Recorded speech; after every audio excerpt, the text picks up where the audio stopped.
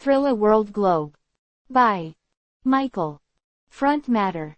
Chapter 1. The Seeds of Struggle. My earliest memories are fragmented, like shattered pieces of a mirror reflecting a distorted image of childhood. The consistent thread weaving through those fractured recollections is a pervasive sense of instability. Our home, a cramped apartment in a rough part of town, was rarely a sanctuary. It was more of a battleground, where arguments erupted like wildfires, fueled by unresolved tensions and simmering resentments. My parents, consumed by their own struggles, were often absent, both physically and emotionally. The lack of consistent parental presence left a gaping hole in my life, a void that cried out for attention and affection, a need that remained tragically unmet. The emotional neglect was a slow, insidious poison, eroding my sense of self-worth and security. I learned early on that my needs were secondary, often overlooked, and sometimes actively disregarded. Simple gestures of affection, a hug, a kind word, a moment of genuine connection, were rare commodities. Instead, I was left to navigate a confusing and often frightening world, learning to fend for myself in ways a child should never have to. Physical abuse was another harsh reality, a stark reminder of my powerlessness. While not a daily occurrence, the sporadic outbursts of violence left lasting scars, not just on my body, but also on my soul. These weren't gentle corrections, they were acts of rage, leaving me feeling terrified and utterly alone. The silence that followed these episodes was often more deafening than the violence itself, the heavy weight of unspoken fear hanging in the air. I learned to anticipate the storms, bracing myself for the inevitable emotional fallout, and developing an unhealthy reliance on self-preservation as my primary coping mechanism. One memory stands out with chilling clarity: the night the shouting escalated beyond its usual volume, morphing into a horrifying crescendo of shattered glass and panicked cries. I hid under my bed, a small, trembling child, clutching a tattered teddy bear, its stuffing spilling out like my own fading hope. The sounds of the fight, the chaotic struggle, the raw emotion, created a scene that indelibly etched itself into my memory. This wasn't a one-off incident, it was a repeated pattern, a grim cycle of tension, violence, and the chilling aftermath of fear. The instability extended beyond the walls of our apartment. We moved frequently, often with little warning, landing in a series of substandard homes, each one a temporary stop on a never-ending journey. Each move meant a new school, new faces, new challenges, a constant upheaval that prevented me from forming lasting friendships or establishing a sense of belonging. I was always the outsider, the new kid, the one who didn't quite fit in. This constant state of flux only served to amplify the underlying feelings of insecurity and rootlessness that I already carried within me.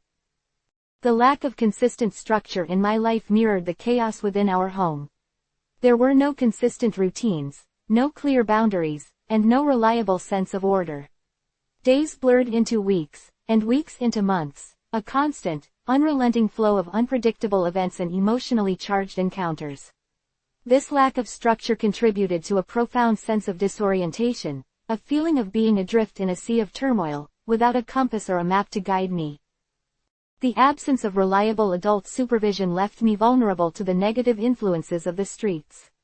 I found myself drawn to older kids, seeking the acceptance and validation that I couldn't find at home. This association led me down a path of increasingly risky behavior, a desperate attempt to fill the void within me. I learned to navigate the streets with a street-smart cunning, a survival mechanism that would become both a blessing and a curse. School became a source of both frustration and escape.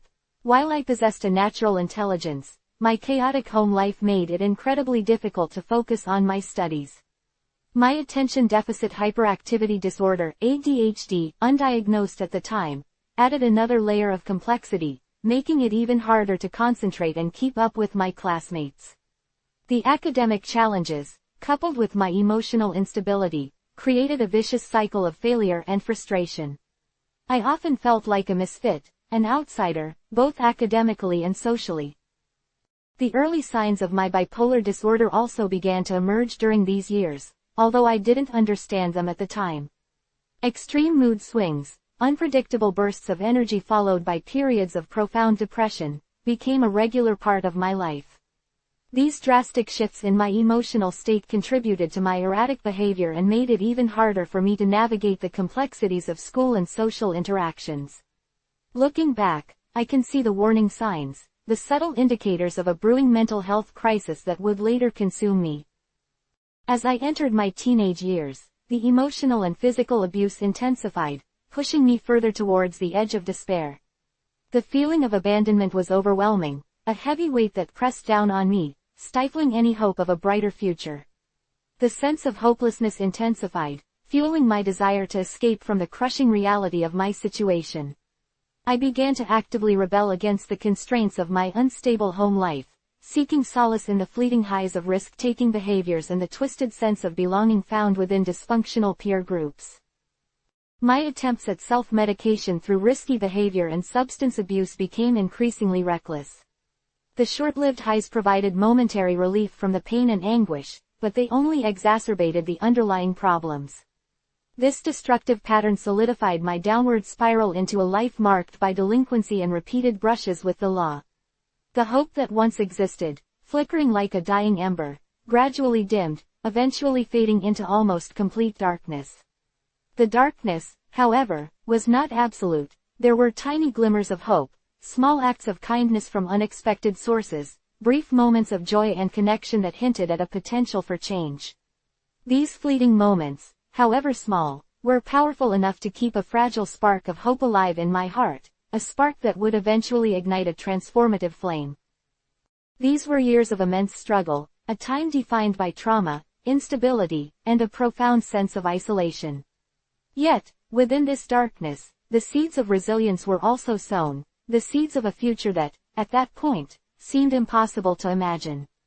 The journey ahead was fraught with challenges and obstacles, but these early experiences, while painful, would ultimately shape my path towards faith, redemption, and a life dedicated to helping others navigate their own struggles.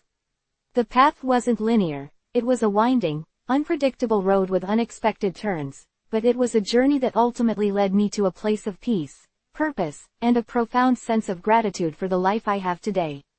The pain of the past is still present, but it no longer defines me. It has become a catalyst for transformation, a driving force behind my mission to help others overcome adversity and find their own path toward healing and hope.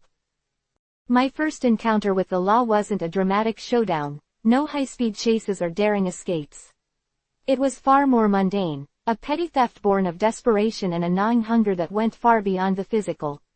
I was 12, skinny as a rail, and acutely aware of my own insignificance in a world that seemed determined to ignore me. We were living in yet another cramped apartment, the walls thin and the air thick with the unspoken resentments of my parents.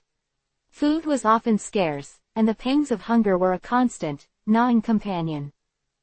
One afternoon, after school, the emptiness in my stomach was particularly acute. The neighborhood grocery store, a brightly lit beacon in the otherwise dreary landscape, beckoned with its promise of sustenance. I slipped inside, my heart pounding a frantic rhythm against my ribs. The shelves were stacked high with tempting treats, but my gaze was fixed on a package of inexpensive ramen noodles, a cheap but filling meal that seemed like a luxury at that moment. I remember the act with a chilling clarity, the nervous tremor in my hands as I slipped the package into my pocket, the sudden rush of adrenaline as I made my escape. It wasn't about the noodles themselves, it was about the fleeting sense of power, the illusion of control in a life utterly devoid of it. It was a desperate attempt to satiate not just my hunger, but the much deeper, more profound emptiness within me. The guilt gnawed at me almost immediately. The shame was a heavy cloak, weighing me down with its suffocating weight. I knew what I had done was wrong, but the desperate need had overshadowed my conscience. It was a primal instinct, a survival mechanism triggered by years of neglect and hunger. The act itself felt insignificant compared to the overwhelming feelings of worthlessness and isolation that I carried within me. My apprehension intensified with each passing day, the fear of discovery a constant companion. When the police officer arrived at our dilapidated apartment, his presence felt like a confirmation of my deepest fears, a confirmation of the inadequacy and failure that already colored my perception of myself. His demeanor was surprisingly calm, a stark contrast to the tempest brewing inside of me. He explained the situation in a measured tone, devoid of anger, and the weight of my actions was suddenly heavier than before. There wasn't a dramatic arrest. Instead, I was escorted to juvenile hall, the reality of my situation sinking in with every step. The fear that clung to me was a palpable thing, cold and suffocating. Juvenile hall was a stark contrast to the chaotic world I had left behind. There was a chilling orderliness, a regimented routine that stripped away any semblance of individuality. The other kids, many of whom were dealing with their own troubled pasts, were a mix of defiance and despair.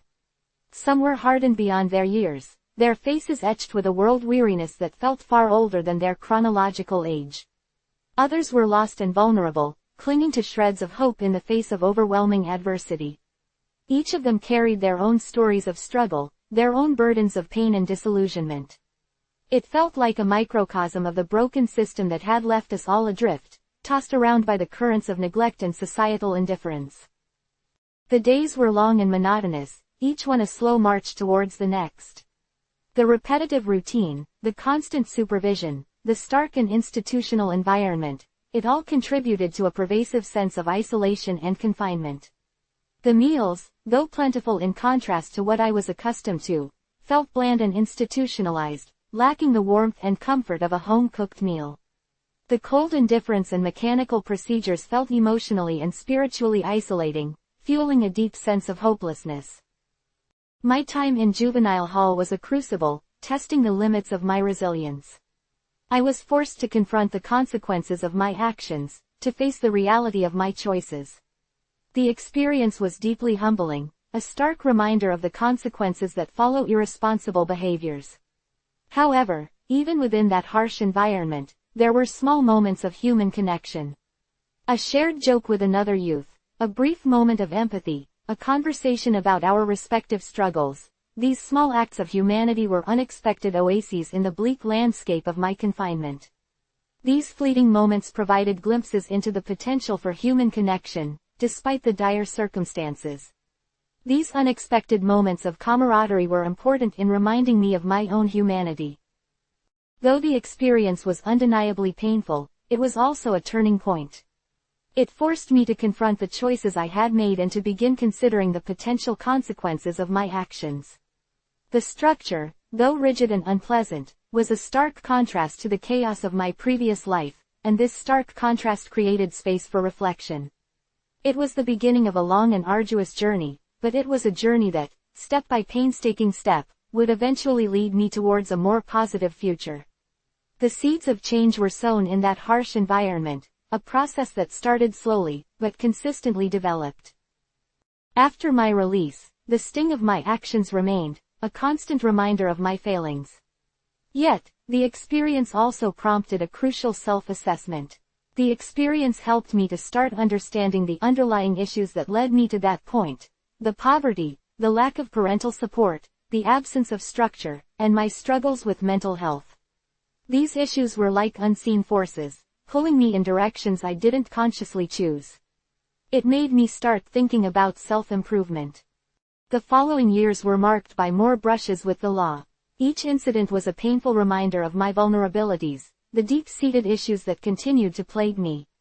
There were fights, minor offenses, and a growing sense of frustration with a system that seemed more interested in punishment than rehabilitation. These experiences weren't isolated incidents. They were interconnected events, symptoms of a deeper malaise, fueled by my ongoing mental health struggles and the persistent sense of alienation that had been with me since childhood. One particularly defining moment was an arrest for vandalism. The act itself was impulsive, driven by anger and frustration. I had been lashing out, attempting to express my pent-up rage through destructive behavior. I remember feeling a sense of emptiness even while the adrenaline was coursing through my veins.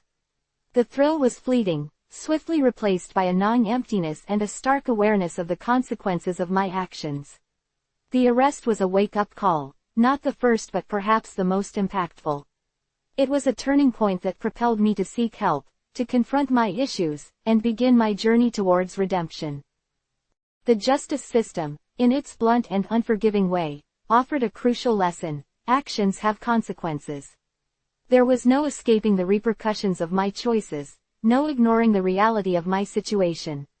The experience served as a catalyst to finally begin acknowledging the deep-seated issues that fueled my destructive behaviors. The system, though often flawed and at times brutal, provided a structure that, however harsh, provided a necessary framework for me to begin grappling with my past and charting a better future. Each encounter with the law, each brush with the cold reality of the justice system, brought me closer to the realization that change was not merely desirable but essential.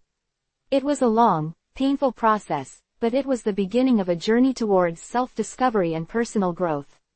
These early experiences, while painful and undeniably difficult, would ultimately become pivotal moments that shaped my path towards redemption and faith. The path wasn't easy, but the scars, both visible and invisible, served as a constant reminder of how far I'd come and the importance of never returning to that life. The past remains a part of me, but it no longer defines me. It has become a story of redemption, a testament to the transformative power of faith and the enduring strength of the human spirit. The escalating chaos of my life wasn't solely defined by brushes with the law, it was deeply intertwined with the emergence of unseen battles raging within me. Looking back, I recognize the insidious creep of bipolar disorder and ADHD, two conditions that would significantly shape, and nearly shatter, my young life. Their symptoms weren't immediately apparent. They manifested as a subtle yet pervasive disharmony, a discordant hum beneath the surface of my already turbulent existence. The first signs were subtle, easily dismissed as the typical teenage angst or the expected behaviors of a troubled youth. Impulsivity, a hallmark of ADHD, fueled many of my reckless choices. I'd act without thinking, often reacting rather than responding. A heated argument could escalate into a physical altercation in the blink of an eye, fueled by a volatile mix of anger and frustration. The consequences were rarely considered beforehand, they were simply the unfortunate aftermath of impulsive actions. The concept of long-term planning, of carefully considering the future implications of my actions, remained elusive, a skill set that my chaotic upbringing never afforded me the opportunity to learn. My moods swung wildly, another hallmark of my undiagnosed bipolar disorder. I'd experience periods of intense energy, where I'd be hyperactive, unable to sit still, driven by an almost manic enthusiasm. These periods were marked by an almost reckless productivity. I'd work on projects relentlessly, fueled by an unstoppable force, only to crash spectacularly. These manic highs were invariably followed by debilitating lows, where despair and hopelessness would engulf me completely. During these depressive episodes, the simplest tasks seemed insurmountable, the weight of the world settling heavily upon my shoulders. Even basic hygiene felt like an Herculean effort, and the thought of engaging with others was utterly exhausting. My appetite would vanish, replaced by an aversion to even the most basic sustenance, making the already common pangs of hunger even more profound and disheartening. Sleep, once a welcome escape, became an elusive and unattainable respite, replaced by restless nights filled with racing thoughts and unrelenting anxieties. These emotional roller coasters were exhausting, leaving me emotionally and physically drained. I'd swing from a state of near euphoria to a pit of despair, often within the span of a few hours. This erratic emotional landscape was profoundly isolating, creating a chasm between me and the people around me. My erratic behavior often repelled those who tried to get close to me. My unpredictable shifts in mood and energy levels frequently disrupted any attempt to create meaningful connections with others. It fostered a sense of alienation and loneliness, driving a wedge between myself and those who might have offered support. School became a battleground. The structured environment, the constant demands for focus and attention, felt impossible. I struggled to concentrate in class, my mind racing with 1,000 unrelated thoughts. Assignments that should have been straightforward became monumental tasks, my inability to focus leaving me feeling overwhelmed and defeated. My grades plummeted, further fueling my feelings of inadequacy and frustration. Teachers saw me as a disruptive influence, a troubled student who wasn't trying. They didn't understand the invisible forces that were pulling me in different directions. I certainly didn't understand them either. My sense of failure intensified with each failing grade, each admonishment from a teacher. The self-doubt that consumed me became a vicious cycle. The worse I performed, the more frustrated and defeated I felt, leading to even more erratic behavior. It was a downward spiral, seemingly impossible to escape. My relationships suffered too. Friendships fractured as my mood swung from manic highs to depressive lows. I was unpredictable, pushing people away even as I craved their connection. Family life was no less turbulent. My fluctuating moods placed an enormous strain on my already fragile family dynamic. The misunderstandings multiplied, fueling resentment and further distancing me from those who cared. My family didn't understand my erratic behavior, viewing it instead as a consequence of my troubled nature or a lack of self-discipline. This misinterpretation added to my sense of isolation and made seeking help even more difficult. The absence of understanding and empathy compounded my suffering and fostered a deep sense of worthlessness. Seeking help was a daunting prospect. The stigma surrounding mental illness, both within my community and my own mind, was immense. I associated mental health issues with weakness, with a fundamental flaw in my character.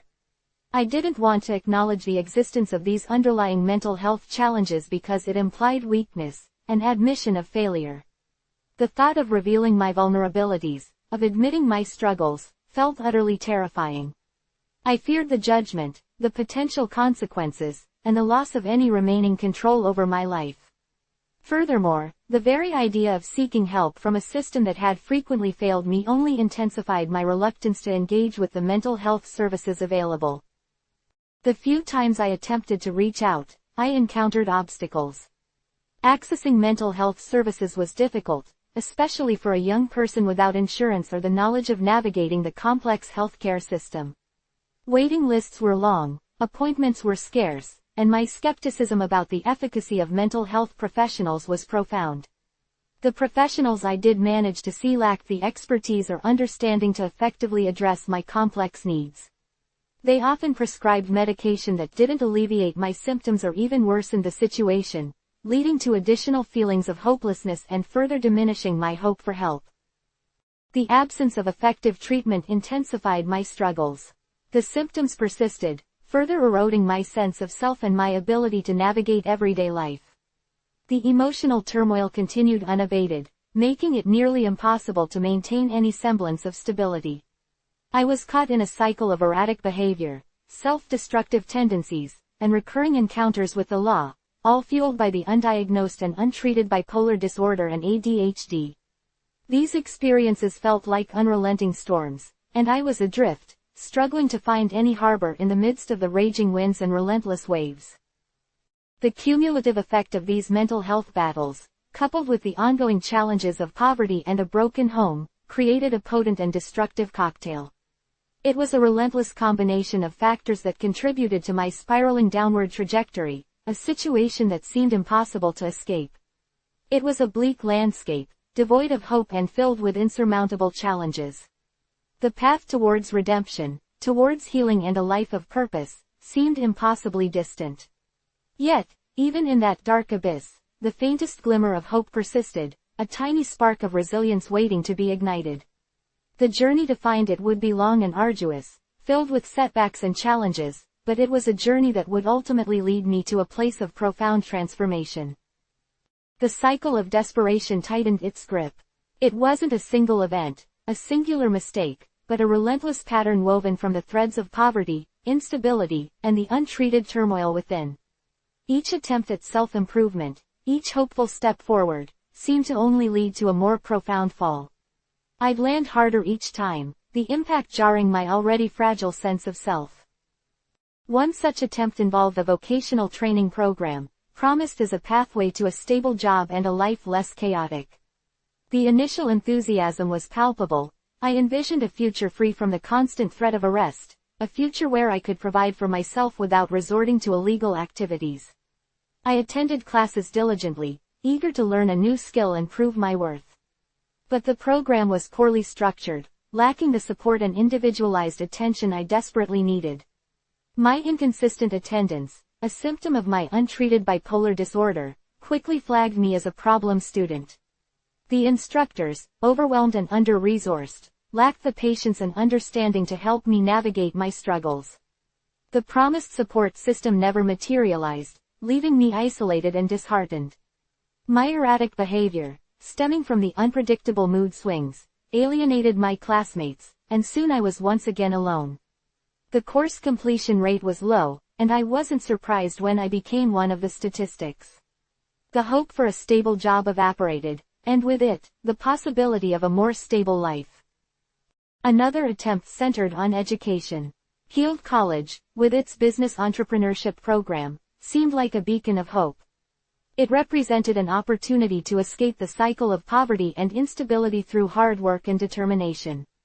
I secured a place, determined to prove that I wasn't just a product of my circumstances, a troubled youth destined for failure. I knew I had to succeed, not just for myself but also to break the cycle of despair that had trapped generations of my family. The initial semesters were a mix of triumph and struggle.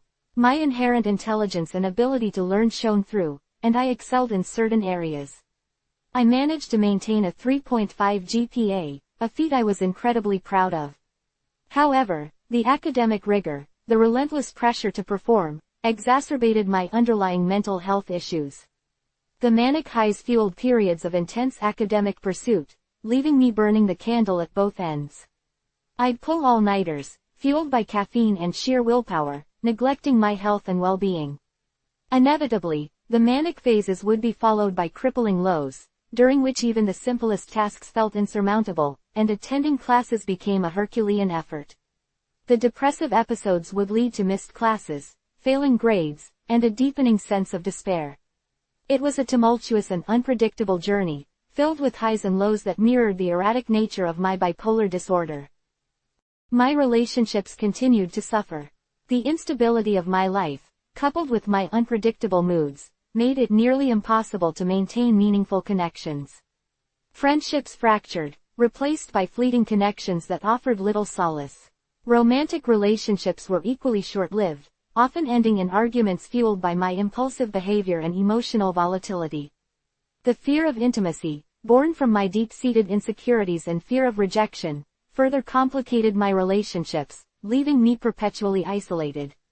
The lack of enduring support networks amplified the feelings of loneliness and despair, driving me further into the depths of my struggles. The lack of healthy, consistent relationships became yet another factor contributing to the vicious cycle of my despair. My attempts at self-improvement were often hampered by a lack of resources and support. Living in poverty meant navigating a maze of bureaucratic hurdles and limited opportunities. Finding stable housing, securing reliable transportation, and accessing basic necessities was a constant struggle. These daily battles consumed my energy and focus, leaving little room for personal growth. The weight of these responsibilities compounded the existing pressures of managing my mental health challenges and academic pursuits. Each obstacle felt like another weight added to an already overburdened back, pushing me closer to the brink of collapse. Even moments of apparent success felt hollow. A short period of stability, a stable job, or a positive interaction would often be followed by a relapse, a return to the familiar patterns of self-destructive behavior and despair. These setbacks were not simply isolated incidents. They were powerful reminders of the relentless nature of the cycle of desperation I was trapped in. Each time, the despair grew deeper, the feeling of hopelessness more acute. These moments reinforced the insidious belief that I was destined to remain trapped in this cycle of instability. The recurring legal troubles were a constant threat, a looming shadow that haunted my every step. Even minor infractions would lead to arrest, jail time, and the crushing weight of the legal system's machinery. The cycle of arrest, release, and subsequent rearrest became a demoralizing and debilitating pattern that drained my energy, hopes, and self-worth. Each time, the disappointment and frustration were overwhelming, reinforcing my feelings of worthlessness and failure. This ongoing legal entanglement was not merely a consequence of my actions, but a symptom of my deeper struggles, a stark manifestation of the instability and chaos that ruled my life. The desperation was palpable, a suffocating weight that pressed down on me relentlessly. It wasn't just about external challenges, the poverty, the instability, the legal troubles, but also the internal battle with my undiagnosed mental health issues. The constant emotional roller coaster, the unpredictable swings between manic highs and depressive lows, created a sense of profound chaos and disorientation. It felt like trying to swim against a relentless current, with no shore in sight. The exhaustion was immense, a wearying fatigue that permeated every aspect of my life. The overwhelming feeling of hopelessness was a constant companion, a pervasive darkness that threatened to consume me entirely. The belief that I was destined to remain trapped in this cycle of despair was deeply entrenched, a belief seemingly confirmed by each setback. I felt like a prisoner of my past, shackled by the weight of my mistakes and the relentless forces that seemed to conspire against my success. The lack of hope fueled a sense of resignation, a quiet acceptance of my fate, which only served to perpetuate the cycle. Yet, even in the darkest moments, the faintest flicker of hope remained. It was a resilient spark, hidden beneath layers of despair, a tenacious reminder of the strength and resilience within me. That spark would ultimately fuel my journey toward healing, toward a life beyond the cycle of desperation. It would be a long and arduous journey, filled with struggles and setbacks, but it was a journey that would, ultimately, lead to transformation. It is a journey I will now share. The weight of it all, the crushing poverty, the relentless legal battles, the unpredictable swings of my bipolar disorder, felt like an insurmountable burden. It was as if I were trapped beneath a mountain of despair, the air thick with the suffocating weight of hopelessness. Each attempt to climb, to break free, only resulted in a more brutal fall. I had hit rock bottom so many times, I was starting to believe it was the only place I belonged. The bleakness of my existence had seeped into every aspect of my life. Sleep offered little respite, haunted by nightmares fueled by past traumas and the ever-present fear of the future. Even in moments of relative calm, an underlying anxiety simmered just beneath the surface, ready to erupt at any moment. My physical health deteriorated, reflecting the neglect and stress I subjected my body to. I was existing, not living, merely going through the motions, devoid of joy, purpose, or hope. My interactions with others were strained and brittle. My unpredictable moods, the impulsive behaviors, and the ever-present fear of rejection created a wall between myself and the outside world. I pushed people away, convinced they wouldn't understand, wouldn't accept me for who I was, a damaged, flawed individual burdened by his past. The isolation was profound, a deep, aching loneliness that burrowed into my soul, further exacerbating my already fragile mental state. I craved connection, craved understanding, but my fear of vulnerability prevented me from seeking it. I was trapped in a solitary confinement of my own making. One day, while scavenging for discarded food in a dumpster behind a local supermarket, a degrading act that became commonplace during my lowest moments, I noticed a young boy, no older than 10, rummaging through the same trash. He was small, thin, and dressed in clothes far too worn for his age. He wasn't looking for food, he was meticulously collecting discarded bottle caps, his face illuminated by a mixture of concentration and hope. I watched him for a while, hidden in the shadows, my usual cynicism momentarily suspended. His quiet determination, his focused effort in the face of such meager resources, struck a chord within me. Here was a child facing hardship far greater than my own, yet he maintained an unwavering spirit. He wasn't lamenting his circumstances, he was actively trying to improve them, finding value where others saw only trash. He seemed completely oblivious to my presence, lost in his task. But for me, it was a revelation. His actions, though seemingly insignificant, shattered the prevailing narrative of hopelessness that had become ingrained in my thinking. It was a stark contrast to my own self-destructive behavior, my constant surrender to despair. He wasn't giving up, he was finding a way. As he filled a small bag with bottle caps, a sense of quiet dignity radiated from him, a quiet strength that touched me deeply. It was a subtle shift, a barely perceptible change in my perspective, but it was undeniable. The overwhelming despair that had consumed me for so long began to loosen its grip. A tiny seed of hope, so small it was barely visible, started to sprout within me. It wasn't a sudden, dramatic transformation, but a gradual shift, a change of perspective. I found myself drawn to his quiet resilience, his tenacity in the face of adversity. It was a stark reminder that even in the darkest of circumstances, hope could exist. His actions, though seemingly small and inconsequential, became a powerful symbol of hope, a beacon in my sea of despair. This moment, witnessing this young boy's quiet dignity, became a turning point. It didn't erase my past struggles, or magically solve my problems, but it offered a glimpse of something different, a path forward, a possibility of change. This unexpected encounter subtly altered the trajectory of my thinking. It wasn't a grand revelation, a divine intervention, or a miraculous healing. It was a quiet, simple observation that quietly yet profoundly shifted my perspective.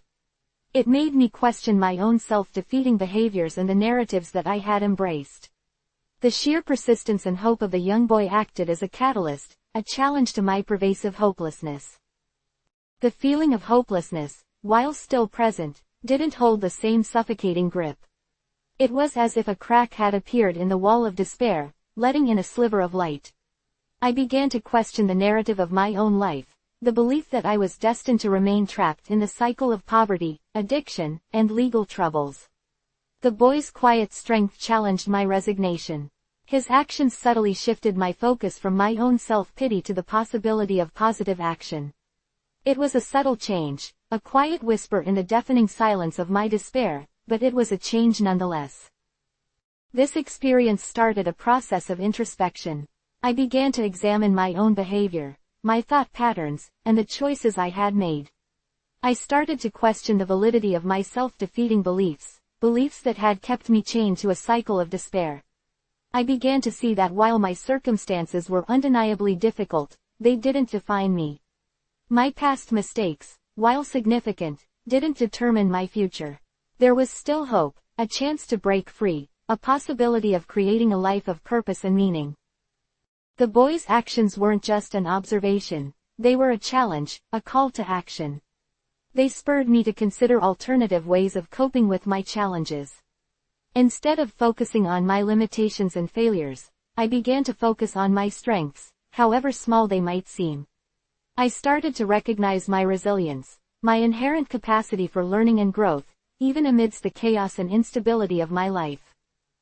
It was a slow and gradual process, a gradual dismantling of the self-destructive patterns that had dominated my life. I began to seek out small victories, celebrating the smallest achievements. Instead of dwelling on my failures, I started to learn from them, using them as opportunities for growth. I began to cultivate gratitude for the small blessings in my life, focusing on the things I had rather than the things I lacked. The seed of hope planted by that unexpected encounter began to grow, its tendrils slowly weaving their way through the dense undergrowth of despair. It was a long and arduous process, filled with setbacks and challenges, but the seed of hope persisted. It fueled my determination, giving me the strength to persevere when I felt like giving up. It sustained me, providing me with the strength to keep going, to keep fighting for a better future. The journey ahead would be long and difficult, but for the first time in a long time, I felt a glimmer of hope, a sense that a different future was possible. A future beyond the cycle of despair. A future worth fighting for. Chapter 2. The Road to Redemption. The fragile seedling of hope, nurtured by the unexpected encounter with the boy in the dumpster, began to take root. It wasn't a sudden blossoming, rather, a slow, painstaking process of growth, punctuated by periods of doubt and setbacks. The despair hadn't vanished overnight, it lingered, a persistent shadow clinging to the edges of my consciousness. But the shadow no longer held the same suffocating power. A space had opened, a crack in the wall of my despair, allowing a glimmer of light to penetrate the darkness. My newfound introspection led me to a deeper examination of my life. I began to read, devouring books on philosophy, psychology, and spirituality. I started small, with self-help books promising quick fixes, but soon found myself drawn to texts that explored deeper existential questions, the meaning of life, the nature of suffering, and the possibility of redemption. These books weren't offering easy answers, instead, they were prompting me to confront my own beliefs and assumptions, to challenge the narratives I had constructed about myself and my place in the world. One particular book, a worn copy of The Brothers Karamazov, I found in a used bookstore for $1, profoundly impacted me. Dostoevsky's exploration of faith, doubt, and suffering resonated deeply with my own struggles. The characters grappling with existential questions mirrored my own internal turmoil. I found solace in their pain, their doubts, and their eventual, albeit often tenuous, embrace of faith. It wasn't a simple, straightforward faith, but one forged in the crucible of doubt and suffering, a faith that acknowledged the complexities of human existence.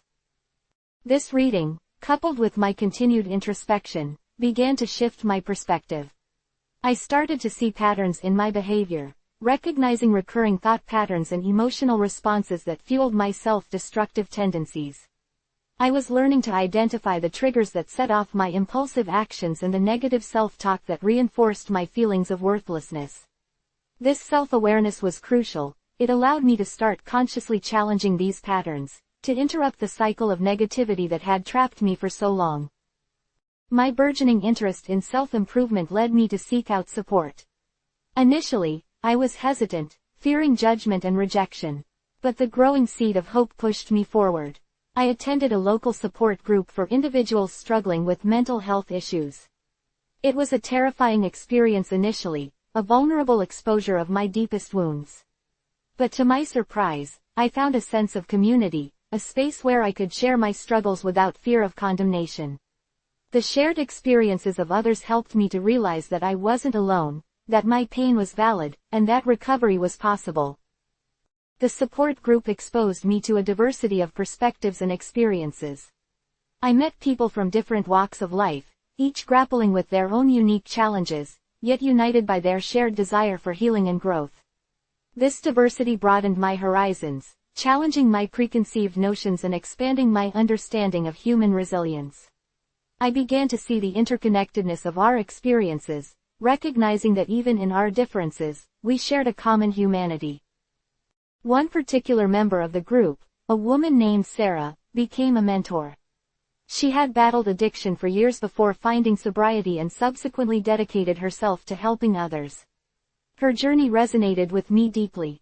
Her strength, her compassion, and her unwavering belief in my potential helped me to believe in myself again. She provided guidance and encouragement during moments of doubt and despair, reminding me of the progress I had made and the potential for a brighter future. Through Sarah, I was introduced to a local church. Initially, I was resistant. My past experiences with organized religion had been negative, often laced with judgment and hypocrisy. But Sarah's gentle encouragement, her genuine care, and the welcoming atmosphere of the church community slowly chipped away at my skepticism. The church wasn't perfect, it had its flaws and imperfections. But I found something different there, a sense of belonging, a community of people who accepted me for who I was, flaws and all. Attending church services was initially a struggle. The hymns, the prayers, the rituals, they all felt foreign and awkward. But as I continued to attend, I began to find solace in the community, in the shared experiences of faith and fellowship. The message of hope and redemption, though initially abstract, began to resonate with my personal journey. I started to see parallels between the biblical stories of overcoming adversity and my own life struggles. The stories of resilience, forgiveness, and second chances offered comfort and inspiration, reminding me that my past didn't define my future. It wasn't a sudden conversion experience, a dramatic epiphany. My encounter with faith was a gradual process, a slow unfolding of understanding and acceptance. It was a journey of discovery, a personal exploration of spirituality and belief, intertwined with my ongoing battle with mental health challenges. My faith wasn't a shield against life's difficulties, but a source of strength, resilience, and hope. The community within the church provided invaluable support. I found mentors who offered guidance and encouragement, friends who offered companionship and understanding, and a space where I could be myself without judgment. This sense of belonging was crucial to my healing and growth. The church became more than just a place of worship, it became a refuge, a sanctuary where I could find peace and strength. The newfound structure and routine provided by the church also had a positive impact on my mental health. The regular schedule of services and activities provided stability and predictability, a welcome contrast to the chaos and unpredictability that had characterized much of my life. This stability helped to regulate my moods and reduce the frequency and intensity of my impulsive behaviors. The teachings of the Church, while not always easy to accept or understand, provided a framework for understanding my struggles and finding meaning in my life. The concepts of forgiveness, compassion, and redemption resonated deeply with my past experiences. Learning to forgive myself for past mistakes was a pivotal step in my journey toward healing. It was a long and arduous process, but essential to my growth and well-being. Over time, my faith became an integral part of my identity, shaping my values, my perspectives, and my approach to life. It provided a moral compass, guiding my choices and shaping my interactions with others. My understanding of faith continued to evolve and deepen as I continued to grow and learn. It wasn't a static belief system, but a dynamic and ever-evolving journey of faith. The transformation wasn't a miraculous overnight cure. The battles with my mental health continued, but my approach to them changed. I learned to manage my symptoms more effectively, utilizing the tools and resources provided by the support group and my faith community. Relapses occurred, but they no longer defined me. They became opportunities for learning, growth, and reaffirmation of my commitment to recovery. The journey of faith wasn't simply about religious observance. It was a transformative experience that impacted every aspect of my life. It instilled in me a sense of purpose, a desire to make a positive contribution to the world. It gave me the strength to overcome the adversity I had faced and the courage to help others facing similar challenges. My life was irrevocably changed, transformed from a cycle of despair to a journey of hope, healing, and purpose. The quiet dignity of that young boy scavenging for bottle caps had been a catalyst, but it was the unwavering support of my faith community that provided the foundation for my ongoing journey towards redemption. The road ahead remains challenging, but I walk it with a newfound sense of confidence, knowing that I am not alone, and that even in the darkest of moments, hope remains a beacon guiding my way. The initial hesitant steps into the church sanctuary felt like walking on eggshells. The unfamiliar hymns, the hushed reverence, the sense of collective devotion, it all felt foreign, a stark contrast to the harsh realities of my previous existence. I'd always viewed organized religion with a cynical eye, associating it with hypocrisy and judgment. My past experiences had fueled a deep distrust, a protective wall against vulnerability. Yet, Sarah's unwavering encouragement and the gentle acceptance of the congregation slowly chipped away at that hardened exterior. One particular Sunday, a sermon resonated deeply. The pastor spoke of grace, of forgiveness, of the transformative power of faith to mend even the most shattered lives. His words weren't abstract pronouncements. They felt intensely personal, as if he was speaking directly to my heart. It wasn't a dramatic, earth-shattering revelation, but a quiet, internal shift. A seed of hope, planted long ago, suddenly found fertile ground. It wasn't a sudden blossoming, but a gradual unfolding, a slow dawning of understanding. This wasn't a faith built on blind acceptance, it was a faith forged in the crucible of my own doubts and struggles. I questioned, I challenged, I wrestled with my beliefs. There were times of intense doubt, moments when the darkness threatened to engulf me once more. But within the community of the church, I found support, understanding, and a sense of belonging I'd never known before. I found mentors who patiently guided me through my struggles, friends who shared their own journeys of faith, and a safe space where I could express my doubts and fears without judgment. The structure and routine of church life were unexpectedly therapeutic. The regular schedule provided a sense of stability, a welcome contrast to the chaotic unpredictability of my past. This newfound rhythm helped regulate my moods, providing a much-needed anchor in the turbulent waters of my mental health. The consistent rhythm of worship, community engagement, and fellowship became a stabilizing force in my life. One particularly challenging period saw me battling a severe relapse. The familiar demons of doubt and despair returned with a vengeance. The intense self-loathing, the overwhelming sense of worthlessness, it all threatened to consume me. But this time, I had resources I lacked before. I reached out to my support group, to Sarah, and to the church community. I didn't face this crisis alone. The support I received wasn't simply emotional, it was deeply spiritual. Prayers were offered, Hands were laid on me, and a collective sense of faith surrounded me, offering comfort and strength in my darkest hour.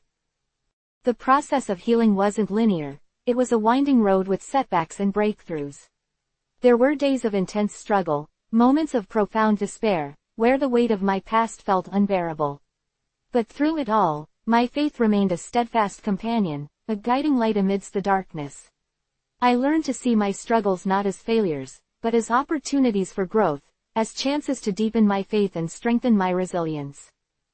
Beyond the immediate comfort and support, my faith began to shape my values and perspectives. The emphasis on service and compassion inspired me to give back to the community.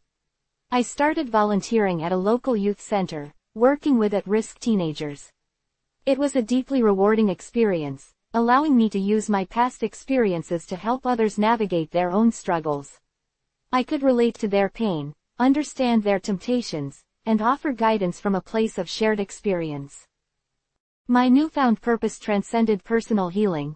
It became an outward expression of my faith. The act of serving others wasn't merely a charitable endeavor. It became a spiritual practice, a way of embodying the values I had come to believe in. The gratitude I felt for the grace I had received fueled a desire to extend that same grace to others. This act of giving back was profoundly transformative, deepening my sense of purpose and reinforcing my faith. The academic achievements that followed felt like a divine confirmation. The relentless pursuit of higher education, initially driven by a desire for self-improvement, began to feel intertwined with a sense of divine calling. Each milestone reached, each accomplishment achieved, served as a testament to the transformative power of faith and perseverance. My 3.5 GPA in business entrepreneurship at Heald College wasn't just a personal victory, it was a testament to the unwavering support I received from my faith community and a beacon of hope for those who had doubted my potential. It proved that redemption wasn't just possible, it was attainable through hard work, dedication, and unwavering faith. The transition from street smarts to book smarts was far from easy. There was a constant internal battle between my impulsive nature and my growing sense of responsibility. The ingrained survival instincts of my past often clashed with the values I was striving to live by. But through consistent prayer, meditation, and the support of my church community, I gradually learned to navigate this internal conflict. I learned to harness my street smarts, turning my past experiences into assets, using my knowledge of the streets to connect with and understand the youth I was now working with. My journey wasn't a simple conversion, a sudden shift from darkness to light. It was a process, a pilgrimage marked by moments of doubt, periods of intense struggle, and times of profound growth. There were setbacks, relapses, and times when I questioned everything.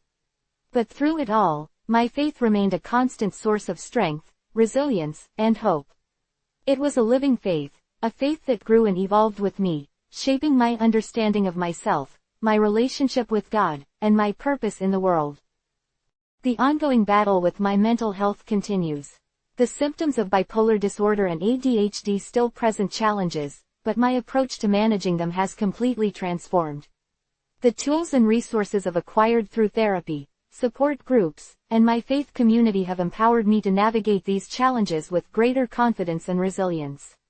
Relapses occur, but they are no longer defining moments. They are opportunities for learning, growth, and reaffirmed commitment to my journey of healing and recovery. My faith isn't a shield against life's difficulties, it's a source of strength, a wellspring of hope that sustains me through the storms. It provides a framework for understanding suffering, a perspective that allows me to find meaning even in the midst of pain. It gives me the strength to persevere, the courage to forgive myself and others, and the unwavering belief that even in the darkest moments, hope remains a guiding light. My faith has given me a purpose, a reason to live, a desire to make a positive impact on the world. The journey continues, but I walk it with a newfound sense of peace, purpose, and unwavering faith in the transformative power of God's grace. This is a testament to the indomitable human spirit, a testament to the power of faith, and a testament to the transformative potential of second chances. The road to redemption is a long and winding one, but it is a road worth traveling. The church became my sanctuary, but the demons of my past didn't simply vanish with the newfound faith. Addiction, a constant companion for years, clung to me with a tenacious grip. It had started subtly, a way to numb the pain, a means of escaping the harsh realities of my life. Initially, it was marijuana, a way to relax, to forget the anxieties and insecurities that gnawed at me. But it quickly escalated, morphing into a dependence that consumed me. The escape became the prison, the temporary relief turning into a crippling addiction. I tried to quit countless times, only to relapse, the cycle repeating itself in a vicious, demoralizing pattern. Each failure chipped away at my self-esteem, reinforcing the belief that I was fundamentally flawed, incapable of change. My addiction wasn't confined to one substance, it was a multifaceted problem. Alcohol became another escape route, blurring the edges of my already fragmented reality. The initial buzz gave way to a deeper darkness, exacerbating the mood swings associated with my bipolar disorder. The combination was a volatile cocktail, pushing me to the brink of self-destruction. It wasn't just physical, the addiction was a reflection of my deeper emotional wounds, a desperate attempt to fill the void within. The shame and guilt intensified with each relapse, adding another layer to the complex web of my self-destructive behaviors. The church community, despite its welcoming embrace, couldn't immediately solve this deep-seated problem. The initial discomfort of sharing my struggles was immense. It felt like exposing my deepest vulnerabilities, laying bare my darkest secrets. The fear of judgment, a familiar companion from my past, threatened to overwhelm me.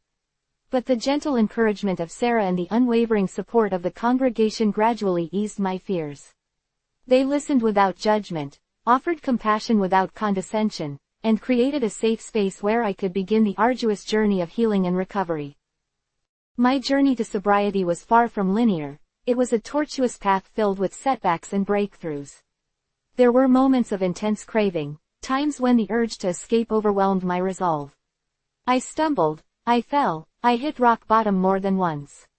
But each relapse became a valuable lesson, a chance to analyze my triggers, understand my weaknesses, and refine my coping mechanisms. I learned that sobriety wasn't a destination but a continuous process, a daily commitment to self-care and spiritual growth. Therapy became an essential tool in my recovery. Talking to a professional helped me to unravel the complex web of issues that fueled my addiction. It provided a space to confront my past trauma, to understand the root causes of my self-destructive behaviors, and to develop healthier coping strategies. Cognitive behavioral therapy, CBT, proved particularly helpful in challenging my negative thought patterns and replacing them with more positive and realistic ones. I learned to identify my triggers and develop strategies to manage cravings and avoid relapse. The 12-step program offered a structured framework for recovery. The sense of community and shared experience provided invaluable support. Attending meetings regularly became an integral part of my routine, providing a safe space to connect with others who understood my struggles. The shared stories, the collective support, and the emphasis on accountability were vital components of my healing process. The anonymity offered a sense of security, allowing me to be vulnerable without fear of judgment. The principles of surrender, honesty, and service became essential guiding principles in my life. My faith played a pivotal role in my recovery. The unwavering belief in God's grace, the unwavering support of the church community, and the daily practice of prayer and meditation provided a foundation for my healing. The scriptures offered solace, the hymns provided comfort, and the fellowship strengthened my resolve. My faith wasn't a magic bullet, it was a source of strength, hope, and resilience. It gave me the courage to confront my demons, the strength to persevere, and the faith in a brighter future. Building a strong support system was crucial. Sarah remained my rock, her unwavering love and support providing an anchor in the storm. My family, although initially hesitant, gradually came to understand my struggles and offered their support. My friends, both within and outside of the church community, provided encouragement and understanding. I learned the importance of reaching out, of not isolating myself when the cravings intensified. My support network was a vital lifeline, providing the encouragement and accountability I needed to stay on the path of recovery. Sobriety wasn't simply about abstaining from substances, It was a complete transformation of my lifestyle. I adopted healthier habits, prioritizing physical exercise, regular sleep, and a nutritious diet. These seemingly small changes had a profound impact on my mental and emotional well-being. I discovered the importance of self-care, learning to listen to my body's needs and to prioritize my physical and mental health. This holistic approach to recovery proved vital in my ongoing journey. The road to recovery is a lifelong journey, not a destination. There are times when the old patterns and cravings resurface, tempting me to return to the comfort of the escape. These are moments of intense vulnerability, requiring me to lean on my support system, to reaffirm my commitment to sobriety, and to rely on the spiritual strength that has become integral to my life. Relapses are not failures but opportunities to learn, to grow, and to refine my recovery strategies. Today, I continue to navigate the challenges of sobriety, relying on my faith, my support system, and the tools I've acquired along the way. I share my story not to boast of my successes but to offer hope and encouragement to others struggling with addiction. Recovery is possible. It's a testament to the resilience of the human spirit and the power of unwavering faith, perseverance, and a strong support network. The journey is demanding, but the rewards are immeasurable, a life of purpose, freedom, and hope. It's a life where the scars of the past serve as reminders of the strength I've discovered within myself, a strength that continually empowers me to confront the challenges ahead. The road to redemption is long and winding, but with faith as my guide, I walk it with renewed hope, courage, and a deep sense of gratitude for the transformative power of grace. This is a continuous process, a testament to the enduring strength of the human spirit and the power of faith to heal and restore. The journey continues, but I'm walking it with a heart filled with gratitude and hope for the future. Forgiveness wasn't a single act, it was a process, a gradual unfolding of grace, both for myself and for others. It started with the seemingly impossible task of forgiving myself. For years, I'd carried the weight of my past mistakes, the crushing burden of guilt and self-recrimination. Each relapse, each act of self-destruction, became a fresh wound, reopening old scars and reinforcing the narrative of my unworthiness. I believed I was irredeemable, a lost cause destined to repeat the cycles of self-destruction that had defined my life for so long. The concept of self-forgiveness felt alien, almost sacrilegious. How could I, who had caused so much pain, both to myself and others, ever deserve forgiveness? The shame was a heavy cloak, suffocating me, preventing me from breathing freely, from embracing the hope that was beginning to bloom within me. I clung to the narrative of my failings, replaying past mistakes in an endless loop of self-condemnation. But through prayer, meditation, and the unwavering support of my church community, a seed of change began to grow. I started to understand that forgiveness wasn't about condoning my past actions, it was about releasing the grip of self-hatred and embracing the possibility of healing. It wasn't about erasing the past, but about choosing to move forward, unburdened by the weight of past mistakes. This realization didn't come overnight. It was a slow, painstaking process, a gradual chipping away at the walls of self-condemnation I built around myself. It involved confronting the pain of my past, acknowledging the harm I'd caused, and accepting responsibility for my actions without dwelling on self-recrimination. I learned that self-forgiveness wasn't about forgetting, it was about accepting that my past doesn't define my future. A pivotal moment came during a quiet evening of prayer. I poured out my heart to God, confessing my deepest regrets, my failures, my inadequacies. I didn't expect a miraculous transformation, but as I spoke, a sense of peace began to settle over me. It wasn't an immediate erasure of guilt, but a shift in perspective, a softening of the hardened edges of self-recrimination. I began to see myself not as a villain in my own story, but as a flawed human being in need of grace, redemption, and healing. This journey of self-forgiveness was intertwined with the process of forgiving others. There were individuals who had hurt me deeply, whose actions had contributed to the pain and turmoil of my past. Holding on to resentment, anger, and bitterness was like carrying a heavy load. It kept me chained to the past, preventing me from moving forward. Forgiving them wasn't about condoning their actions, it was about releasing myself from the emotional prison of bitterness and resentment. Forgiving my father, a man who was often absent and unpredictable, was a particularly challenging undertaking. His erratic behavior, his unpredictable temper, and his inability to provide emotional support had left deep scars on my psyche. The resentment I held towards him felt deeply ingrained, a heavy weight I carried for years. But as I embarked on my spiritual journey, I realized that clinging to this anger was only hurting myself. Forgiveness wasn't about exonerating his actions or minimizing the pain he'd caused. It was about freeing myself from the emotional bondage of anger and resentment, about choosing to move forward unburdened by the weight of the past. It wasn't easy, it took time, effort, and prayer.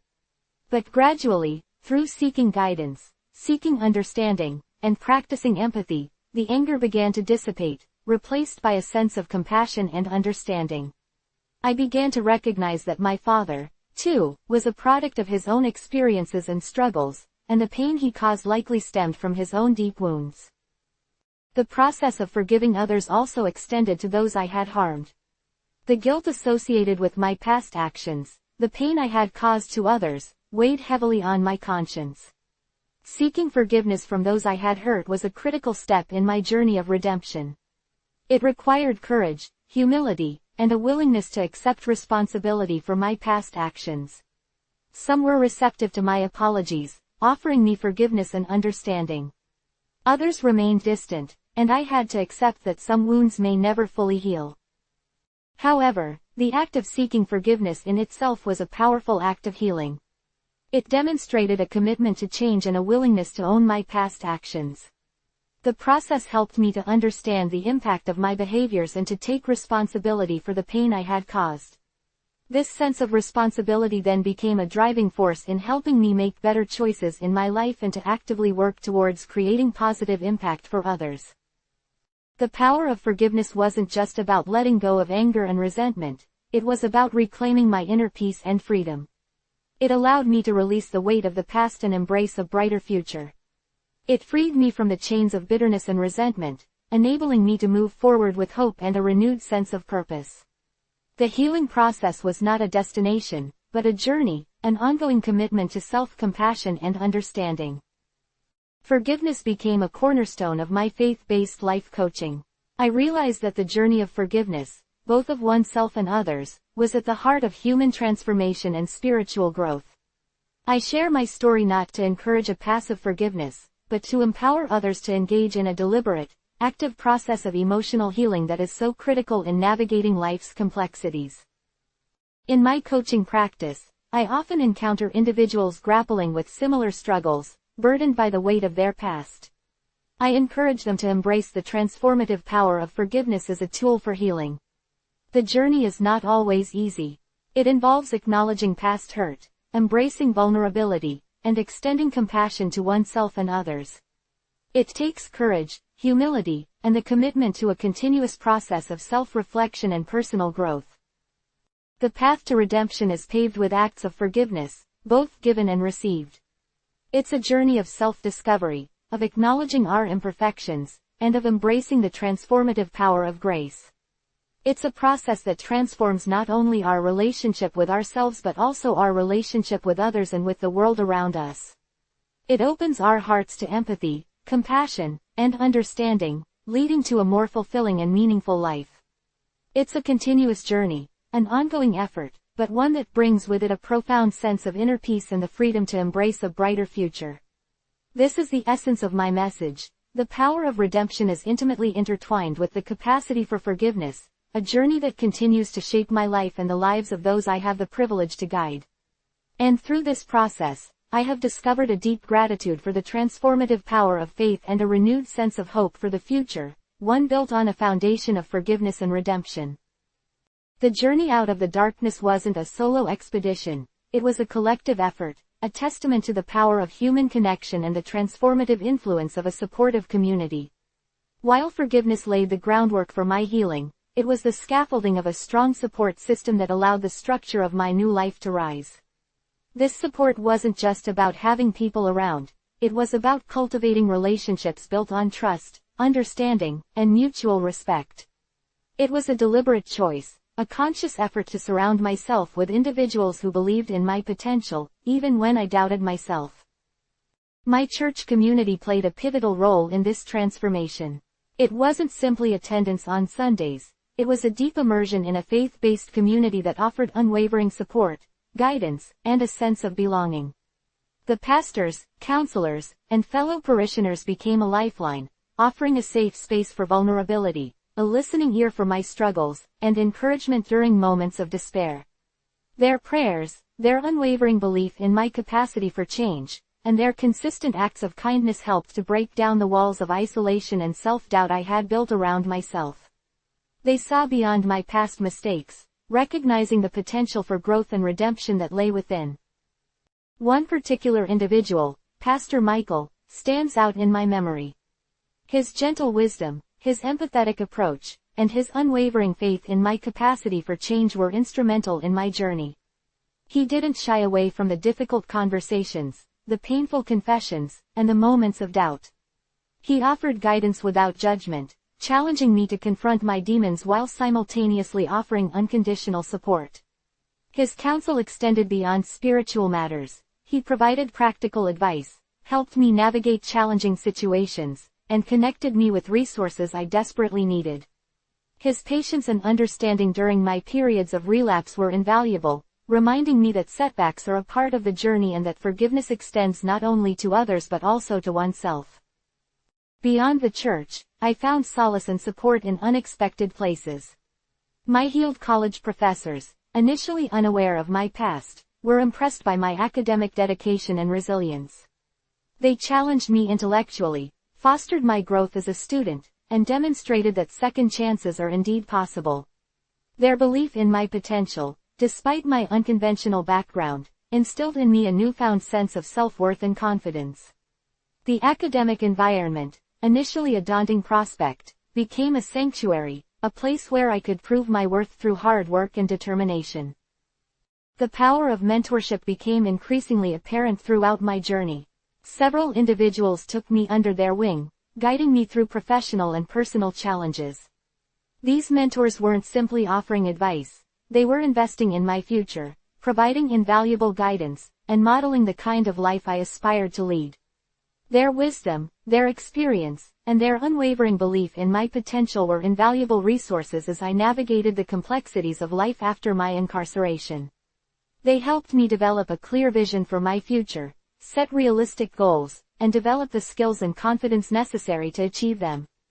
Their guidance helped me transition from street smarts to book smarts, from a life of chaos to one of purpose and direction. Building this support system wasn't a spontaneous event, it was a conscious and deliberate effort. It required vulnerability, humility, and a willingness to seek help. It involved reaching out to individuals and organizations, putting aside my pride, and admitting that I needed support. It wasn't always easy, there were moments of doubt, moments of hesitation, and moments when I felt unworthy of the kindness and support offered. However, the benefits far outweighed the challenges.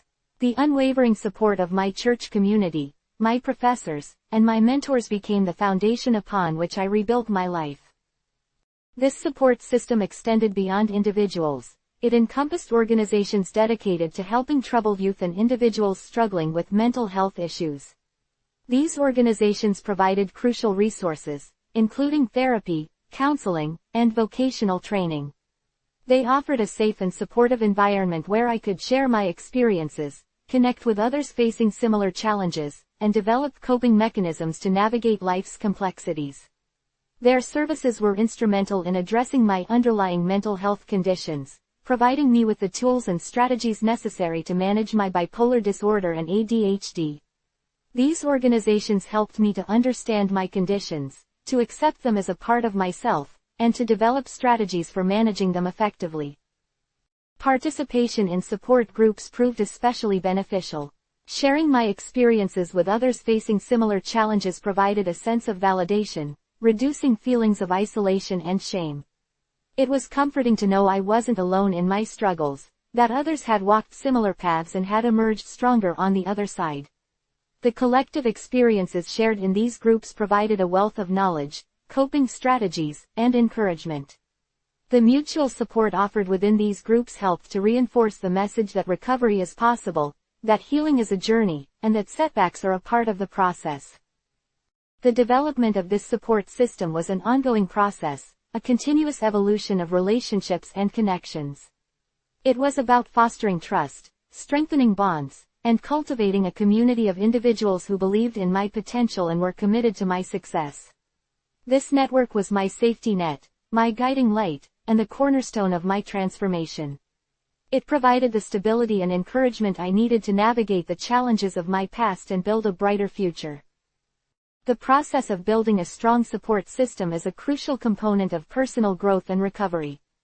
It requires vulnerability, honesty, and the willingness to reach out for help. It's not about being weak, it's about recognizing that we all need support at different times in our lives. It's about building a network of individuals who can provide guidance, encouragement, and unconditional love.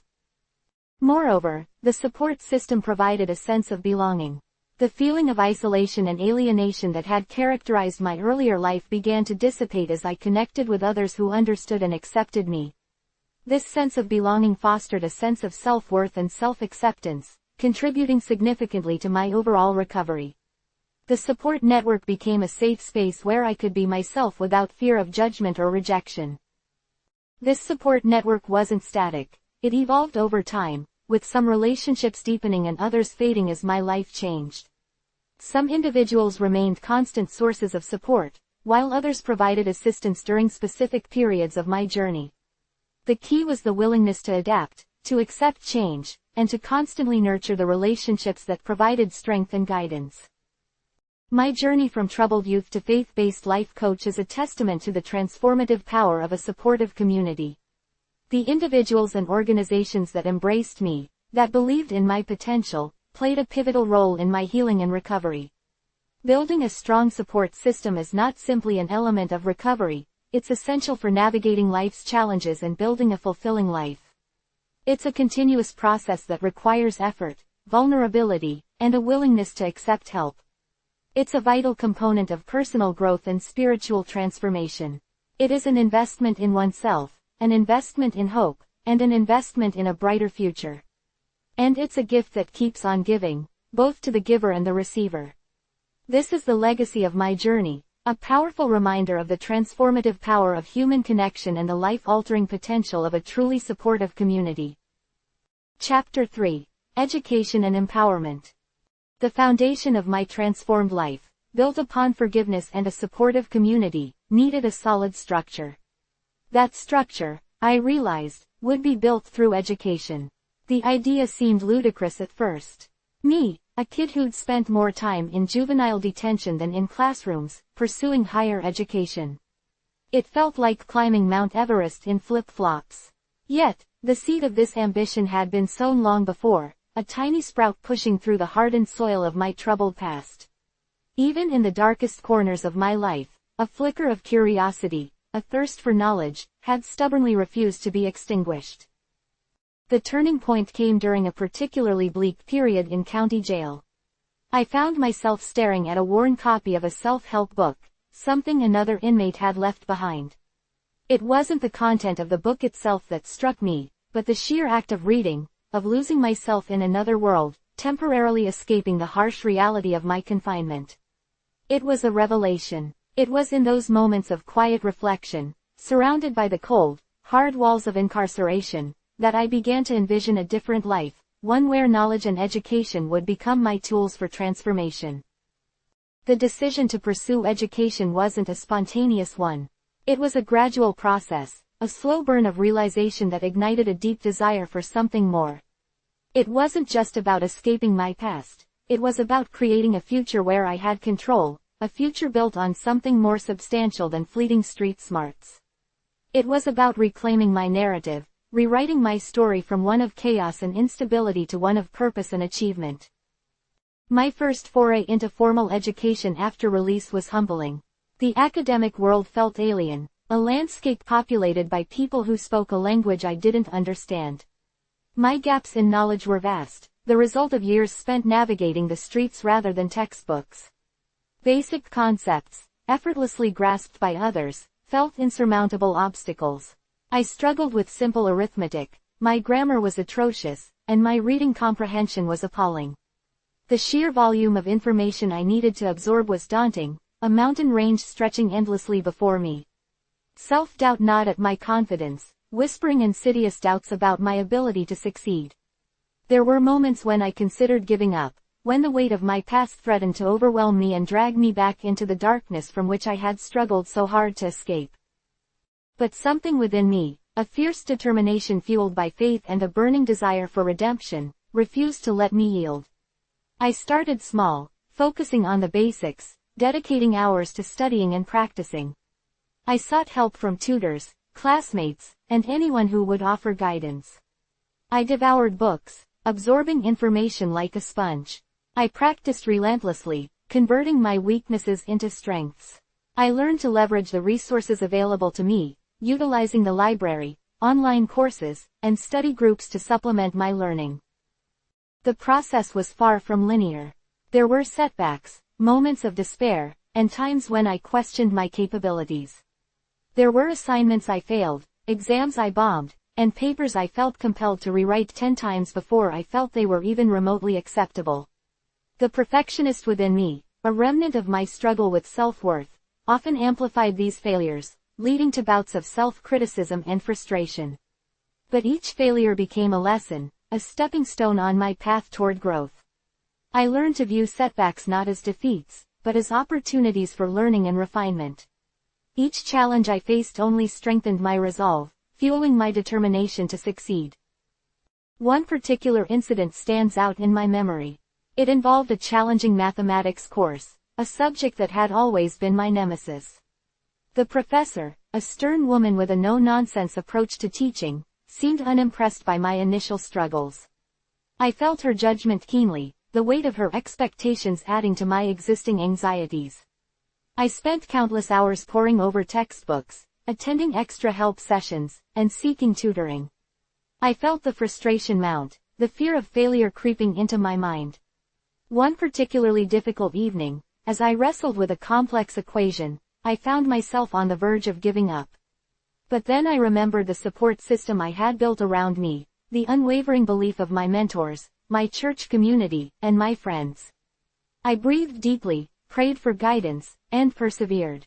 I broke down the problem into smaller, manageable parts, and systematically worked my way through it.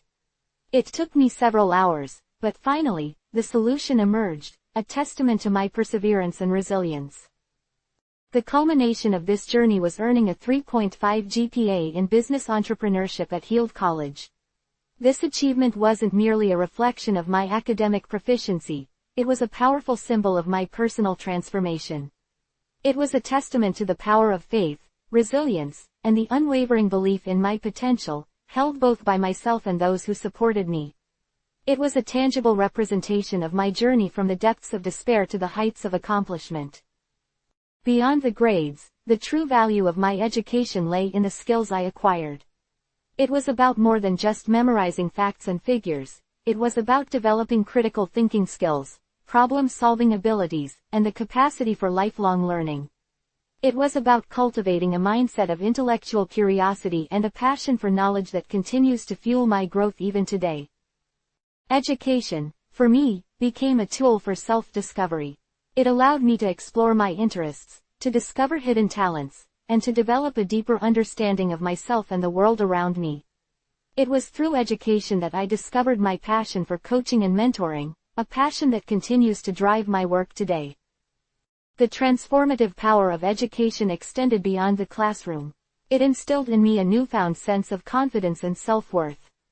It provided me with the tools I needed to navigate the complexities of life, to make informed decisions, and to create a life of purpose and meaning.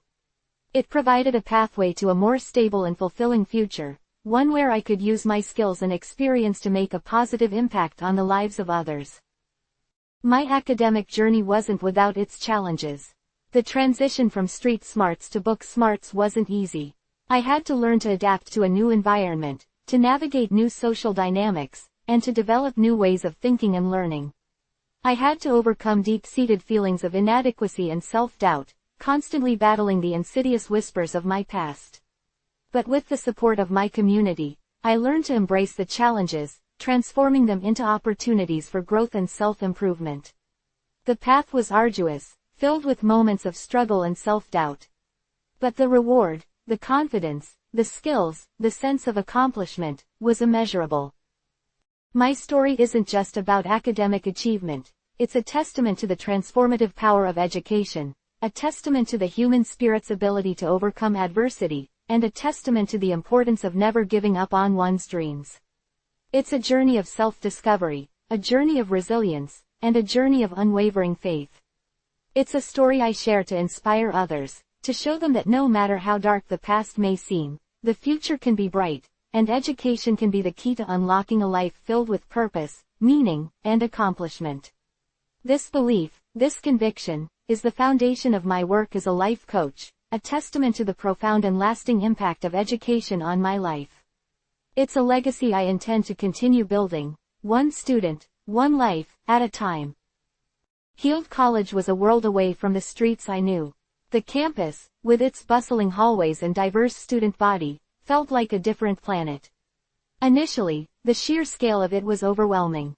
The library, a cavernous space filled with the hushed whispers of students and the scent of old paper, felt like a sacred place, a repository of knowledge I was only just beginning to access.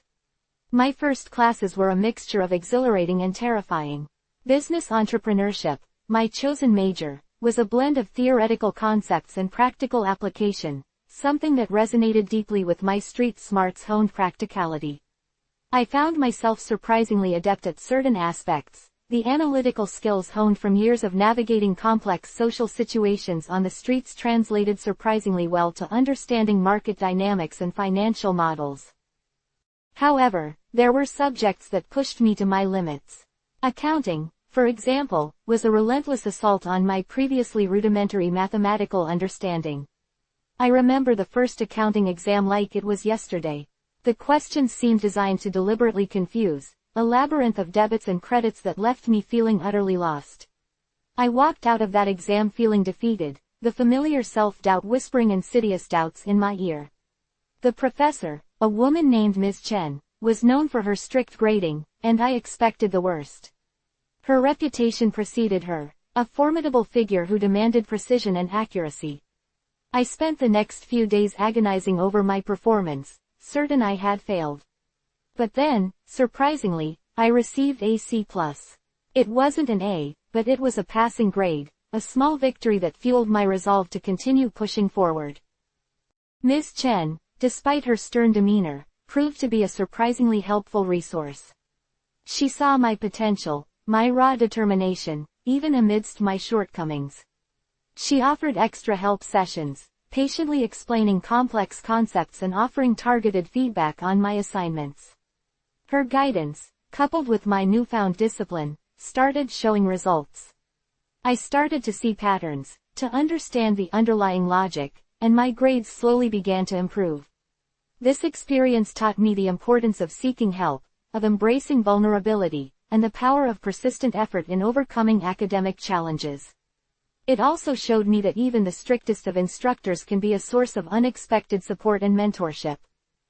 Another significant course was marketing. The professor, a charismatic man named Mr. Jones, had a knack for making even the most mundane topics engaging. He infused his lectures with real-world examples, weaving compelling narratives that made the material come alive.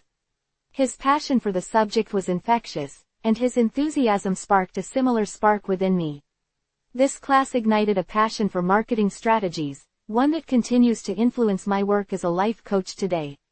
The principles of understanding target audiences and effectively communicating a message became valuable tools in my coaching practice, helping me connect with my clients on a deeper level. My time at Heald wasn't solely defined by academics. It was a period of significant personal growth, a time of self-discovery and community building. The college offered a range of support services, including tutoring, counseling, and peer support groups. I took full advantage of these resources. The academic support services proved invaluable in navigating particularly challenging coursework. The counseling sessions helped me work through lingering issues stemming from my past, and the support groups created a safe space to connect with other students facing similar struggles. It was within this community that I discovered the transformative power of shared experience, of finding solace and strength in shared vulnerability. The religious community on campus also played a vital role in my journey. Finding a church near the college was a priority for me, as my faith had become an anchor during my transition from the turbulent waters of my past to the calmer seas of a structured present. Attending services and joining a Bible study group provided a spiritual haven, a place to recharge and connect with like-minded individuals. The supportive relationships I formed within this community provided a much-needed foundation of friendship and mentorship, helping to reinforce my faith and inspire me to pursue my academic goals with renewed determination. The friendships I forged during my time at Heald College were invaluable. I connected with a diverse group of people, students from different backgrounds, with varied experiences and perspectives. Some shared similar struggles, some were far removed from the realities of my past. These relationships taught me the importance of empathy, understanding, and the power of human connection. The shared experiences of late-night study sessions, collaborative projects, and celebrations of both successes and setbacks were building blocks for my emotional maturity and resilience. It's amazing to think back to how these friendships enriched my life, and how they are still relevant to this day. One of the most challenging aspects of my journey at Heald was managing my mental health. The demands of academics, combined with the ongoing challenges of navigating my bipolar disorder and ADHD, presented a constant balancing act. There were times when the pressure felt overwhelming, when the symptoms threatened to derail my progress. I learned to recognize the warning signs, to adapt my study habits to accommodate my fluctuating energy levels and focus, and to utilize stress management techniques to navigate periods of intense emotional turmoil. My faith, coupled with the support of my counselors, friends, and family, proved instrumental in managing these challenges. It was a constant work in progress, a continuous process of learning and self-discovery. This experience taught me resilience, the importance of self-advocacy, and the value of creating a supportive network to navigate life's challenges. The financial aspect of attending Heald College was also a significant hurdle. I relied on financial aid, scholarships, and part-time work to support myself throughout my studies. Balancing work and studies was a constant juggle, often requiring sacrifice and determination. Many nights were spent studying late into the night after a demanding shift, fueled by coffee and sheer willpower. The financial pressures added another layer of stress, but they also reinforced my commitment to my goals. I was determined to complete my degree, and I persevered despite the hardships. This experience strengthened my work ethic and further honed my skills in time management and prioritization. Graduation day was a profoundly emotional experience. Standing on that stage, diploma in hand, was a culmination of years of hard work, perseverance, and unwavering faith. It wasn't merely the achievement of a degree, it was a testament to my personal transformation, a symbol of my resilience in the face of overwhelming challenges. It was a demonstration of the power of belief in oneself and the transformative potential of education. The journey from juvenile detention to college graduation was a testament to the human spirit's power to overcome adversity, and a powerful reminder that even the most challenging circumstances can be navigated with faith, perseverance, and an unwavering support system. My Heald College journey was more than just an academic experience, it was a profound spiritual and emotional transformation. It was the foundation upon which I built my career as a life coach, a career that allows me to give back to the community and inspire others to overcome their own challenges, showing them the transformative power of education and unwavering faith. My time at Heald College wasn't just about acquiring knowledge from textbooks, it was a crucible forging practical skills that proved invaluable in navigating life beyond the classroom. The curriculum, while challenging, was designed to equip us with real-world tools, and I embraced this practicality with a fervor born from my past experiences. My street smarts, honed in the crucible of adversity, unexpectedly complemented the theoretical framework of business entrepreneurship. I found myself intuitively grasping concepts like market analysis and competitive strategies, skills I had unknowingly cultivated navigating the complexities of street life.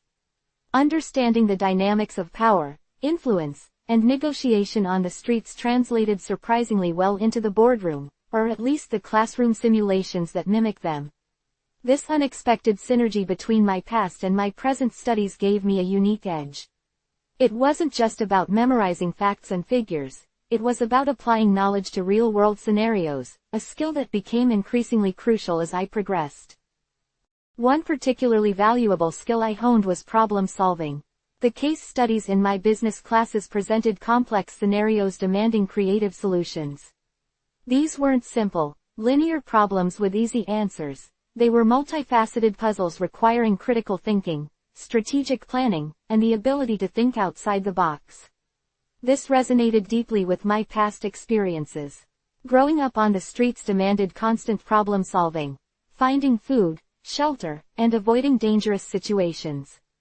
The ability to quickly assess a situation, identify the core issue, and develop a plan of action became second nature. This inherent skill, refined through my academic experiences, became a cornerstone of my later success as a life coach. Helping my clients navigate their own challenges required a similar level of analytical prowess, the ability to see beyond the immediate problem and uncover the underlying issues fueling their struggles. Communication skills, often overlooked, proved to be another critical asset developed during my college years. Participating in group projects, presenting my work to the class, and engaging in lively classroom debates honed my ability to articulate my thoughts effectively, both verbally and in writing. Initially, I struggled with formal presentations, my confidence shaken by years of negative experiences.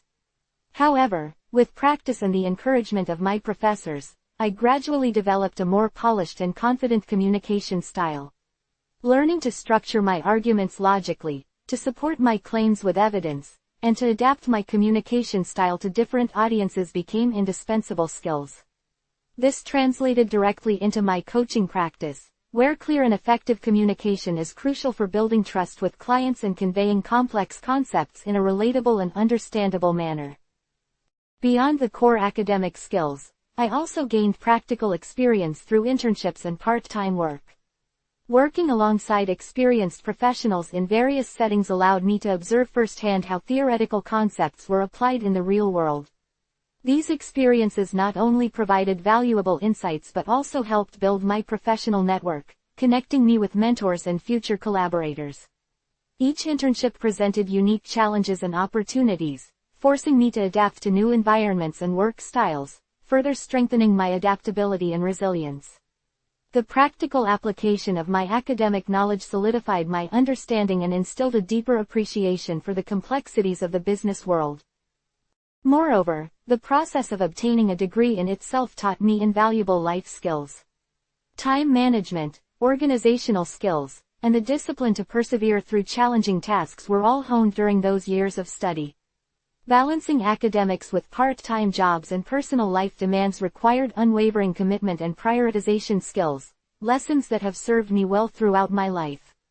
The ability to stay focused on long-term goals, despite facing setbacks and distractions, became a defining characteristic, shaping my approach to both personal and professional endeavors. This resilience, built through years of academic striving, became a cornerstone of my ability to cope with the ongoing challenges of mental health issues and the demands of building my coaching career. Beyond the formal curriculum, Heald College offered a wealth of resources and support services that contributed significantly to my personal and professional growth. The academic advisors provided invaluable guidance on course selection and career planning, ensuring I stayed on track towards my goals. The counseling services were a lifeline, offering a safe space to address the lingering effects of my past trauma and manage the ongoing challenges of my mental health.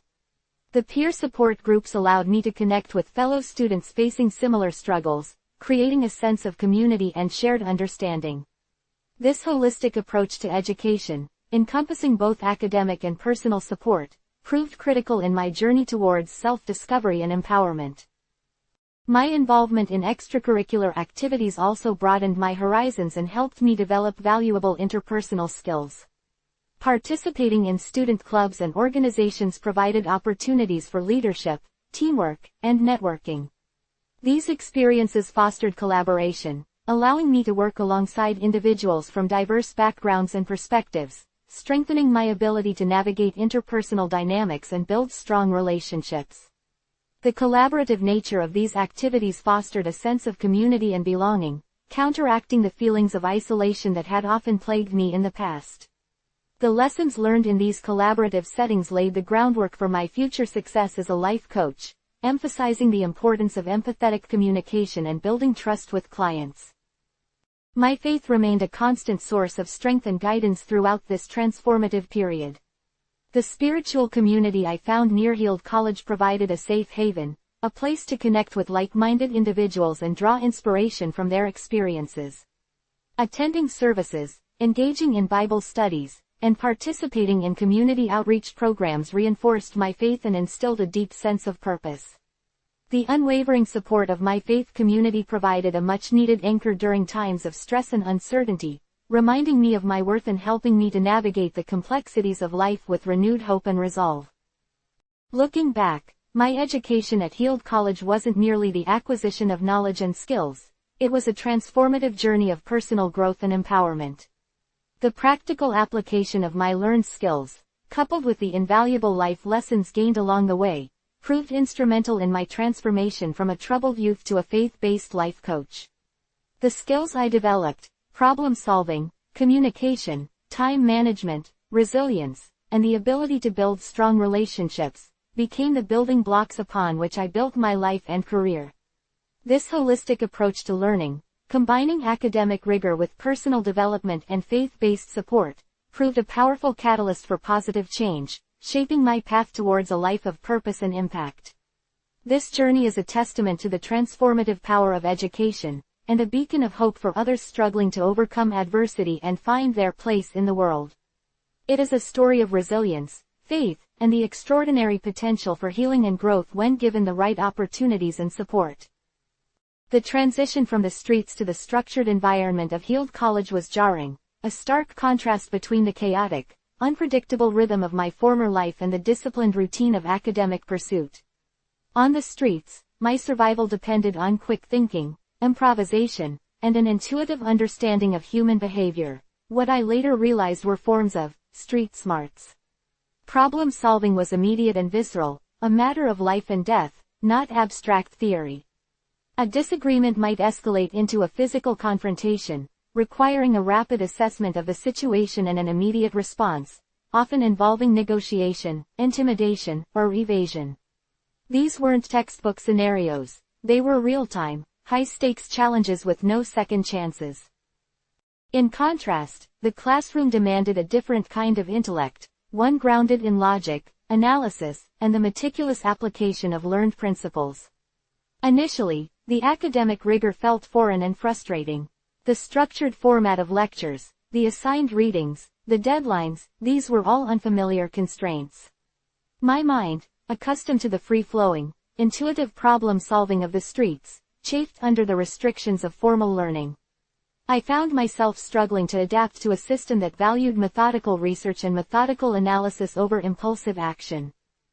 However, as I delved deeper into my studies, a surprising synergy emerged between my street smarts and my newfound book smarts. My intuitive understanding of human dynamics, honed on the streets, proved surprisingly valuable in understanding business principles. The power dynamics I observed in street interactions mirrored, to a degree, the dynamics within corporate settings. Negotiation skills, honed through countless street encounters, helped me navigate group projects and classroom debates. My ability to quickly assess individuals and understand their motivations became a valuable tool in collaboration and conflict resolution. The case studies presented in my business classes were initially daunting. They presented complex business problems that required creative and strategic solutions, far more intricate than anything I had faced on the streets.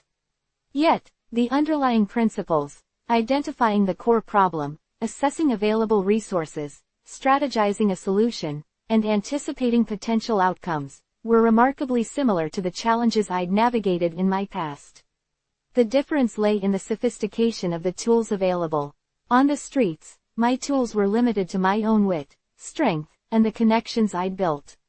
In the classroom, I had the added advantage of theoretical frameworks, research data, and analytical methodologies.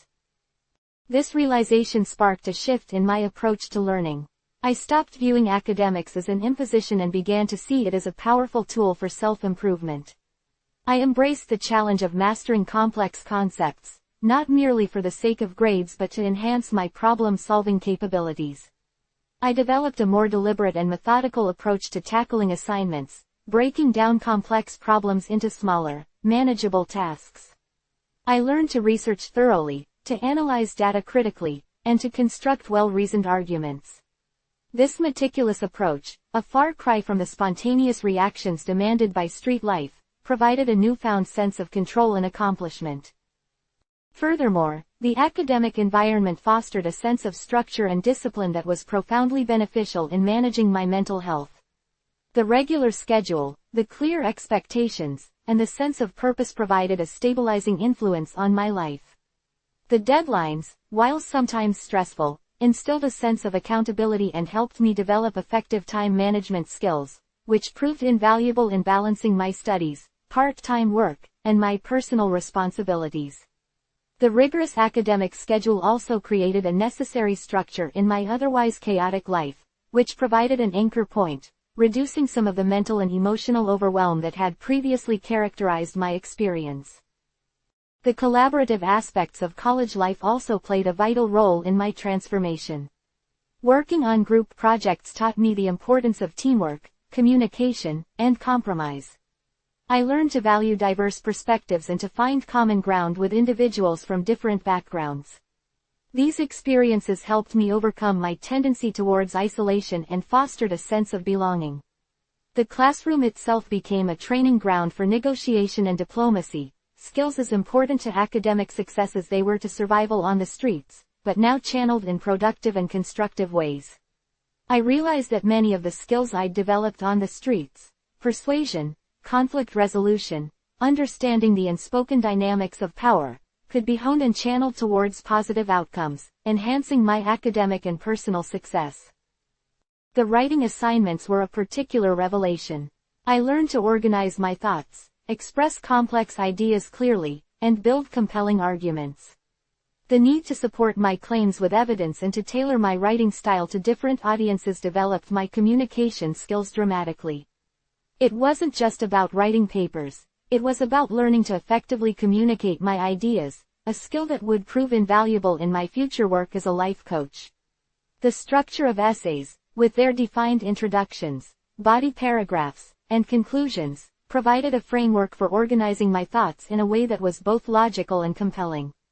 I found myself applying these same principles in my personal life, bringing a clarity and precision to my interactions and communications. This newly developed ability to articulate my thoughts and feelings effectively became instrumental in building healthier relationships. The support system at Heald College played an equally vital role in my academic success and personal growth. The academic advisors provided invaluable guidance, helping me chart a path through the curriculum and plan my career trajectory. The counseling services were a safe space where I could address the lingering trauma from my past and the ongoing challenges of mental health. The sense of community I found within the college environment was a stark contrast to the isolation and distrust that had often characterized my earlier years. This supportive environment enabled me to focus on my studies, knowing that there were people who cared about my success and my well-being. My faith continued to be a bedrock of support and strength during this time. The spiritual community I found at Heald College provided a sense of belonging and purpose, reminding me that my past did not define me and that I had the potential to create a better future for myself. Attending church services, participating in Bible studies, and connecting with others who shared my faith gave me strength during difficult times. This spiritual anchor helped me navigate the challenges of my academic journey, reminding me of my inherent worth and reinforcing my belief in the power of redemption and transformation. The supportive faith community nurtured my growth, instilling in me a sense of hope and purpose that fueled my academic endeavors and my personal journey of healing and transformation. The transformation wasn't merely about academic achievement, it was a complete metamorphosis. It was about exchanging street survival tactics for strategic thinking, impulsive actions for well-considered plans, and a life of chaos and uncertainty for one of purpose and direction. The journey from street smarts to book smarts was not a rejection of my past, but a harnessing of my inherent skills and a conscious decision to channel my energies toward positive growth and self-improvement. It was a journey of redemption, a testament to the power of education and the transformative potential of faith. The road to a 3.5 GPA in business entrepreneurship wasn't paved with ease. It was a relentless uphill climb, punctuated by moments of profound self-doubt and the persistent shadow of my past. There were times I questioned my ability, my worthiness, even my sanity. The academic pressure felt immense, a stark contrast to the immediate, visceral challenges of street life. On the streets, failure often meant a bruised ego or a missed opportunity. In the classroom, it could mean failing a class, jeopardizing my entire future. The stakes were higher, the consequences more far-reaching. One of my biggest hurdles was managing my ADHD. My mind, accustomed to flitting from one idea to another, struggled to focus on the meticulous details required for academic success. Lectures felt like a blur, readings seemed endless, and assignments loomed over me like insurmountable mountains. I'd start a project with enthusiasm, only to find myself distracted by a tangential thought, losing hours, even days, to impulsive detours. This wasn't a matter of laziness, it was a neurological challenge, a constant battle against my own brain. I learned to employ strategies to combat this, breaking down tasks into smaller, more manageable chunks, using timers to focus my attention, and seeking quiet spaces to minimize distractions. I discovered the power of mindfulness, learning to observe my thoughts without judgment and gently redirecting my focus when necessary. This wasn't a quick fix, it was a continuous process of learning and adapting, a testament to the value of persistence in the face of a significant neurological challenge. Another significant obstacle was the lingering trauma from my past. The memories of violence, instability, and loss continued to haunt me, surfacing unexpectedly in the form of anxiety attacks, panic episodes, and sleepless nights. There were times when the weight of it all felt unbearable, when the prospect of continuing felt impossible. I found myself grappling with feelings of inadequacy and self-doubt, convinced that I wasn't smart enough, strong enough, or worthy enough to succeed. The counseling services at Healed College became invaluable during these times, providing a safe and supportive space where I could process my emotions, confront my trauma, and develop healthy coping mechanisms. The therapists helped me understand the connection between my past and my present struggles, equipping me with tools to manage my anxiety, improve my self-esteem, and develop resilience. These therapeutic sessions weren't magic cures, but they were crucial steps in my healing journey, allowing me to confront my past and move forward with greater strength and clarity. The academic rigor itself was demanding. Subjects like accounting, finance, and marketing required a level of focus and concentration that pushed me to my limits. I spent countless hours studying, poring over textbooks, attending extra help sessions, and seeking clarification from professors. There were all-nighters fueled by caffeine and sheer willpower, moments of despair when I felt overwhelmed and on the verge of giving up. Yet, with each challenge overcome, with each exam passed, with each assignment completed, my confidence grew. I began to see myself not as someone defined by my past failures but as someone capable of achieving great things. This was not just about grades, it was about building resilience, developing discipline, and proving to myself that I could overcome any obstacle placed before me. Persistence wasn't simply about pushing through the hard times, it was also about adapting my approach. I learned to be flexible, to adjust my study methods based on what worked best for me. I experimented with different learning strategies, trying different study environments, and finding ways to make the material more engaging. I discovered the power of collaboration, working with classmates to share insights, clarify concepts, and provide mutual support. The collaborative nature of group projects became an unexpected source of strength, reminding me that I wasn't alone in my struggle. The shared experience of working together toward a common goal fostered a sense of community and belonging, mitigating the isolation that had often plagued me in the past. These collaborative efforts weren't just about academic success, they were about building relationships, learning to trust others, and discovering the power of community in overcoming adversity. My faith played an indispensable role in sustaining my perseverance. It was the constant reminder of my inherent worth, the unwavering belief in my potential, and the steadfast assurance that I wasn't alone in my journey.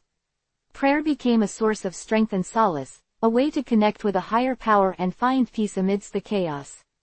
Attending church services, participating in Bible studies, and connecting with fellow believers provided me with a supportive community that nurtured my growth and reinforced my belief in the power of redemption.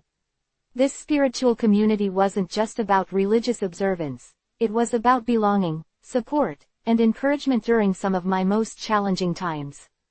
The faith I found was more than just a belief system, it was a lifeline that helped me persevere through the academic storms. The value of persistence extended far beyond the classroom. It was a lesson in self-discipline, in the power of delayed gratification, and in the importance of setting and achieving goals. It taught me the importance of perseverance in all aspects of life, not just in academics.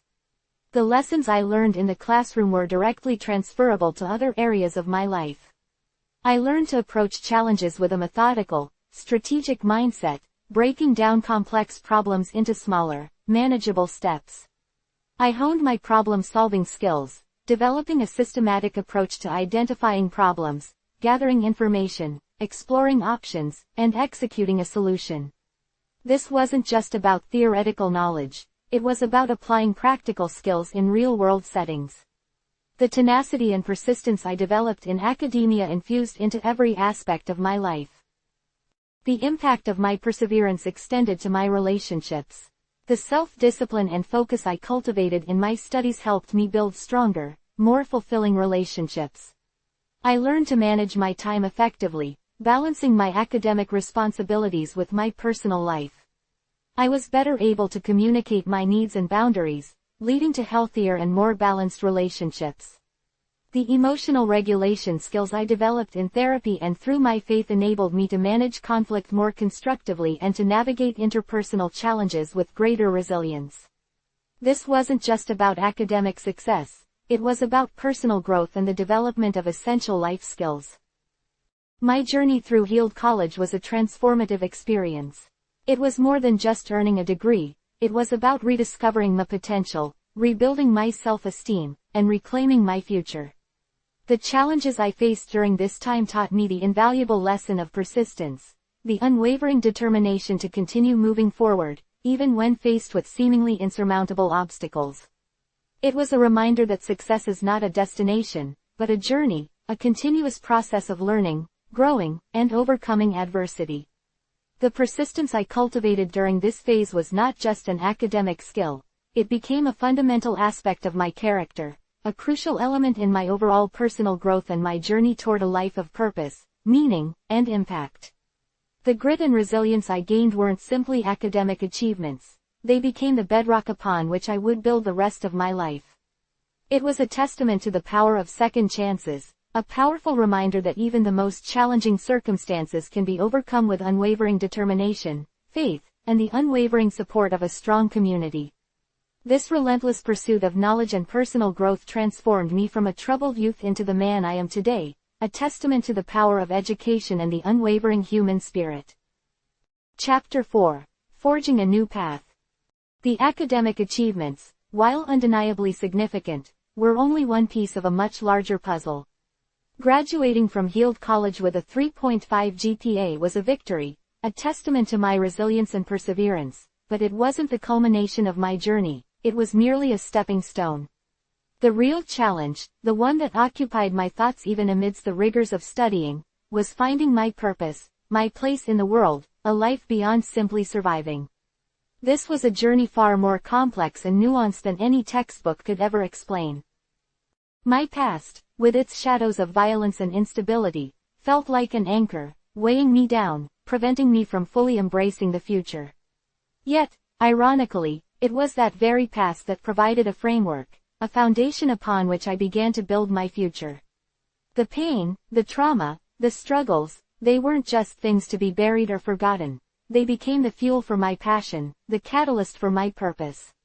I realized that my experiences, though painful, gave me a unique perspective, a profound understanding of the struggles faced by many young people, particularly those from marginalized communities. I saw the cracks in the system, the lack of support, the absence of guidance, and the overwhelming feeling of hopelessness that so many young people experience. This understanding wasn't abstract, it was deeply personal. It stemmed from my own experiences in juvenile hall, county jail, and even prison. I had witnessed firsthand the devastating consequences of a broken system, the lack of opportunity, and the cycle of violence and despair that traps so many. My time incarcerated wasn't just a period of punishment, it was a crucible, a forge that shaped my understanding of human suffering and the urgent need for positive change. The faces of my fellow inmates, young men, many only a few years older than myself, haunted my thoughts. Their stories, their desperation, their longing for a different path resonated deeply within me. The transformation in my life wasn't solely about escaping that cycle, it was about reaching back and helping others escape as well.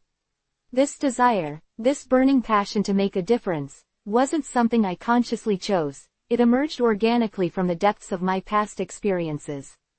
It became the guiding star, the North Star, directing my steps towards a future infused with purpose and meaning. It wasn't a sudden epiphany, but a gradual awakening, a slow dawning realization of my own potential to positively impact the lives of others.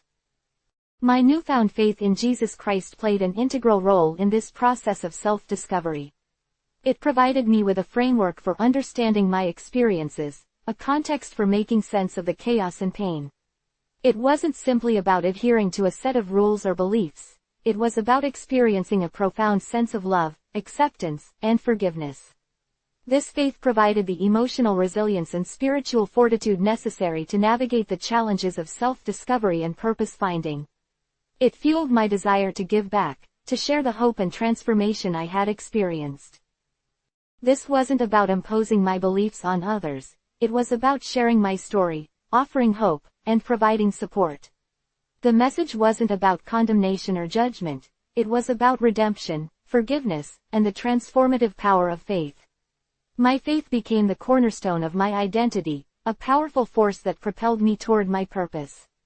It provided a moral compass, a sense of direction, and a profound belief in my own worth and potential. It strengthened my resolve to overcome the challenges and obstacles that lay ahead. The integration of my past, my faith, and my academic achievements formed a unique and powerful combination. My experiences provided the empathy and understanding needed to connect with the young people I sought to help. My faith provided the moral compass and spiritual strength to guide my actions. My education provided the tools and skills necessary to create lasting, positive change. The synergy of these three elements created a foundation upon which I could build a life of purpose and fulfillment. The process of identifying my passion wasn't a linear path, it was a meandering journey, filled with moments of doubt, uncertainty, and even despair. There were times when I questioned my ability, my worthiness, even my sanity. The weight of my past continued to linger, casting long shadows on my path. But through prayer, through counseling, through the unwavering support of my faith community, I learned to navigate these turbulent waters. I learned to lean on my faith, to embrace the lessons learned from my past, and to trust in the unfolding of God's plan for my life. One significant step in this journey was the decision to become a life coach. This wasn't a spontaneous choice, it was a culmination of years of reflection, introspection, and prayer. I recognized the need for positive male role models in the lives of young people from challenging backgrounds, individuals who could offer guidance, support, and a sense of hope. I saw myself in these young people, the struggles, the vulnerabilities, the aspirations. This understanding was the driving force behind my decision to dedicate my life to coaching and mentoring. My coaching work wasn't simply about providing advice or solutions, it was about fostering personal growth, promoting resilience, and empowering young people to overcome adversity. It was about creating a safe and supportive environment where they could explore their challenges, develop healthy coping mechanisms, and discover their own unique potential. My approach was holistic, encompassing emotional, mental, and spiritual growth. It was about helping them not just survive but thrive. Beyond one-on-one coaching, I felt a deep calling to share my story more broadly, to reach a wider audience. This desire led me to create faith-based content, a way to connect with others and share my message of hope and transformation. This wasn't about self-promotion, it was about making a difference, about inspiring others to overcome their challenges and embrace their potential. The content creation provided an avenue to share my experience with a wider audience, hoping to inspire others struggling with similar challenges. The transition from troubled youth to faith-based life coach and content creator wasn't easy. It demanded unwavering commitment, relentless perseverance, and a deep sense of purpose. There were moments of doubt, self-criticism, and even despair. But through prayer, through counseling, through the support of my family and community, I persevered. I learned to embrace the challenges, to see them not as obstacles but as opportunities for growth.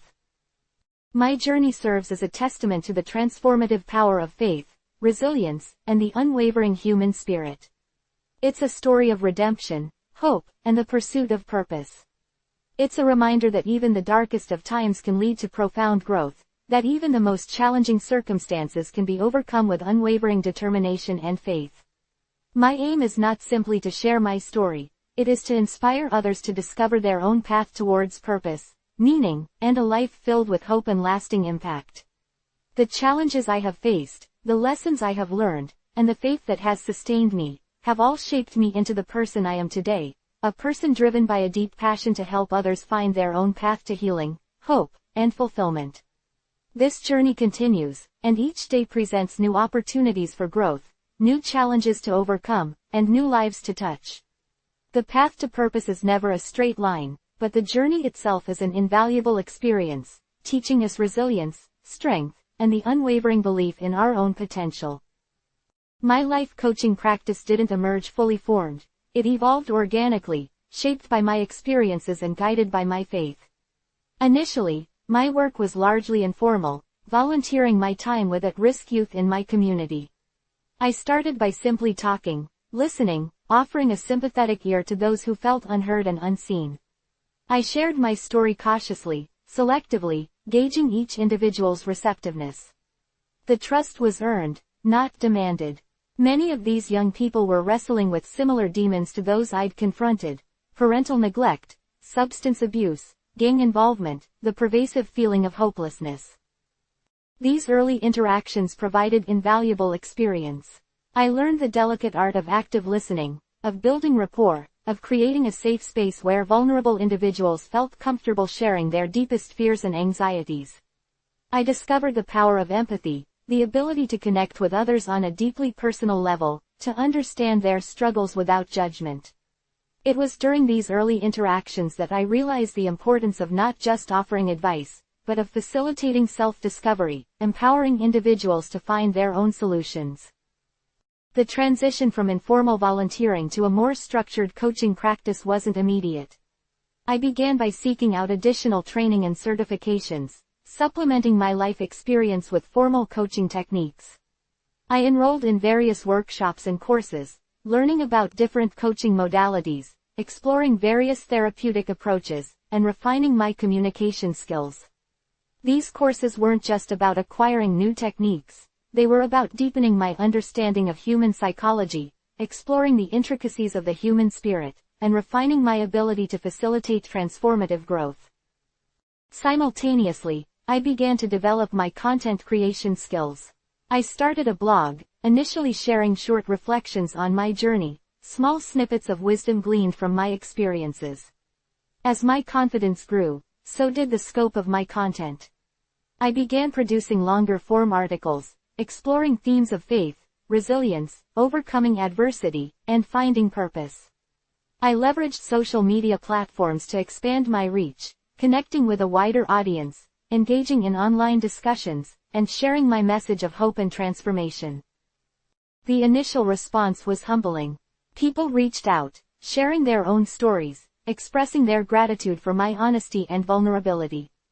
This affirmed my belief in the power of shared experience, in the transformative potential of storytelling. The act of sharing my story became an integral part of my healing process, a way of processing my past and making sense of my present. It also served as a powerful tool for connecting with others, fostering a sense of community and belonging. I was no longer simply surviving. I was thriving, and my work was allowing me to share that sense of thriving with others. My content creation evolved beyond simple blog posts. I ventured into podcasting, creating a platform to interview other individuals who had overcome adversity, sharing their stories of resilience and transformation. The podcast provided a dynamic medium to share various perspectives and expand my reach beyond my immediate community. The format allowed for more in-depth discussions and more intimate sharing of experiences. In addition to writing and podcasting, I began to offer workshops and seminars. This expanded my outreach further, allowing for more interactive sessions where individuals could participate actively in discussions and activities designed to facilitate personal growth. The workshops were designed to be participatory and inclusive, creating a space where everyone felt safe and empowered to share their experiences and learn from each other. The dynamic exchange between participants often yielded surprising and insightful results. The financial rewards of my work were slow to materialize, but the intangible rewards were immense. Witnessing the transformations in the lives of others, seeing the light of hope rekindled in their eyes, these were the rewards that truly mattered. The financial aspect, while crucial for sustaining my work, was always secondary to my primary goal of making a difference in the lives of others. My career path wasn't linear. It was a winding road, marked by unexpected detours and unforeseen opportunities. But each step, each challenge, each obstacle, ultimately served to deepen my understanding of myself and my purpose. I learned the importance of patience, persistence, and unwavering faith in my ability to make a positive impact. The combination of life coaching and content creation proved synergistic, each enhancing and supporting the other. My coaching experience informed my content, providing rich material and compelling narratives.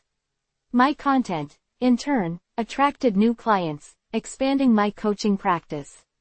This symbiotic relationship allowed me to build a sustainable career that was both fulfilling and impactful. One of the biggest lessons I learned was the importance of self-care. My work was emotionally demanding, requiring a high degree of empathy and emotional resilience. I learned the importance of setting healthy boundaries, of prioritizing my own mental and spiritual well-being. This self-care wasn't a luxury, it was a necessity. It was essential for sustaining my work and preventing burnout. I integrated practices such as meditation, prayer, and spending time in nature into my daily routine. These practices helped to ground me, to center myself, and to replenish my emotional reserves. Throughout my career journey, I remained committed to giving back to the community. I volunteered my time at various organizations, mentoring at-risk youth, offering workshops to underprivileged communities, and providing pro bono coaching services. This commitment was a natural extension of my life's purpose, a way of extending my reach and making a broader impact. As my career progressed, I continued to refine my skills and adapt my approach. I learned the importance of staying current with the latest research and trends in the field of life coaching and personal development. I attended conferences, workshops, and training sessions regularly to expand my knowledge and stay at the forefront of the field. This continuous learning was crucial for maintaining my effectiveness and relevance. My career wasn't just about helping others, it was about personal growth and transformation for myself as well. Each interaction, each challenge, each success, pushed me to grow, to learn, and to become a better version of myself. It was a journey of continuous self-discovery, a path of ongoing evolution. The work wasn't simply a profession, it became an integral part of my identity. The journey continues, and I am profoundly grateful for the opportunities that have been presented to me. The ability to combine my passion for helping others with my entrepreneurial spirit has allowed me to create a sustainable and fulfilling career. My experiences, both positive and negative, have shaped me into the person I am today, a resilient, empathetic, and passionate advocate for positive change. I am living proof that a troubled past doesn't have to dictate a person's future. Through faith, resilience, and unwavering determination, it is possible to overcome adversity and forge a new path toward purpose, meaning, and a life filled with lasting impact. The journey is far from over, and each day presents new challenges and new opportunities for growth. I am committed to continuing this journey, to sharing my story, and to inspiring others to find their own path toward healing, hope, and fulfillment. The transition from volunteering my time to building a sustainable, financially secure life coaching practice wasn't a linear progression. It was, much like my life before finding faith, a chaotic scramble punctuated by moments of sheer grace and unexpected blessings. The early days were lean, to put it mildly. My income was sporadic, reliant on the generosity of those who benefited from my work and the occasional small fee for workshops. I lived frugally, often relying on the kindness of friends and family for support. There were many nights spent worrying about how I would pay rent or afford groceries, a stark contrast to the reckless spending of my youth. One of my earliest financial strategies, born out of necessity, was bartering. I offered coaching sessions in exchange for services, a plumber fixing a leaky faucet, a graphic designer creating a logo for my fledgling business, a friend helping with website development. This wasn't ideal, but it allowed me to build my practice without incurring significant upfront costs. The skills I gained during this period, negotiating, managing expectations, and building strong working relationships, were invaluable, far exceeding the monetary value of the services exchanged. This also allowed me to understand the value of various trades and professions, which helped me relate to a wider cross-section of people in my coaching practice. Simultaneously, I was meticulously managing my finances. I tracked every penny, budgeting rigorously and prioritizing my spending. I learned to differentiate between needs and wants, a lesson that had eluded me in my younger years. This period required a significant shift in mindset. I had to change from a consumerist mindset to a more mindful and intentional approach to spending. I utilized budgeting apps and spreadsheets, learning to forecast my expenses and track my income, a skill that continues to serve me well.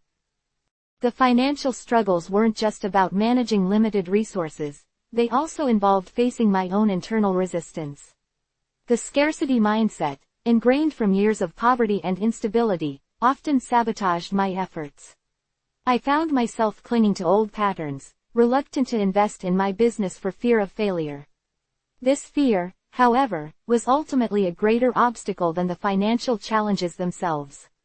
Overcoming this fear required a conscious effort, a daily battle against the whispers of self-doubt. This internal struggle highlighted the interconnectedness of financial stability and mental well-being. A significant turning point came when I began to leverage the power of content creation to generate income. My blog and podcast, initially created as outlets for self-expression, evolved into viable revenue streams. I began incorporating affiliate marketing, sponsored posts, and eventually, online courses. The transition wasn't easy. It required learning new skills, understanding digital marketing strategies, and building an online presence. I invested in online courses and workshops, learning about SEO, social media marketing, and content creation best practices. This investment in my online presence, while requiring a financial outlay, proved to be highly lucrative in the long run. By building a strong online community and providing valuable content, I was able to attract a wider audience and generate recurring income streams. This investment also allowed me to leverage my skills as a life coach and expand my reach beyond my local community, attracting clients from across the country. The online sphere opened up a whole new world of opportunities, eliminating the geographical limitations that had previously constrained my business growth. Building a sustainable online presence wasn't just about technical skills, it was also about building trust and rapport with my audience. I shared my story openly and honestly, acknowledging my vulnerabilities and struggles, creating a genuine connection with my readers and listeners. This authenticity, coupled with my expertise and passion for my work, helped to build a loyal following, contributing significantly to the success of my online ventures. This authentic approach resonated deeply with my audience, creating a loyal and engaged community around my work. Another crucial element in my journey toward financial stability was seeking mentorship and guidance from others. I connected with successful entrepreneurs and life coaches, learning from their experiences and seeking their advice. These mentors provided invaluable insights, helping me navigate challenges and make strategic decisions. Their guidance helped me avoid costly mistakes, accelerate my growth, and build a more resilient business. The financial success I achieved wasn't solely about the monetary gains. It was also about the freedom and independence it provided, allowing me to dedicate more time to my coaching and community work. It freed me from the constant anxiety and worry that had previously plagued me, allowing me to focus on what truly mattered, making a positive impact on the lives of others. This freedom was invaluable, allowing me to dedicate more time to my coaching, community work, and personal growth, freeing me from financial anxieties. The journey toward financial security was far from easy. It was marked by setbacks, self-doubt, and moments of despair. But these challenges, I believe, ultimately strengthened my resolve and deepened my appreciation for the hard-earned stability I eventually achieved. It was a testament to the power of perseverance, the importance of planning, and the transformative power of faith. Through it all, my faith remained a constant source of strength and guidance. It provided me with the hope and resilience needed to overcome obstacles, to persevere through challenges, and to maintain a positive outlook even in the darkest of times. It instilled in me the belief that my struggles were not in vain and that my work was part of a larger divine purpose. The financial stability I've achieved isn't about accumulating wealth. It's about providing security and freedom to pursue my calling. It's about empowering myself to continue serving others, to share my message of hope and resilience with the world. It's about the freedom to invest time in community service, provide pro bono coaching, and support those less fortunate, giving back to the community that helped support me during my struggles. My journey to financial stability serves as a reminder that it's a marathon, not a sprint. There will be ups and downs, moments of abundance and scarcity. The key is to remain resilient, to learn from setbacks, and to never give up on your dreams. It's about embracing the challenges, celebrating the small victories, and maintaining unwavering faith in your ability to overcome adversity. It's about building a life that is both fulfilling and sustainable, one that allows you to make a positive impact on the world. My story, I hope, inspires others to believe in their ability to achieve their own financial stability, knowing that their journey, however unique, is not impossible. The path to financial freedom is paved with perseverance, faith, and unwavering determination. And it is a journey worth taking. The financial stability I'd painstakingly built wasn't just about money, it was about creating the space to nurture something equally crucial: healthy relationships. For years, my relationships had been transactional, fueled by fleeting connections and mutual self-interest. The chaos of my past had left me deeply distrustful, making genuine intimacy feel both terrifying and unattainable. Building trust, especially after betraying that trust so many times, felt like climbing an impossible mountain.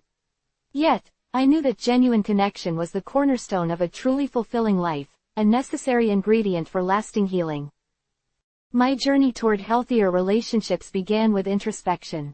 I spent countless hours examining my past patterns, identifying the recurring themes of manipulation, codependency, and avoidance. I recognized that my unhealthy relationships weren't random occurrences. They were a reflection of my internal struggles, a consequence of my deep-seated insecurities and fear of vulnerability. Facing these uncomfortable truths was incredibly painful, but it was a necessary first step towards healing. Therapy played a crucial role in this process, providing a safe and supportive environment to explore these issues without judgment. The therapist helped me to unpack the emotional baggage I carried from my childhood, assisting me in understanding how past traumas shaped my present-day relationships. This self-reflection extended beyond my immediate relationships. I examined the role of my faith in shaping my interactions with others. I realized that true Christian love wasn't simply about adhering to religious dogma but involved actively practicing empathy, forgiveness, and unconditional acceptance. This understanding transformed the way I interacted with others, moving away from judgmental perspectives and embracing a more compassionate approach. This broadened my concept of community, extending beyond my immediate support network to encompass a much larger circle of individuals who shared similar struggles. The first significant change was learning to set boundaries. In my past, my desire to be liked and accepted often led me to compromise my own needs and values. I learned to say no to requests that left me feeling drained or exploited, and I established clear expectations about how I wanted to be treated. This wasn't always easy. I initially felt immense guilt and anxiety when setting boundaries, fearing rejection or disapproval. But as I persevered, I discovered that setting boundaries didn't drive people away. It attracted individuals who respected my needs and valued the relationship. It allowed me to identify and distance myself from toxic relationships, focusing my energy on those that truly supported my growth. Learning to forgive, both myself and others, was another pivotal step. Carrying the weight of past grievances only perpetuated cycles of resentment and negativity. Forgiveness wasn't about condoning harmful actions. It was about releasing the burden of anger and bitterness, freeing myself from the chains of the past. I found immense relief in practicing forgiveness, realizing that holding onto anger only hurt me more than the individuals who had wronged me. This process of forgiveness was gradual. It involved introspection, prayer, and seeking professional guidance when necessary. Building healthy relationships also meant actively seeking out positive connections. I joined community groups and volunteer organizations, surrounding myself with people who shared my values and provided encouragement.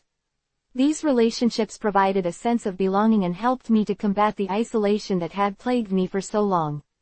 The support I received from these groups proved invaluable, providing a safety net during challenging times and offering a sense of shared purpose. Many of my closest friends today originated from these volunteer initiatives, demonstrating that intentional community building leads to the deepest connections. One particularly meaningful relationship developed through my coaching work. A young man, struggling with similar issues to those I had faced, became a client. Our connection transcended the typical coach-client dynamic. He shared his struggles openly, and I reciprocated by honestly sharing my past, creating a bond of mutual vulnerability. This relationship became a powerful reminder of the transformative impact of human connection and the importance of extending compassion to others. Our shared struggles forged a strong friendship, which continues to this day. Furthermore, I actively sought mentors who could guide my journey towards self-improvement and emotional growth. These mentors offered invaluable insights, support, and encouragement, helping me navigate the complexities of building healthy relationships. They served as role models, demonstrating how to cultivate genuine connections and maintain positive interactions, teaching me through their actions the significance of healthy relationships. Their wisdom and experiences helped me avoid common pitfalls and develop healthier relationship dynamics. Building healthy relationships is not a destination but a continual process. It requires ongoing effort, vulnerability, and a willingness to learn and grow. I still face challenges in my relationships, but my approach has shifted dramatically. Now, rather than viewing conflict as a sign of failure, I see it as an opportunity for deeper understanding and growth. Healthy conflict resolution allows me to address issues constructively, fostering stronger bonds through open communication and mutual respect. This approach, learned over time, has significantly improved my personal and professional relationships. My journey towards building healthy relationships mirrored my journey toward financial security, a relentless pursuit of personal growth, fueled by faith and perseverance. The two aspects are intrinsically linked, with financial stability providing the space and resources to prioritize personal development and build strong, meaningful connections. One enhanced the other. Financial stability freed up the emotional bandwidth needed to invest in my relationships. The supportive relationships then helped me navigate challenges and celebrate successes, proving themselves essential to both my emotional and financial well-being. This mutually reinforcing cycle underscores the importance of holistic personal development, encompassing both financial and relational well-being. They are two sides of the same coin, each contributing to a life of purpose and fulfillment. It's important to note that this wasn't a quick fix. Building healthy relationships took time, effort, and a considerable amount of self-reflection. There were setbacks and challenges along the way, instances where I stumbled and felt like I was taking 2 steps forward and 1 step back. The key, however, was to learn from those mistakes, to adjust my approach, and to never give up on the possibility of genuine connection. This continuous process of self-improvement and personal growth has been instrumental in developing the healthy and supportive relationships that I cherish today. They provide a constant source of encouragement, understanding, and support. The lessons I've learned in building healthy relationships extend far beyond my personal life. They inform every aspect of my work as a life coach. I strive to create a safe and supportive environment for my clients, fostering open communication and mutual respect. I encourage them to explore their own relational patterns, to set healthy boundaries, and to cultivate positive connections in their own lives. My experiences have transformed my ability to empathize with and guide clients through their relational challenges. I can understand their struggles and provide relevant tools to improve their relationships with themselves and others. Ultimately, the journey toward building healthy relationships, like the journey to financial stability, is a testament to the power of faith, resilience, and perseverance. It is a journey of ongoing growth and learning, a testament to the human spirit's capacity for healing and transformation. The relationships I've cultivated are a source of strength and encouragement, a reminder that genuine connection is essential to a fulfilling life. They are the fruit of consistent effort, self-awareness, and a commitment to living a life of faith, purpose, and community. And this continues to be a journey, not a destination, a constant process of learning, growing, and evolving as I strive to build stronger, more meaningful relationships. The foundation of my life, painstakingly rebuilt brick by brick, felt shaky at times. Financial stability and healthy relationships, while significant victories, couldn't entirely silence the persistent whisper of self-doubt. It was a familiar voice, a phantom limb of my past, a constant companion born from years of insecurity and rejection. This inner critic, honed by a childhood of instability and punctuated by brushes with the law, had become a deeply ingrained habit, a relentless negativity bias that threatened to undermine even my greatest achievements. It wasn't a simple matter of positive thinking, a concept often trivialized and oversimplified. My self-doubt wasn't some fleeting emotion, it was a complex, systemic issue rooted in my very identity. It manifested in various ways: a crippling fear of failure, a constant need for external validation, an overwhelming sense of inadequacy, and a deep-seated belief that I was fundamentally flawed. It whispered insidious lies, telling me I was a fraud, a pretender, undeserving of success, love, or happiness. These weren't rational thoughts, they were emotional wounds disguised as logical conclusions. One of the most insidious aspects of my self-doubt was its chameleon-like nature. It adapted to my successes, twisting them into further evidence of my supposed inadequacy. For example, after graduating from Heald College with a respectable GPA, a significant achievement considering my tumultuous past, the self-doubt didn't disappear, it simply shifted its focus. Instead of questioning my ability to learn, it latched onto my perceived shortcomings, magnifying minor flaws in my entrepreneurial endeavors and minimizing my overall accomplishments. It turned my triumphs into fuel for its insidious whispers, convincing me that I was lucky, not capable, a temporary anomaly rather than a testament to my resilience and hard work. This battle with self-doubt intensified when I started my life coaching work. The irony wasn't lost on me. Here I was, guiding others through their challenges, offering advice and support, yet struggling profoundly with my own self-belief. It felt like a profound hypocrisy, a chasm between the person I presented to the world and the vulnerable, insecure individual grappling with self-doubt in the privacy of my own thoughts. This internal conflict created an immense pressure, a fear of being exposed as a fraud, a charlatan unworthy of the trust placed in me. Addressing this self-doubt required a multifaceted approach. It wasn't a quick fix, a simple mantra, or a single therapy session that would magically erase years of ingrained negativity. It was a long, arduous journey demanding consistent effort, self-compassion, and a profound commitment to personal growth. Therapy played a pivotal role, providing a safe space to unpack the roots of my self-doubt, to explore the patterns of negative self-talk and to develop healthier coping mechanisms. My therapist helped me identify the specific triggers that ignited my self-doubt, allowing me to anticipate and manage them more effectively. We explored the cognitive distortions fueling my negative self-perception, learning to challenge and reframe my irrational thoughts.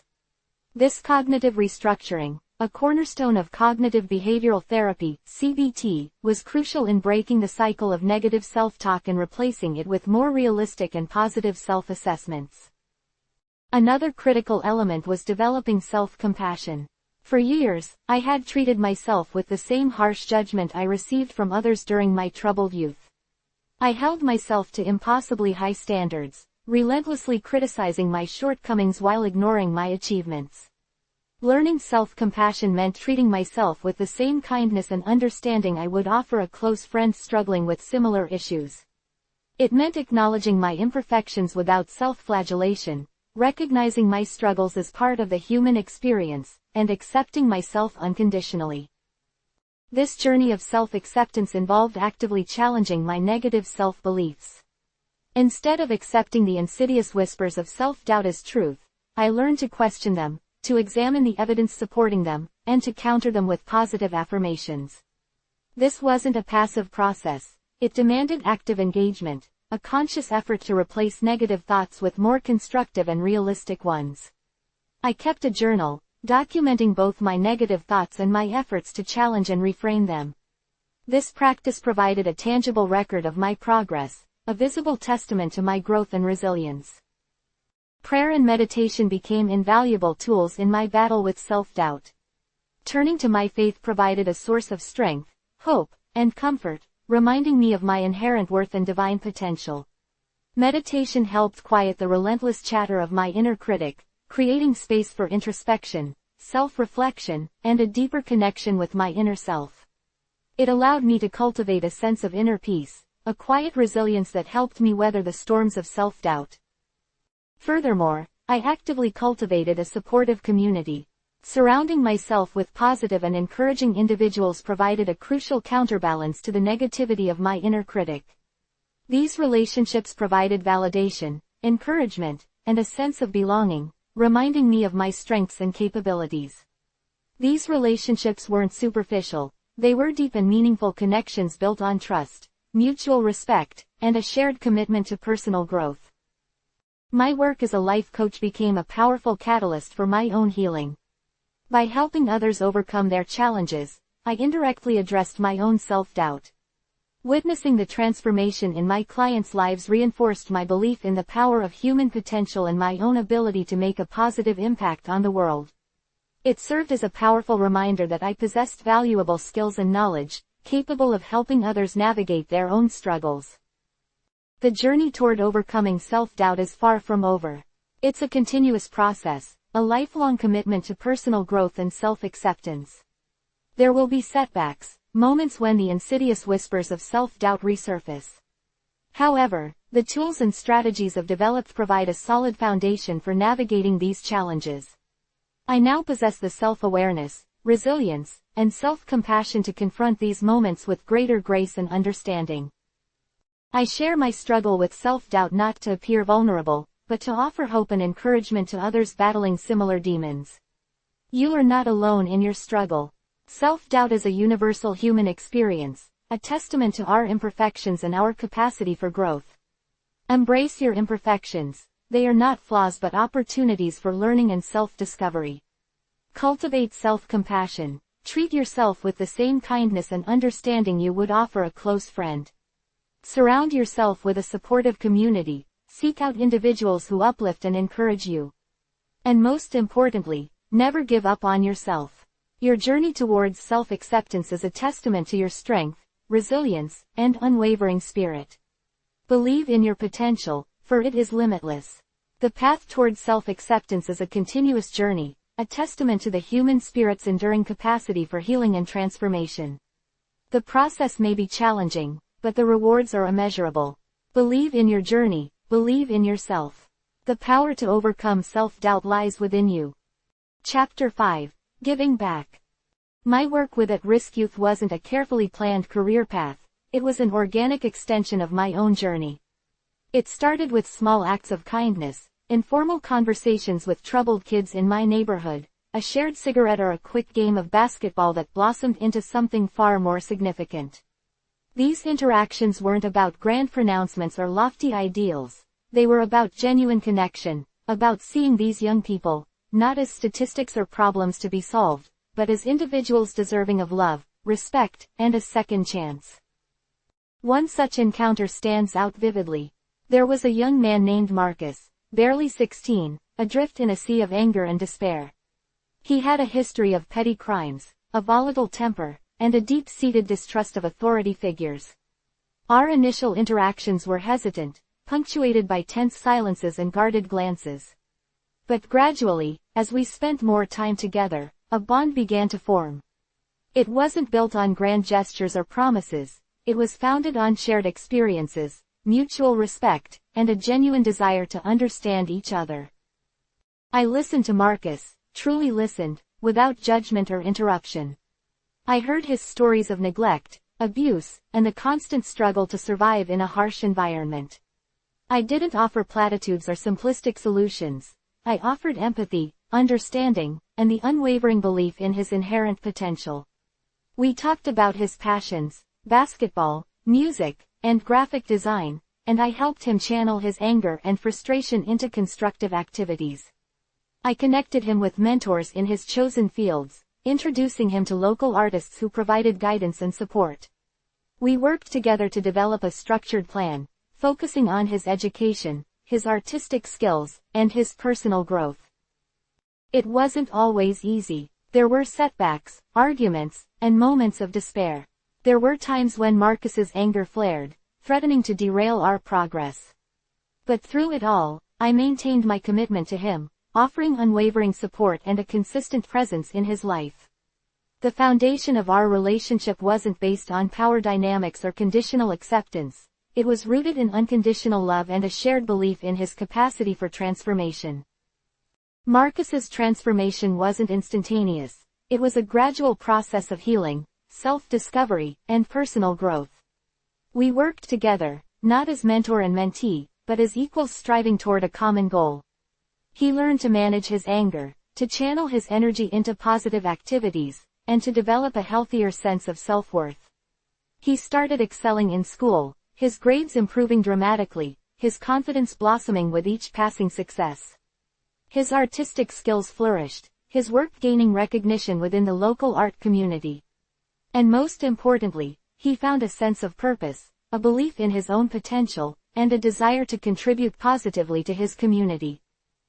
Marcus's story is just one example of the many lives I've touched through mentoring at-risk youth. Over the years, I've worked with countless young people facing similar challenges: poverty, abuse, neglect, mental health issues, and the overwhelming sense of hopelessness that often accompanies these struggles. Each individual's journey has been unique, their challenges varied, their paths toward healing distinct. But the core principles guiding my mentorship remained consistent: unconditional love, unwavering support, and a profound belief in their potential for transformation. I never approached these young people as projects to be fixed or problems to be solved. Instead, I saw them as individuals worthy of respect, empathy, and unconditional love. I listened to their stories, validated their feelings, and helped them find strength within themselves. My role was not to dictate their lives but to guide them, support them, and empower them to make their own choices. I learned a profound truth during my years of mentoring. These young people are not merely victims of circumstance. They are survivors, resilient and capable of overcoming extraordinary challenges. Their stories are not tales of defeat but narratives of perseverance, courage, and the unwavering human spirit's capacity for hope. My role was to help them uncover that strength within themselves, to provide the tools and support they needed to flourish. The impact of mentoring extends far beyond the individual level. It has a ripple effect, transforming not only the lives of the young people I work with but also their families and communities. When a young person finds stability, direction, and purpose, their positive influence extends to those around them. Their improved well-being can bring stability to their families, reduced crime rates in their neighborhoods, and a stronger sense of community. This ripple effect is the silent testament to the power of mentoring, demonstrating its significant contribution to a safer, more thriving society. My approach to mentoring draws heavily on my own experiences, the lessons I learned during my darkest hours, and the transformative power of faith. I understand the pain, the anger, and the sense of hopelessness that many of these young people experience. I share my own story, not to garner sympathy, but to demonstrate that healing is possible, that transformation is attainable, and that second chances are real. My vulnerability becomes a bridge, connecting me to them, fostering trust, and building the foundation for a meaningful and transformative relationship. Furthermore, the mentorship isn't confined to formal settings. It extends to informal interactions, spontaneous encounters, and everyday conversations. It's about creating a supportive environment, providing a safe space for these young people to express their thoughts and feelings without fear of judgment. It's about being present, listening intently, offering guidance when needed, and celebrating their triumphs, however small. It's about being a consistent presence in their lives, a reliable source of support, and an unwavering voice of belief. The successes I've witnessed through mentoring are numerous and deeply rewarding. I've seen young people overcome drug addiction, escape cycles of violence, complete their education, secure stable employment, and develop healthy relationships. These successes are not solely due to my efforts. They are a testament to the inherent resilience and strength of these young people, their unwavering determination to overcome adversity, and their capacity for growth and transformation.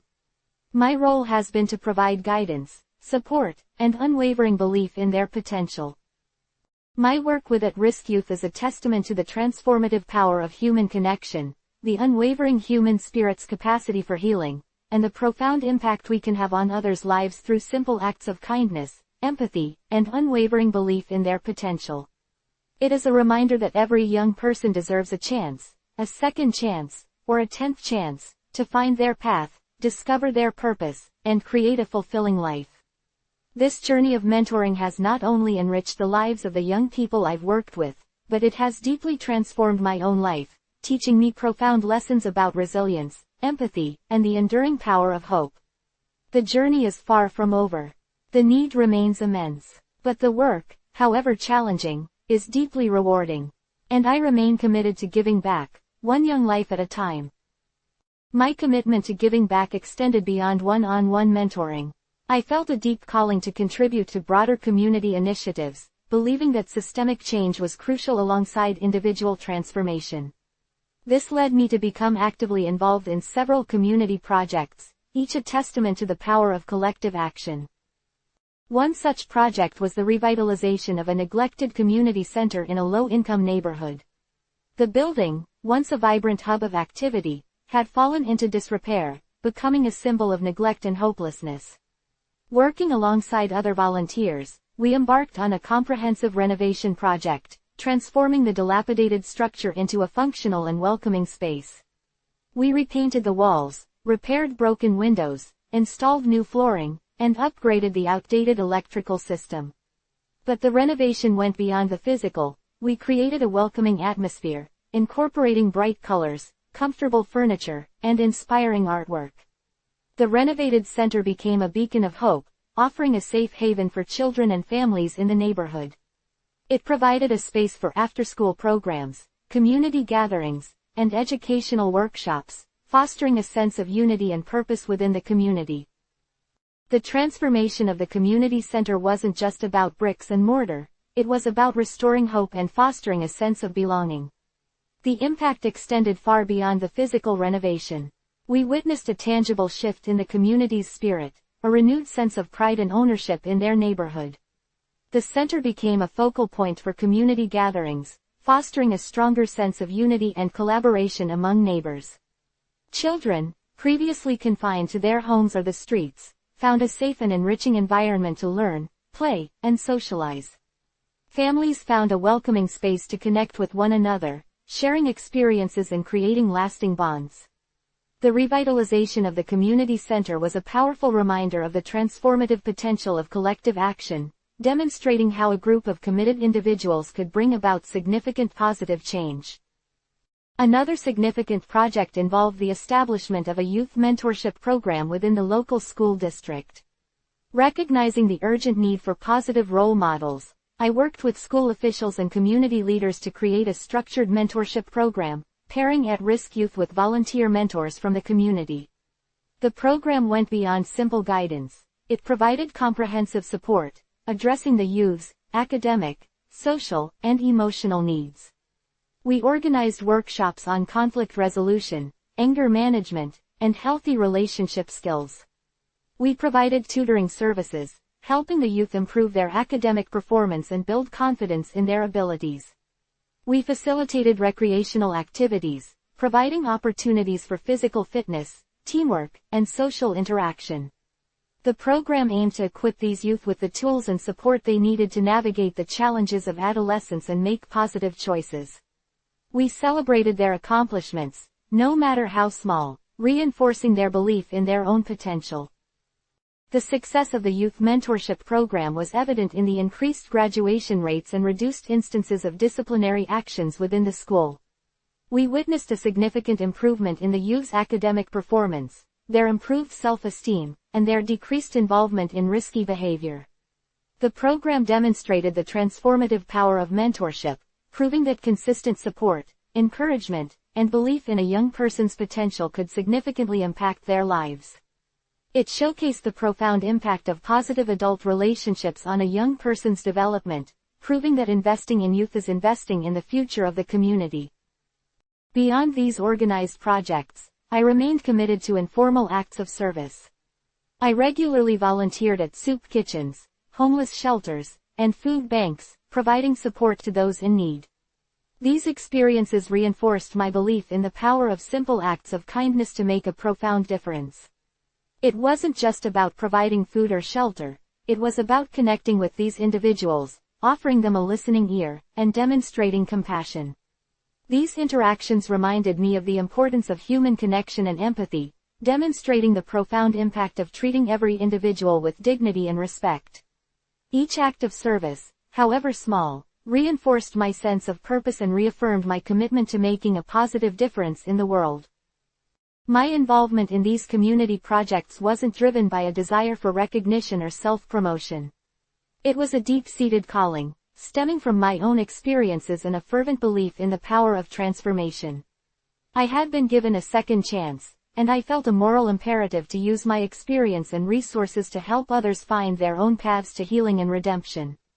My experiences with at-risk youth and my contributions to community projects taught me invaluable lessons about the human spirit's capacity for resilience and the transformative power of hope. I found profound meaning in the act of giving back, realizing that true fulfillment lies not in personal gain, but in contributing to the well-being of others. These experiences profoundly shaped my understanding of community and the importance of mutual support. I learned the value of collaboration, the power of collective action, and the importance of working together towards a common goal. I saw firsthand how seemingly small actions could create a ripple effect of positive change, impacting not just individuals but entire communities. My journey of giving back has been profoundly rewarding, teaching me valuable lessons about resilience, empathy, and the unwavering human spirit's capacity for hope. It's a journey I remain committed to, one act of service, one mentoring session, one community project at a time. The work is never finished. There's always more to do, more lives to touch, more communities to serve. But the commitment remains steadfast, a commitment born from gratitude, fueled by faith, and driven by a deep-seated desire to make a difference, one life, one community at a time. The path ahead may be challenging, but the rewards are immeasurable. The transformation continues, not just in the lives of those I serve, but also in my own heart and spirit. The journey of giving back is a journey of continuous growth, both personally and spiritually, a journey that affirms the power of hope and the enduring strength of the human spirit. And it's a journey I'm privileged to be on. The future holds more challenges, more opportunities to serve, and more stories of transformation to witness. And I'm ready. My journey of giving back naturally extended into inspiring others to embrace their own potential for transformation. It wasn't a conscious decision at first, it began organically, through conversations, shared experiences, and the simple act of being present for those who needed a listening ear. I found myself frequently sharing my story, not to boast of my accomplishments, but to offer a beacon of hope, a testament to the possibility of redemption even amidst seemingly insurmountable odds. One particularly impactful experience involved speaking at a local youth detention center. The atmosphere was charged with a palpable tension, a mixture of defiance and despair. I remember the wary eyes, the crossed arms, the palpable cynicism in the air. These weren't hardened criminals, they were troubled youth, many facing their first significant brush with the law.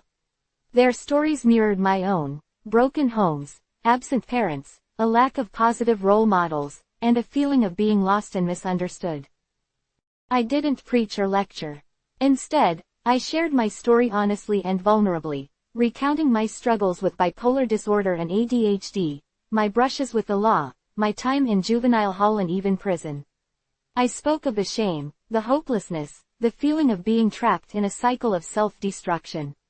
But I also spoke of the transformative power of faith, the importance of self-compassion, and the possibility of finding redemption even after making significant mistakes. I shared about the unwavering support of my mentors and faith community, the countless opportunities given to me, and the realization that my past didn't define my future. I didn't sugarcoat the journey, I acknowledged the pain, the struggles, and the ongoing challenges of mental health. My message was one of hope, resilience, and the unwavering belief in the capacity for change, even in the face of overwhelming adversity. The response was profound. Several young men approached me afterward, sharing their own struggles, their own feelings of hopelessness. These weren't easy conversations. They were raw, honest, and sometimes painful.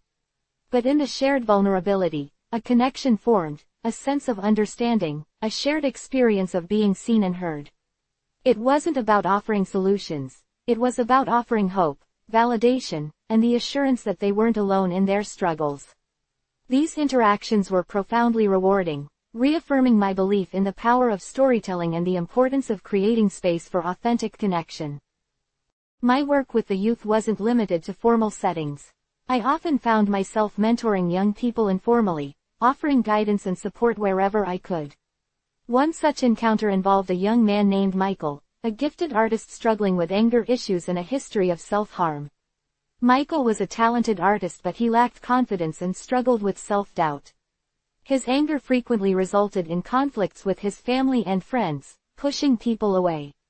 He seemed to believe he was inherently flawed, destined for failure. Our conversations often started around his artwork. It was his way of expressing his emotions without words.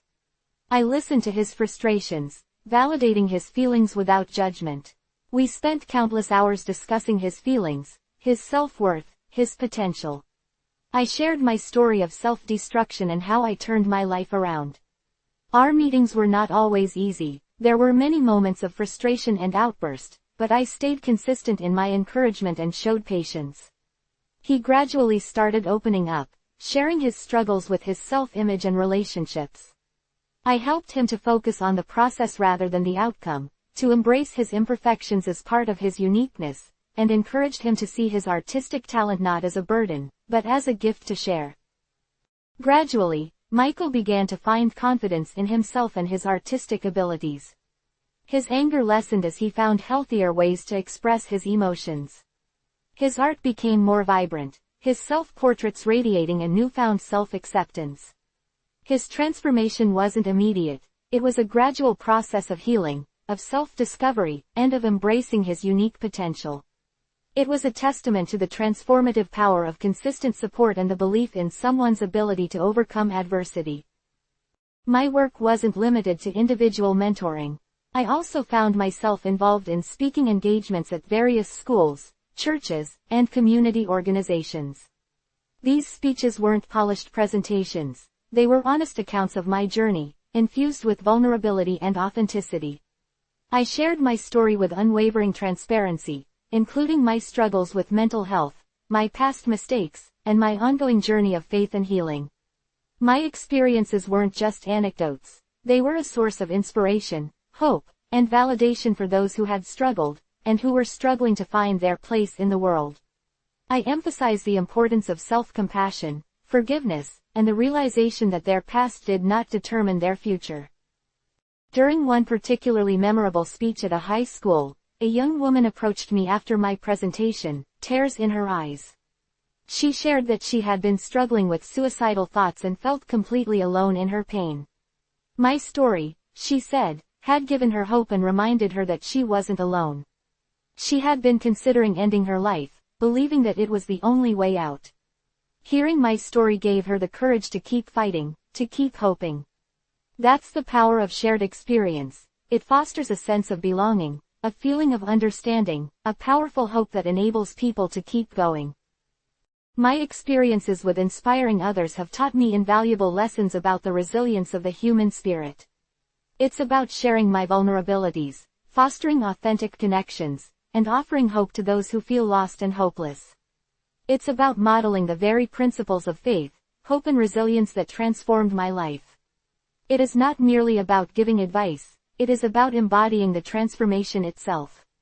This journey of inspiring others is an ongoing process. It's a journey of continuous learning, of growth, of mutual support and shared transformation. It is a testament to the incredible power of the human spirit to overcome adversity and find meaning and purpose even in the darkest of times. The work is ongoing, the journey is continuous, and the impact immeasurable. And that is a privilege that I wouldn't trade for anything. The concept of second chances resonates deeply within me, not just as a philosophical ideal, but as a lived reality. My life has been a testament to the transformative power of redemption, a journey marked by missteps, setbacks, and the unwavering belief in the possibility of a better future. This belief isn't simply a matter of optimism, it's rooted in the tangible experiences of seeing individuals, myself included, rise from the ashes of their pasts to embrace lives of purpose and contribution. My own transformation wasn't a sudden, miraculous event. It was a gradual process, a series of small steps, each one building upon the last. There were moments of doubt, times when I questioned whether I truly deserved a second chance, whether I was worthy of the grace and compassion extended to me. But through it all, there was an unwavering belief, fueled by faith and the support of those who saw beyond my mistakes, who believed in my inherent worth. This unwavering belief, I realized, is the bedrock upon which second chances are built. This understanding profoundly shaped my approach to mentoring young people. I didn't preach about the importance of second chances, I embodied them. I shared my story honestly and vulnerably, highlighting not only my successes but also my failures, my struggles with mental health, and the times I stumbled along the way. This authenticity, I've found, is crucial in building trust and creating a safe space for open and honest dialogue. Young people, especially those who've experienced trauma or adversity, often feel judged and misunderstood. They need to know that it's okay to make mistakes, that it's okay to stumble, and that there's always hope for a fresh start. One of my mentees, let's call him David, perfectly illustrates this point. David came from a deeply troubled background. He was entangled in a cycle of violence, drug abuse, and petty crime. He had spent time in juvenile detention and felt utterly hopeless, convinced that his past defined his future. He harbored deep resentment towards authority figures and struggled to trust anyone. Initially, our sessions were fraught with tension. David was guarded, his eyes filled with a profound sadness and cynicism. He wouldn't open up easily, constantly challenging my motives and questioning my ability to understand his experiences. It was incredibly challenging, emotionally draining, and sometimes I questioned if I could even help him. Our initial conversations centered on seemingly inconsequential topics: his favorite music, his favorite sports team, even the weather. It wasn't until I shared my own experiences, my struggles with similar challenges, that a breakthrough occurred. He saw that I was not judging him, I was understanding him because I had also been lost, been in the same dark place that he was in. He saw a mirror of his own struggles reflected in my life, a life that had found redemption and purpose. The turning point came when I shared my experience in prison. I didn't glorify or downplay it. I spoke of the loneliness, the fear, the despair, but also of the moments of self-reflection that led to my spiritual awakening. David, for the first time, seemed to see beyond my title as a life coach and see me as a person who had been where he was. He started to share his story, his voice trembling with vulnerability. He confessed his deep sense of shame, his fear of failure, his belief that he was beyond redemption. Our subsequent meetings shifted. The focus moved from superficial conversations to honest explorations of his past, his present struggles, and his hopes for the future. We developed a plan, setting small, achievable goals. We didn't jump into radical transformations but focused on small steps, one day at a time. He started attending anger management classes, pursuing his GED, and engaging in community service. David's transformation wasn't swift. It was a testament to the enduring power of perseverance, faith, and the belief in his inherent worth. He still faces challenges. Setbacks are inevitable, but his resilience, his determination to break free from his past, is inspiring. His story is a living embodiment of the power of second chances, a testament to the capacity for human transformation. Another young woman, Sarah, whom I mentored, demonstrated the importance of fostering self-compassion in the process of granting second chances. Sarah had struggled with severe anxiety and depression, leading to self-destructive behaviors. She carried a heavy burden of guilt and self-criticism, convinced that she was inherently flawed. Our sessions often revolved around helping her cultivate self-compassion, teaching her to treat herself with the same kindness and understanding she would offer a dear friend struggling with similar challenges. We explored mindfulness techniques, focusing on the present moment rather than dwelling on past mistakes. She discovered a passion for creative writing, channeling her pain and anxieties into poetry and short stories. This creative outlet became her refuge, a way to process her emotions and build self-esteem. Sarah's journey highlights the crucial role of self-acceptance and self-forgiveness in the process of embracing second chances. It is not enough to offer others second chances, we must grant them to ourselves too. We must see beyond our failures and recognize our inherent worth.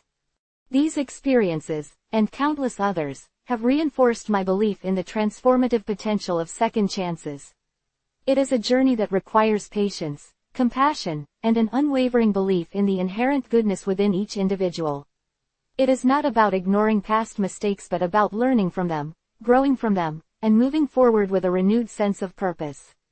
The process of offering second chances isn't just about providing opportunities, it is about fostering hope, building resilience, and empowering individuals to embrace their potential for transformation. It's about believing in the power of redemption and the inherent worth of every human being, regardless of their past. It's about acknowledging that our pasts don't define us, and that a better future is always within reach. This belief, this unwavering hope, is the most powerful gift we can offer ourselves and others. It is the very essence of second chances. Leaving a positive legacy isn't a destination, it's a continuous journey. It's not about achieving some grand, singular accomplishment, but rather about the consistent, daily choices we make to contribute positively to the world around us. My journey, from the depths of despair to a life dedicated to helping others, has taught me the profound importance of this ongoing commitment. While I've experienced significant personal transformation, my work is far from over. My past experiences, both the triumphs and the failures, fuel my desire to leave a lasting impact, a legacy of hope and resilience for future generations. One of my primary goals is to continue mentoring young people. The stories of David and Sarah are just two examples from a tapestry of lives I've been privileged to touch. Each young person I work with brings their own unique set of challenges and aspirations, and my role is to provide guidance, support, and unwavering belief in their potential. I strive to create a safe space where vulnerability is celebrated, not condemned, a place where open and honest dialogue can flourish. I want them to understand that their past mistakes don't define their future, that they possess the inherent capacity for growth and change. Beyond individual mentoring, I envision expanding my outreach through various platforms. I'm currently developing an online course focused on self-compassion and resilience-building techniques, specifically designed for young adults struggling with trauma and adversity. This online platform will allow me to reach a wider audience, offering support and guidance to those who may not have access to in-person mentoring services. The course will incorporate interactive exercises, guided meditations, and personal narratives from individuals who have successfully navigated similar challenges. I believe that this broader approach will amplify the impact of my work, creating a ripple effect of positive change. In addition to the online course, I'm exploring the possibility of writing a series of short, accessible books aimed at younger readers. These books would address topics such as self-esteem, coping with anxiety, and building healthy relationships, all through the lens of my personal experiences and my faith. I believe that by sharing my story in a relatable and age-appropriate manner, I can empower young readers to navigate their own challenges with greater confidence and resilience. The books will use simple language, avoiding complex psychological terminology, and will incorporate illustrations to make them more engaging and accessible. The visual storytelling approach will enhance understanding and create emotional connections for young readers. Furthermore, I am actively seeking collaborations with schools and community organizations to deliver workshops and presentations on topics related to mental health, resilience, and the importance of second chances. I believe that by engaging with young people directly, through interactive and engaging presentations, I can foster a more supportive and understanding environment within schools and communities. The workshops will combine interactive discussions, personal anecdotes, and practical strategies for building resilience. The focus will be on creating a sense of community and mutual support, empowering participants to share their experiences and learn from one another. This collaborative approach can extend the impact of my work and establish a network of support for young people. My faith plays an integral role in my work, not as a tool for proselytization but as a guiding principle that shapes my approach to helping others. My belief in the inherent goodness within every individual, regardless of their past, fuels my commitment to offering second chances and promoting self-compassion. My faith provides me with the strength and resilience to navigate the challenges of this work and to maintain a positive perspective, even in the face of setbacks. It is a source of unwavering hope and strength, propelling me forward in my mission to make a positive difference in the lives of others. I'll continue to weave my faith into the fabric of my work, but not in a preachy or judgmental way. Rather, I will use it as a lens through which to view the inherent worth of each individual I encounter. It is the foundation upon which my entire philosophy of redemption and second chances is built. My aspirations extend beyond individual mentoring and public speaking engagements. I dream of establishing a nonprofit organization dedicated to providing comprehensive support services for at-risk youth. This organization would offer a holistic approach to assisting young people, encompassing mentoring, academic support, vocational training, and access to mental health services. This multifaceted approach will address the various needs of at-risk youth and provide the support they need to thrive. The organization will strive to create a supportive and empowering environment, enabling young people to develop their full potential and build a brighter future. The establishment of this nonprofit is a long-term goal, requiring careful planning and strategic partnerships.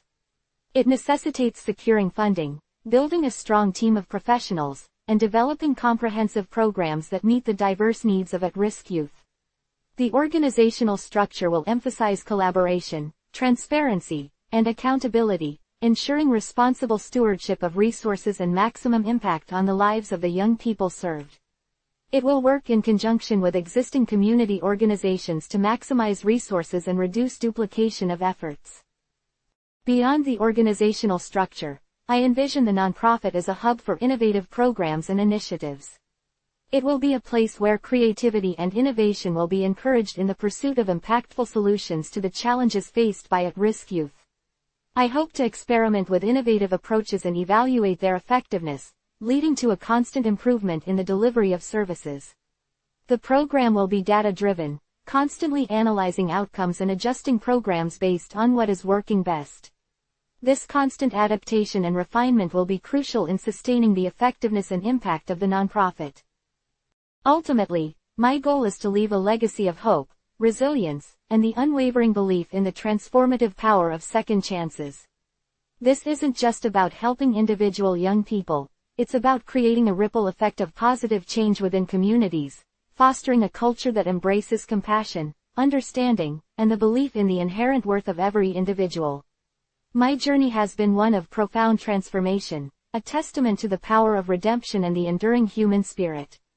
And it is this same spirit, this unwavering belief in the possibility of a better future, that fuels my dedication to creating a lasting legacy of hope and empowerment for generations to come. This ongoing commitment, this continuous journey, is the true essence of leaving a positive legacy. It's not a destination, it's a way of life. It's a promise I make to myself, to those I've mentored, and to the countless young people who still need to hear that their past doesn't define them, and that a brighter future is always possible. Chapter 6. Managing Mental Health. The journey from the depths of despair to a life dedicated to service isn't a linear path, paved with smooth transitions and unwavering stability. It's a winding road, full of unexpected twists and turns, steep inclines and sudden drops. For me, managing my bipolar disorder and ADHD remains a constant challenge, a daily negotiation between the highs and lows, the hyperfocus and the scattered thoughts. It's a battle I fight not just for my own well-being but also for the sake of the work I am called to do. My capacity to be a consistent and effective mentor, coach, and advocate relies heavily on my ability to manage these conditions effectively. One of the biggest challenges is the unpredictable nature of bipolar disorder. The manic episodes, characterized by intense energy, racing thoughts, and impulsive behavior, can be debilitating. During these periods, my usual structure and routines fall apart. The meticulously planned mentoring sessions get derailed by sudden bursts of activity, the carefully crafted online course materials become tangled in a chaotic web of unfinished projects. Even simple tasks, like responding to emails or preparing for a presentation, can feel overwhelming and impossible. The sense of urgency and grandiosity that accompanies mania can lead to poor judgment and impulsive decisions, jeopardizing relationships and opportunities. The depressive episodes present a different but equally formidable challenge. These periods are characterized by profound sadness, loss of motivation, and feelings of hopelessness. The energy that once propelled me forward now feels completely drained. Simple tasks that once seemed manageable now loom like insurmountable mountains. The enthusiasm I usually possess for mentoring and coaching wanes, leaving me feeling inadequate and unable to provide the support that young people desperately need. The desire to connect with others diminishes, isolating me even more and deepening the sense of despair.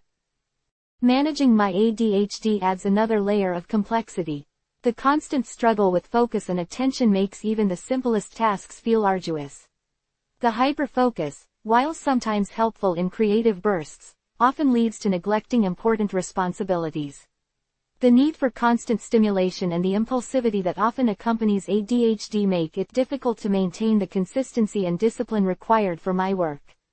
This constant internal struggle, this relentless battle against the symptoms of my disorders, requires immense self-awareness, self-compassion, and unwavering dedication. Over the years, I've developed various strategies to help manage these challenges. Medication plays a crucial role, providing a baseline of stability and allowing me to function more effectively. However, medication alone isn't enough. Regular therapy sessions, with a therapist who understands the nuances of bipolar disorder and ADHD, provide a critical space for processing my experiences, developing coping mechanisms, and adjusting my treatment plan as needed. Self-care is no longer a luxury, it's a necessity. Regular exercise, a healthy diet, and sufficient sleep are essential for maintaining my mental and emotional well-being. These practices, while seemingly simple, are often the first to be neglected during manic or depressive episodes. The discipline required to prioritize self-care is challenging, particularly during periods of instability. However, I've learned that neglecting self-care only exacerbates my symptoms, making it even more difficult to manage my conditions and fulfill my responsibilities. Building a strong support system has been instrumental in my journey. My faith community, my family, and my close friends provide invaluable support, understanding, and encouragement. Their unwavering belief in me, even during the darkest periods, has been crucial to my recovery and ongoing well-being. They offer a lifeline when I feel overwhelmed and alone, reminding me of my worth and helping me to navigate the challenges I face. Open communication is key. I've learned the importance of being transparent with those closest to me about my struggles. Sharing my experiences has not only helped me to process my emotions but has also allowed others to better understand my behavior and provide more effective support. Openness reduces the stigma surrounding mental illness and creates a space for mutual understanding and empathy. The struggle is ongoing, a constant negotiation between the challenges presented by my mental health conditions and my commitment to making a positive difference in the lives of others. There are days when the weight of these responsibilities feels overwhelming, when the symptoms of my disorders threaten to consume me. But there are also days, many days, when the joy and fulfillment I experience from my work outweigh the challenges. The positive impact I witness in the lives of the young people I mentor provides the motivation to keep fighting, to keep striving for stability, to keep pushing forward despite the setbacks. One of my biggest lessons has been the importance of self-compassion.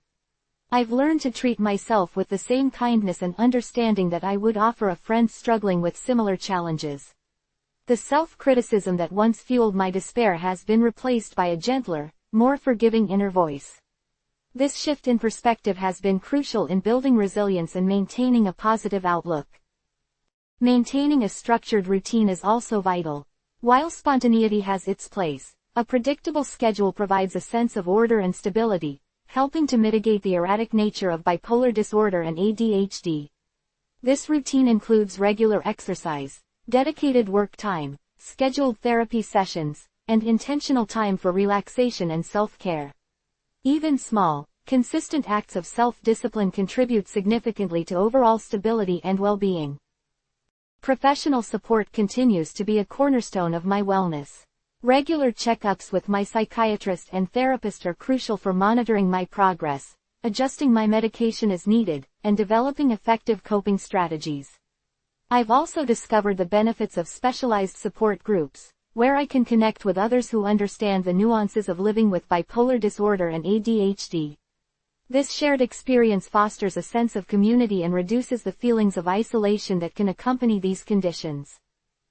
Beyond professional support, I've incorporated mindfulness practices into my daily routine. Meditation, deep breathing exercises, and yoga help to calm my mind, reduce anxiety, and improve focus. These practices, though initially challenging, have become invaluable tools for managing the emotional and mental fluctuations associated with my disorders. My faith remains a constant source of strength and resilience. It provides a framework for understanding my struggles, finding meaning in suffering, and fostering hope for the future. My faith doesn't provide a magical cure, but it offers a sense of purpose, a belief in my inherent worth, and the unwavering support of a loving community. The journey of managing bipolar disorder and ADHD is not a destination, it's a lifelong process. There will be ups and downs, periods of stability and instability, triumphs and setbacks.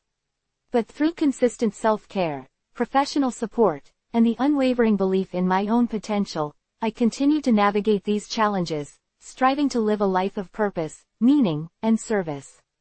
It is a journey that requires constant vigilance, self-awareness, and unwavering commitment, but it is a journey worth undertaking, a journey that has led me to a place of profound gratitude and unwavering hope. This ongoing battle for mental wellness is not just a personal struggle, it is intertwined with my ability to help others, to be a positive influence in the lives of the young people I serve. It's a testament to the resilience of the human spirit, a constant reminder that even in the midst of challenges, hope and healing are possible. And that is a message I strive to convey, both through my actions and my words. The foundation of my ability to navigate the complexities of bipolar disorder and ADHD rests firmly on a consistent and comprehensive self-care regimen. It's not a luxury, but a non-negotiable component of my daily life, a crucial element in maintaining stability and preventing the debilitating effects of these conditions from overwhelming me. It's a multifaceted approach, addressing both the physical and mental aspects of my well-being, and it requires discipline, self-awareness, and a commitment to prioritizing my needs. One of the cornerstones of my self-care is regular physical exercise. This isn't about achieving peak physical fitness, it's about moving my body, releasing endorphins, and combating the lethargy that often accompanies depressive episodes. Even on days when the motivation is lacking, I force myself to go for a walk, a run, or to simply stretch. The act of moving, however small, makes a tangible difference in my mood and energy levels. I've found that even a 15-minute walk can break through the fog of depression and provide a much-needed boost of energy. I've experimented with different types of exercise, from brisk walking and jogging to weight training and yoga, and I've found that incorporating variety keeps things interesting and prevents me from getting bored. The key is consistency, not intensity. Finding an activity I enjoy, and making time for it regularly, is crucial for maintaining its positive effects. Equally important is nutrition. A healthy diet, rich in fruits, vegetables, and whole grains, provides the essential nutrients my body needs to function optimally. This isn't about restrictive dieting, it's about making mindful food choices that support my overall health.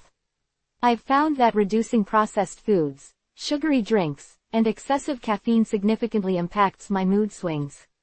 I actively avoid foods that trigger mood instability, learning through trial and error what works best for my body.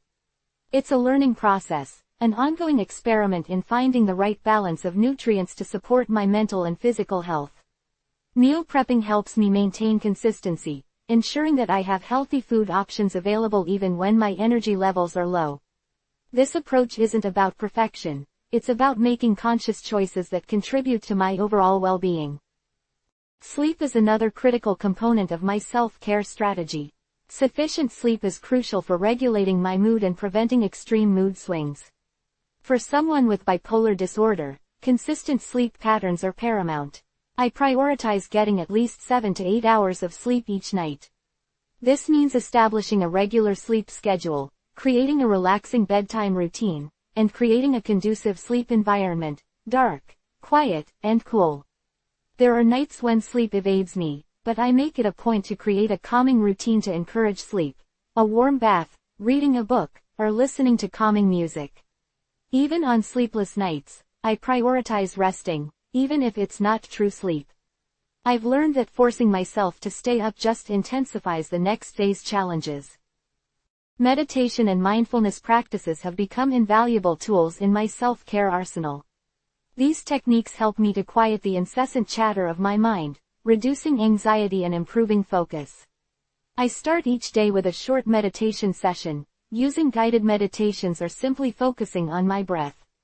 I find mindfulness especially helpful in navigating the intense energy of manic episodes, helping me to ground myself in the present moment and avoid impulsive decisions. Mindfulness exercises also help me navigate the depressive episodes, allowing me to observe my feelings without judgment. The practice requires consistent effort, but the benefits far outweigh the challenges. I have integrated short mindfulness exercises throughout my day, using them as tools to manage stressful situations or overwhelming emotions. Therapy plays a crucial role in my mental health management. Regular sessions with a therapist who understands the nuances of bipolar disorder and ADHD provide a safe and supportive space to process my emotions, develop coping mechanisms, and adjust my treatment plan as needed. Therapy isn't just about addressing past traumas. It's about developing strategies for navigating the ongoing challenges of living with these conditions. My therapist helps me identify triggers, develop healthier coping mechanisms, and learn how to manage difficult emotions. We work collaboratively to adjust my treatment plan, ensuring it remains effective in meeting my evolving needs. The therapeutic relationship itself is a source of support and encouragement, providing a sense of stability and continuity in my life.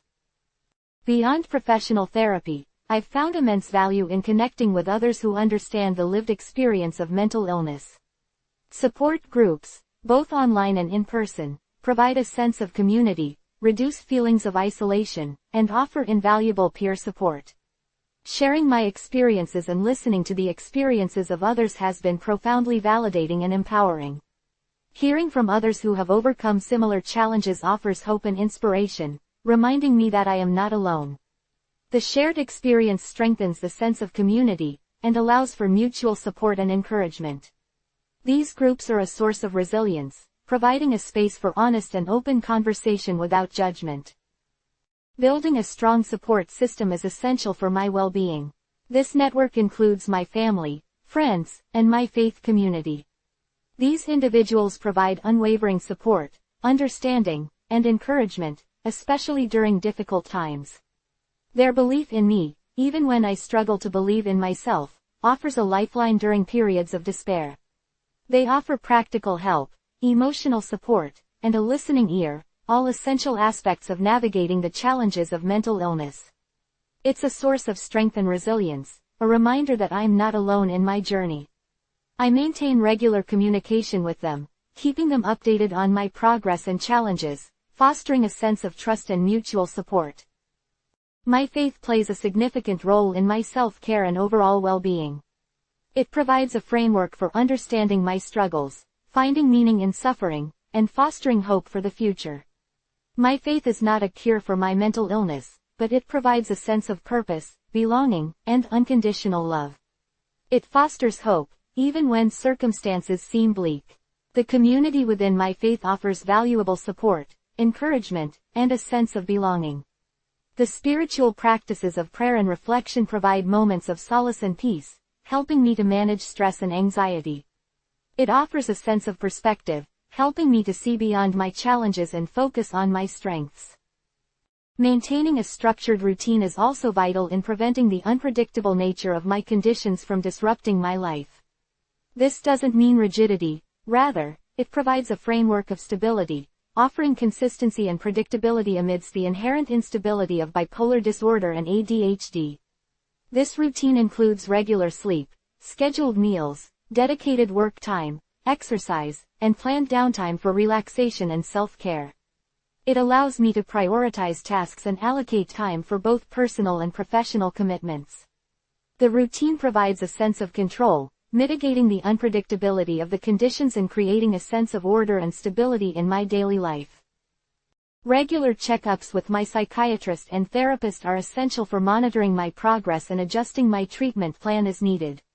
Medication plays a crucial role in stabilizing my moods and managing my symptoms, but regular adjustments are often necessary. These checkups allow for open communication and collaboration, ensuring my treatment remains effective and tailored to my specific needs. They provide a framework for monitoring my mental and physical health, ensuring early intervention should any significant changes occur. While the self-care strategies I've described are essential, I recognize the importance of self-compassion. There will be days when I fall short, when my best efforts aren't enough, and when the symptoms of my disorders overwhelm me. On these days, I strive to treat myself with the same kindness and understanding that I would offer a friend facing similar struggles. Self-criticism only exacerbates my symptoms, hindering my progress and exacerbating my negative feelings. Self-compassion allows me to acknowledge my struggles without self-judgment, fostering resilience and helping me to move forward.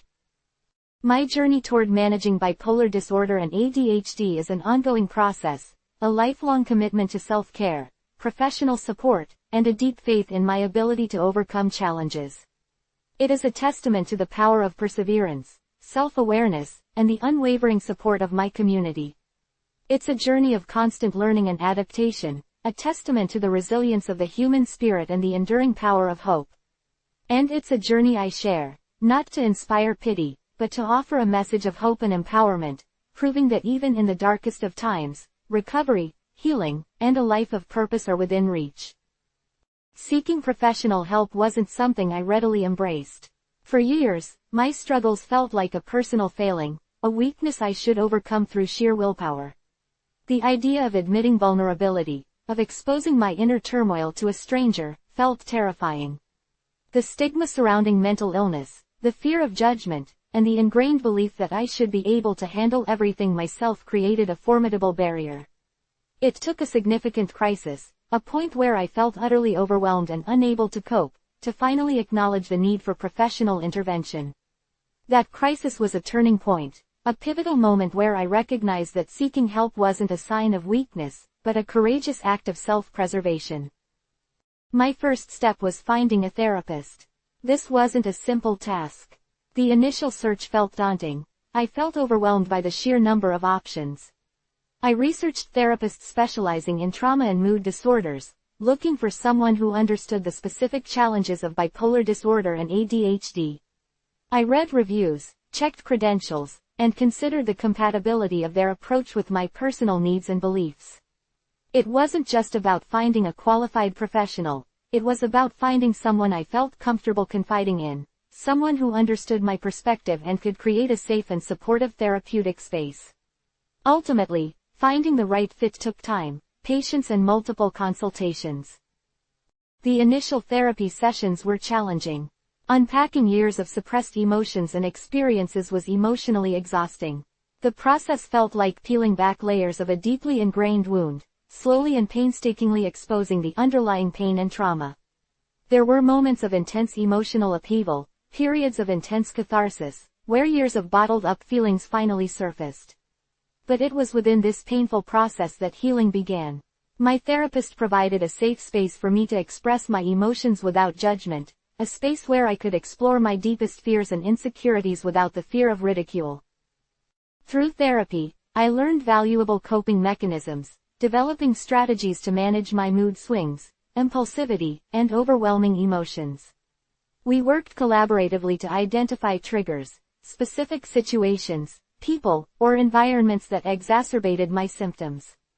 Once identified, I could implement strategies to manage them before they spiraled out of control. This ranged from developing healthy coping mechanisms like meditation and mindfulness to learning how to actively avoid triggering situations when possible. The process was iterative, a continuous refinement of strategies through trial and error. What worked one week might not work the next, highlighting the necessity for ongoing adaptation and self-awareness. Beyond individual therapy, I also benefited immensely from group therapy. The experience of sharing my struggles with others who understood, who shared similar experiences, was invaluable. It shattered my sense of isolation, replacing it with a powerful sense of community and belonging. In these groups, I discovered the strength and resilience found in shared vulnerability. Hearing others' stories, their triumphs and setbacks, helped me realize I wasn't alone in my struggles. It fostered a powerful sense of camaraderie and mutual support, a crucial element in navigating the ongoing challenges of mental illness. Psychiatric care was another integral part of my treatment plan. My psychiatrist worked closely with my therapist to develop a comprehensive treatment plan, one that addressed both the psychological and biological aspects of my conditions. This involved medication management, carefully titrating dosages and adjusting medications as needed to manage my symptoms effectively. Regular checkups allowed for open communication and ensured the treatment plan was always aligned with my changing needs. This aspect was particularly important, since medication could take time to find the right balance and potential side effects necessitated frequent adjustments. Medication wasn't a magic bullet. It didn't immediately erase my problems, but it significantly reduced the severity and frequency of my mood swings and impulsive behaviors. It provided a level of stability that allowed me to actively engage in therapy and other self-care strategies. Managing my medication was an ongoing process, requiring consistent monitoring, communication with my psychiatrist, and careful self-observation. It was a process that required patience, open communication and a commitment to work collaboratively with my treatment team. Beyond formal therapy and psychiatric care, I actively sought out support groups. These weren't merely therapy sessions in a group setting, they were communities of shared experience, providing a powerful sense of connection and belonging. These groups provided emotional support, shared resources and insights, and most importantly, a sense of normalcy. Hearing others' stories validated my own experiences and eased the pervasive feeling of isolation. There was power in this collective struggle, a reminder that recovery wasn't a solitary endeavor but a shared journey. The support groups also offered practical advice. Members shared tips for coping with challenging situations, managing symptoms, and building self-esteem. The diversity of experiences within these groups provided a wealth of knowledge, demonstrating various coping strategies and highlighting the myriad pathways towards recovery. This collective wisdom proved invaluable, enriching my understanding of my conditions and expanding my toolkit of coping strategies. This peer support, a valuable supplement to professional guidance, allowed for a sense of community and empowerment rarely encountered in isolation. My journey wasn't without setbacks. There were times when I felt overwhelmed, when my coping mechanisms failed, and when my symptoms resurfaced. During these moments, my support network, my therapist, psychiatrist, and support group, became my lifeline. They provided the necessary support and reassurance to navigate these difficult periods, reminding me that setbacks were inevitable parts of the recovery journey, not signs of failure. The ability to openly discuss these challenges without judgment was key to my ongoing progress. This constant support helped me to re-evaluate my strategies, adjust my treatment plan, and find strength in my vulnerabilities. The process of seeking and utilizing professional help wasn't linear. It was a winding path, characterized by peaks and valleys, successes and setbacks. It demanded courage, vulnerability, and a willingness to confront my deepest fears and insecurities. But through this process, I found a strength I never knew I possessed, a resilience that allowed me to navigate the complexities of my mental health conditions with hope and determination. My story is a testament to the transformative power of seeking professional help, the importance of self-compassion, and the enduring power of community support in the journey toward recovery and healing. It's a journey that continues to this day, a testament to the lifelong commitment required for maintaining mental wellness and embracing a life of purpose, despite the ongoing challenges. Sharing my story is not about boasting resilience, but about inspiring hope and encouraging others to seek help when they need it, remembering that vulnerability is not a weakness, but a strength. Building resilience wasn't a sudden, miraculous event, it was a gradual process, forged in the fires of adversity. It wasn't about magically avoiding setbacks, but about learning to navigate them, to rise from the ashes stronger and wiser. My journey wasn't linear, it was a series of stumbles, falls, and slow, painstaking climbs back up. Each fall taught me something invaluable, refining my coping mechanisms and fortifying my resolve. One particularly difficult period involved a relapse, a harsh reminder that recovery is not a destination but an ongoing journey. After several months of relative stability, my mood plummeted. The familiar symptoms returned with a vengeance. Racing thoughts, sleeplessness, irritability, and overwhelming feelings of hopelessness. The carefully constructed coping mechanisms I'd developed crumbled under the weight of the intense emotional pressure. This relapse was particularly devastating because it felt like a failure, a betrayal of the progress I'd made. The self-doubt crept in, whispering insidious lies about my worthlessness and inability to overcome my challenges. I remember the feeling of utter despair, the crushing weight of negativity that threatened to suffocate me. It was a dark place, a place I desperately wanted to escape but felt powerless to leave. Yet, within that darkness, a flicker of resilience remained. It wasn't a grand, heroic surge of strength, it was a quiet, persistent whisper urging me to reach out. I remembered the lessons learned during therapy, the importance of vulnerability, the power of community support, and the necessity of seeking professional help. I picked up the phone and called my therapist. This wasn't a simple call, it required immense courage. It meant admitting failure, exposing my vulnerability to another person. But the relief that followed was immense. My therapist provided a safe space for me to process my emotions, to acknowledge my struggles without judgment. She didn't offer quick fixes or empty platitudes. She offered empathy, understanding, and a roadmap back to stability. We adjusted my medication, refined my coping mechanisms, and explored the underlying triggers that contributed to the relapse. It wasn't a quick fix, it was a collaborative process, a partnership between myself and my treatment team. It was humbling to acknowledge that my struggles were ongoing, that recovery wasn't a one-time achievement, but a continuous process demanding consistent vigilance and self-care.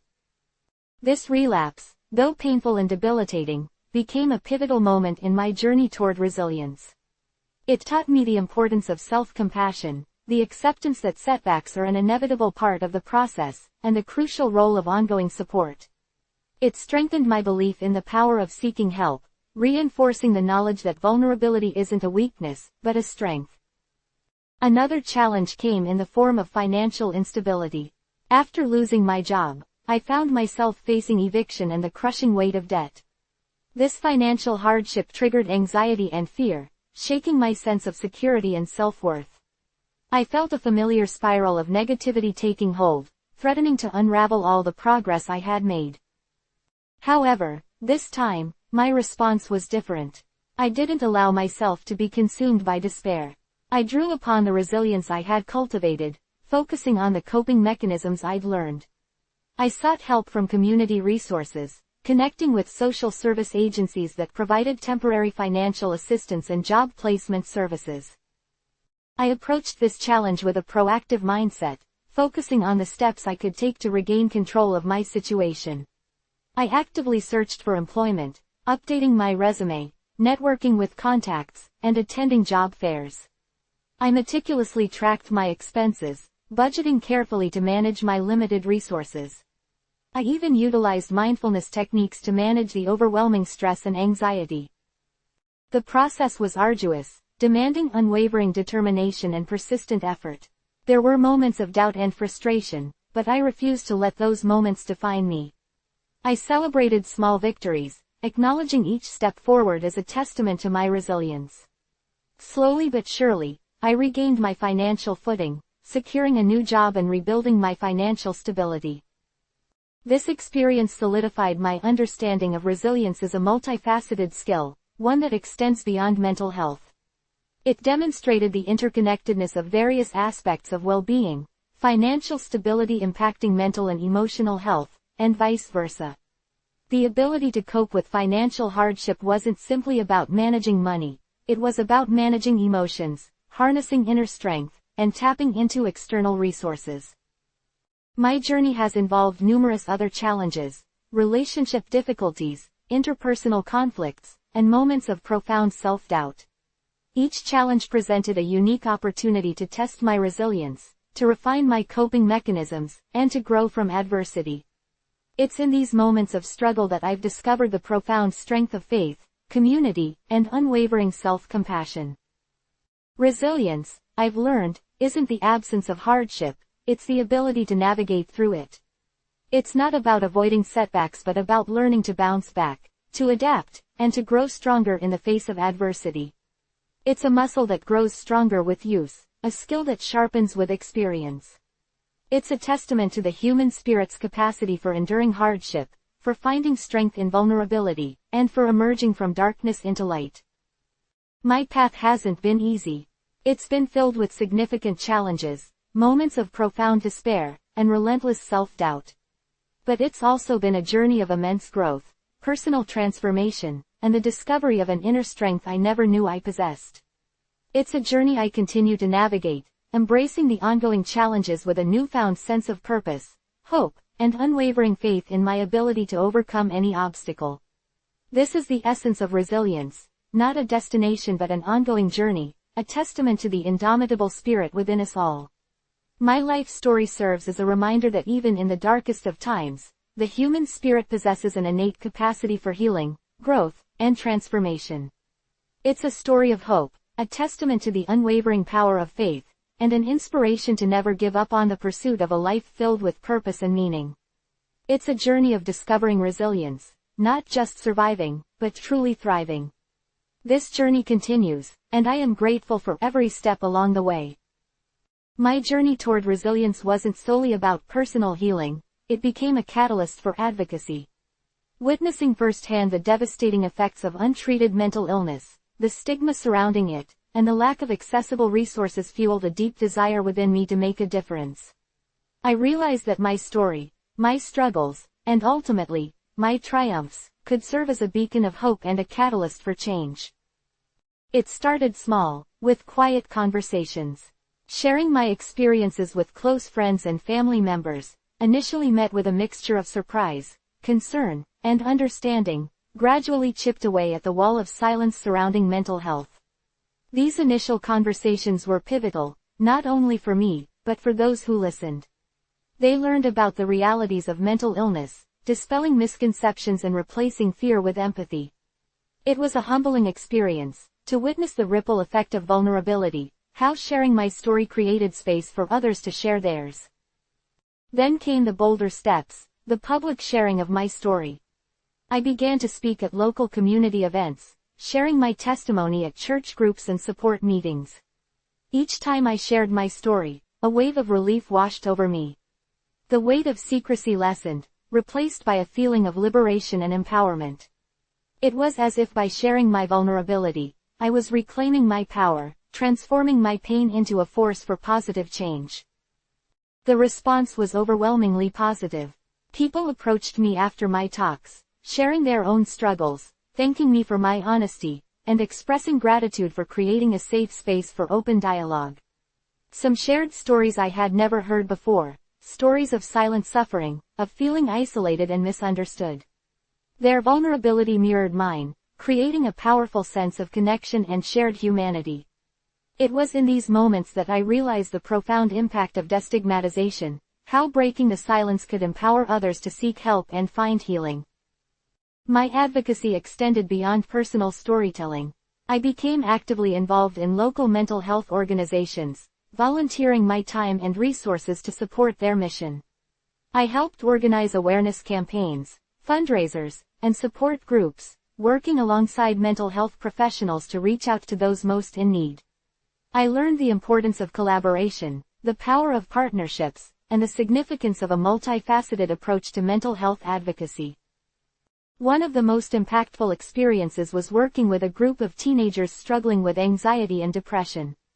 Many of them had never spoken openly about their struggles before, afraid of judgment or ridicule. Creating a safe and supportive environment, where they felt comfortable sharing their thoughts and emotions without fear of reprisal, was crucial. We engaged in group therapy sessions, creative arts workshops, and mindfulness exercises. Witnessing their transformation was incredibly rewarding, seeing them gradually reclaim their self-worth, rebuild their confidence, and discover their inner strength. It was through this work that I recognized the critical role of education in mental health advocacy. Many individuals lack a basic understanding of mental illness, perpetuating misconceptions and hindering access to effective treatment. I started offering workshops and presentations at schools and community centers, educating people about common mental health conditions, debunking myths, and highlighting the importance of seeking professional help. My presentations were designed to be engaging and informative, using personal anecdotes to connect with the audience on an emotional level. I emphasized the importance of self-care, stress management techniques, and the availability of support resources. My commitment to mental health advocacy expanded to the digital realm. I created a social media presence, sharing my story and offering encouragement to others.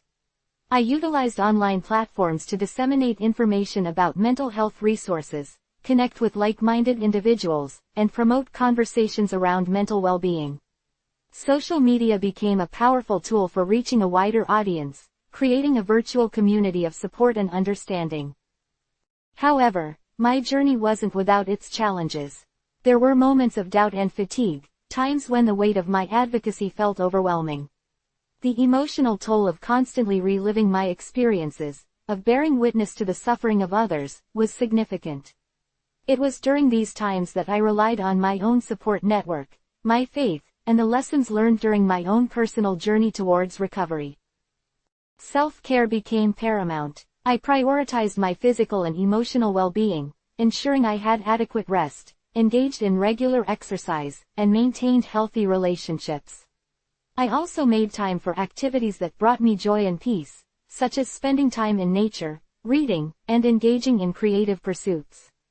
These activities served as a source of replenishment, enabling me to continue my advocacy work with sustained energy and compassion. The significance of my advocacy work goes beyond personal fulfillment. It's about creating a world where individuals struggling with mental illness feel seen, heard, and understood. It's about challenging the stigma that prevents people from seeking help, fostering a culture of compassion and support, and ensuring access to quality mental health care for all. My journey has taught me that mental health is not a destination but an ongoing journey, a process of self-discovery, growth, and resilience.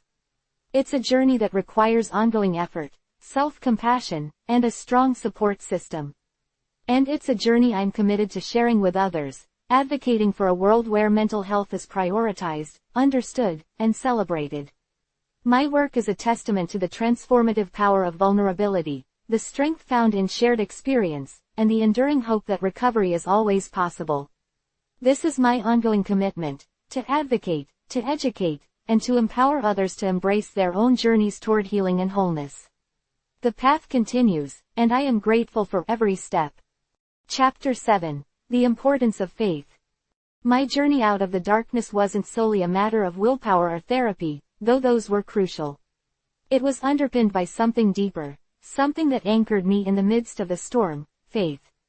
Not just a vague belief, but a profound and unwavering trust in a power greater than myself, a power that offered solace, guidance, and the strength to keep moving forward even when I felt utterly broken. This faith became the foundation upon which I rebuilt my life, brick by painstaking brick. Before my faith took root, my life was a chaotic whirlwind of impulsive decisions and reckless behavior. My bipolar disorder and ADHD fueled this instability, making it nearly impossible to maintain any semblance of consistency or direction. I was adrift at sea, tossed about by the relentless waves of my own internal struggles.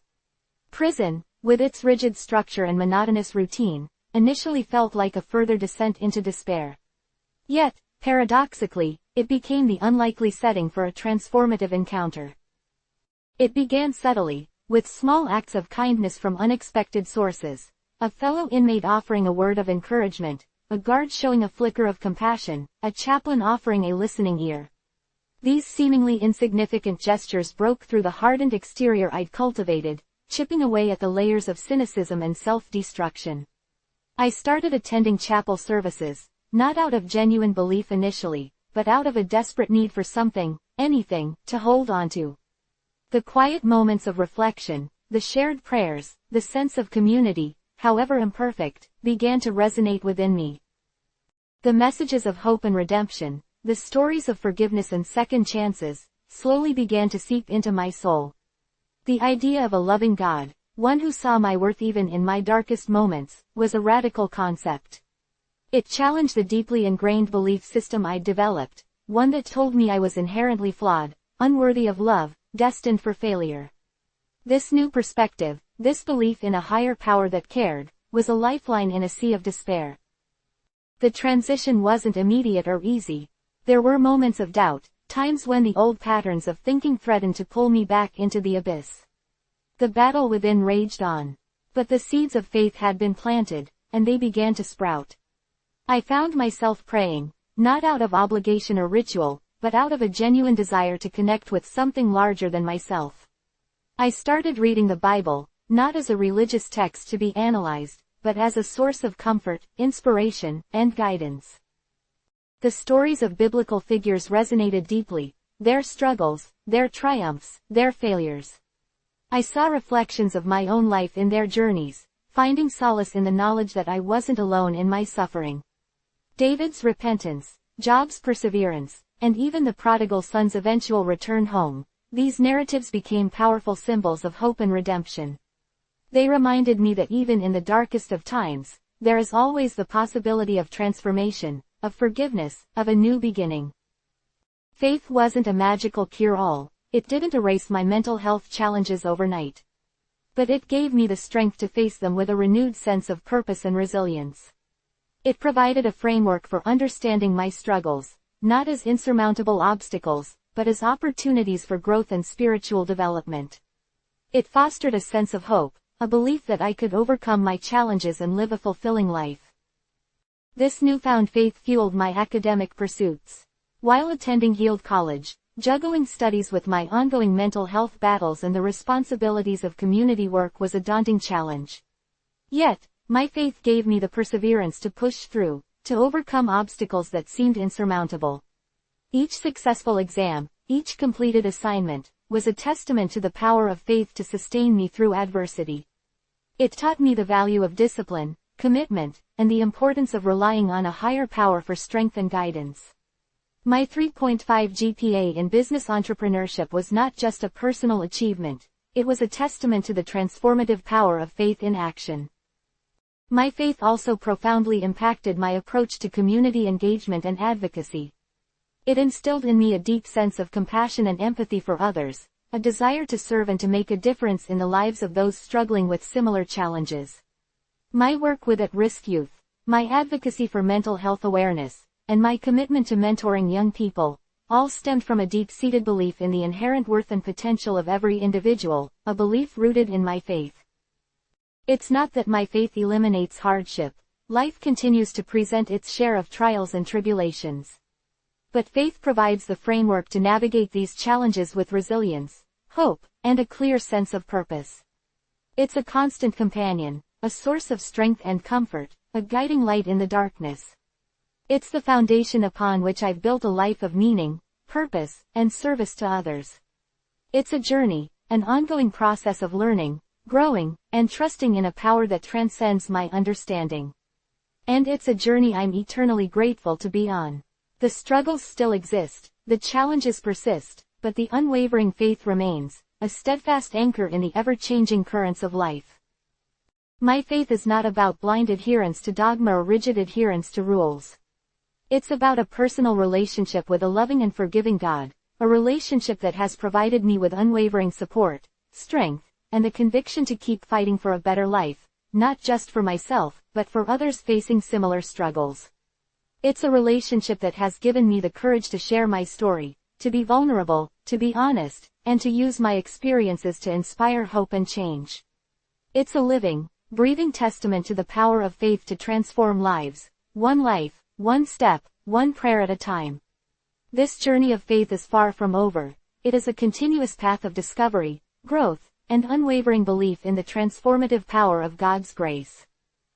The lessons I've learned along the way are invaluable, not just for myself, but for anyone struggling to find their footing amidst life's storms.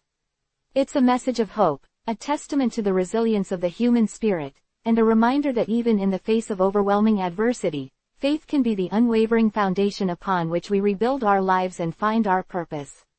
It's a call to action, an invitation to embrace vulnerability, to seek community, and to trust in the power of something greater than ourselves. It's a reminder that even in the darkest of nights, a single spark of faith can illuminate the path toward healing, wholeness, and hope. And that spark, for me, came from the most unexpected of places, within the cold, hard walls of a prison cell. The journey continues, and the faith remains my compass, guiding me toward a brighter future. My daily spiritual practices aren't elaborate rituals. They're simple, consistent habits woven into the fabric of my life, providing a grounding presence amidst the inevitable chaos. They're not about achieving a certain level of piety, but about cultivating a deeper connection with my faith, a connection that strengthens my spirit and fuels my resilience. It's a continuous dialogue, a conversation with the divine, a constant seeking and learning. Prayer, for me, is less about formal supplications and more about ongoing conversation. It's a quiet acknowledgement of God's presence throughout my day, a moment of gratitude, a plea for guidance, a sharing of burdens. I don't confine prayer to specific times or locations. It can happen while I'm driving, walking, working, or simply sitting quietly. Sometimes, it's a structured prayer, taken from scripture or a devotional. Other times, it's a simple, heartfelt outpouring of my thoughts and feelings. It's a constant communication, a lifeline that connects me to a source of strength and solace. It's about vulnerability, about allowing myself to be seen, heard, and understood, not just by God but also by myself. The act of expressing my anxieties and aspirations, my joys and sorrows, helps me process my emotions and find clarity. It's not always easy. There are times when I struggle to find the words, times when my faith feels fragile. But even in those moments of doubt, the very act of reaching out in prayer strengthens my connection, reminding me that I am not alone. I've learned that prayer isn't always about receiving answers. Sometimes, it's about the act of reaching out, the process of opening myself to God's love and guidance. The silence that follows a prayer can be as meaningful as the spoken words, a space for reflection and a feeling of quiet peace. Meditation, initially a foreign concept, has become an integral part of my daily routine. It's not about emptying my mind of thoughts. That's nearly impossible. Instead, it's about creating space to observe my thoughts and feelings without judgment. It's about becoming aware of my inner landscape, the swirling emotions and racing thoughts that often dominate my consciousness. Through meditation, I've learned to identify triggers, to recognize patterns of thinking that lead to negative emotions, and to develop healthier coping mechanisms. I use guided meditations, often focusing on scripture verses or inspirational readings, and I find this particularly helpful in managing the ups and downs of my bipolar disorder. There are days when meditation is a struggle, days when my mind feels overwhelmed by anxieties and distractions. But even on those challenging days, The simple act of sitting quietly, focusing on my breath, offers a sense of calm and centeredness. It's a practice of self-compassion, a reminder that it's okay to have difficult emotions, that these feelings are part of the human experience, and that I don't have to be controlled by them. It's about cultivating a sense of inner peace, a stillness within the storm, a place of refuge where I can reconnect with my faith and find strength. Bible study is another cornerstone of my spiritual practice. I don't approach the Bible as a rigid set of rules or doctrines. Instead, I see it as a living story, a tapestry of human experiences, struggles, and triumphs. I read the Bible for inspiration, for guidance, for comfort, and for a deeper understanding of God's love and grace. I often focus on particular passages that resonate with me, reflecting on their meaning and how they apply to my life. I use journaling to record my thoughts and insights, to explore the themes and ideas that emerge from my study. This isn't a passive activity, it's an active engagement, a conversation between me and the sacred text. Sometimes, I read the Bible in chronological order, tracing the unfolding narrative from Genesis to Revelation. Other times, I focus on specific books or themes that are particularly relevant to my life at that moment. I utilize various study Bibles, commentaries, and devotional materials to enrich my understanding and deepen my reflection. I also participate in Bible study groups, which provide opportunities for fellowship, discussion, and shared learning. These groups have been invaluable, not only for their intellectual stimulation but also for the sense of community and support they offer. Through Bible study, I've gained a deeper appreciation for the richness and complexity of Scripture, and I've found guidance, solace, and inspiration in its pages. These practices, prayer, meditation, and Bible study, are interconnected and mutually reinforcing. They create a rhythm in my life, a sense of structure and stability that helps me navigate the challenges of daily living. They are not about perfection, but about progress. They are not about achieving a state of unwavering faith, but about cultivating a consistent relationship with God. They are a constant reminder that I am not alone in my struggles, that I am loved, supported, and guided. These practices are not just spiritual exercises, they are vital components of my overall well-being. They nourish my soul, strengthen my spirit, and enable me to face life's challenges with resilience, grace, and a deep sense of purpose. Beyond these core practices, I find spiritual nourishment in other aspects of my life. Acts of service, for example, provide a powerful way to connect with my faith and express my gratitude. Helping others, whether through volunteering or mentoring, provides a tangible expression of my belief in the inherent worth and potential of every individual. Spending time in nature also deeply nourishes my spirit. The beauty and majesty of the natural world serve as a constant reminder of God's creative power and boundless love. Connecting with nature brings a sense of peace and tranquility, a feeling of being connected to something larger than myself. These additional practices complement my core spiritual disciplines, creating a holistic approach to spiritual growth and well-being. My spiritual journey isn't a linear progression, a smooth path toward enlightenment. It's a winding road, full of ups and downs, twists and turns. There are moments of doubt, times when I feel lost or disconnected. But through prayer, meditation, Bible study, acts of service, and communion with nature, I consistently reconnect with my faith. This consistent connection is my anchor, providing stability and direction in the face of life's storms. It empowers me to face challenges, to overcome obstacles, and to live a life of meaning and purpose. It's a life rooted in faith, a life that continually seeks to embody the teachings and values that underpin my belief system.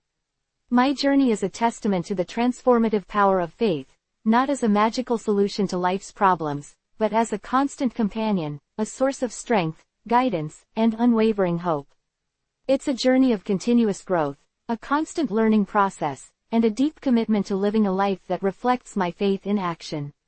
It's a life where my spiritual practices aren't simply routines, but an integral part of who I am, shaping my thoughts, actions, and interactions with the world around me. It's a living, breathing testament to the power of faith to transform lives, one day at a time. And the journey continues. My journey of faith wasn't a solitary endeavor. It was, and continues to be, profoundly shaped by the community of believers I've encountered along the way. These weren't simply people who attended the same church services. They were, and are, a lifeline, a source of unwavering support, and a constant reminder of the power of shared faith. Their influence has been transformative, offering guidance, encouragement, and a sense of belonging that proved invaluable during the darkest periods of my life. Initially, my engagement with faith-based communities was hesitant. The scars of my past, the mistrust ingrained by years of instability, created a protective wall around my heart. I observed from the periphery, wary of vulnerability and hesitant to fully embrace the possibility of genuine connection. The idea of a supportive community felt like a distant, almost unattainable ideal. My past experiences had taught me to expect betrayal, disappointment, and the ever-present threat of abandonment. To trust again, to open myself up to the possibility of genuine connection, felt like a profound risk, one I was initially unwilling to take. However, the seeds of faith planted within me began to sprout, and with that growth came an understanding that genuine faith is often found not in solitary contemplation, but in the shared experiences, prayers, and mutual support within a community.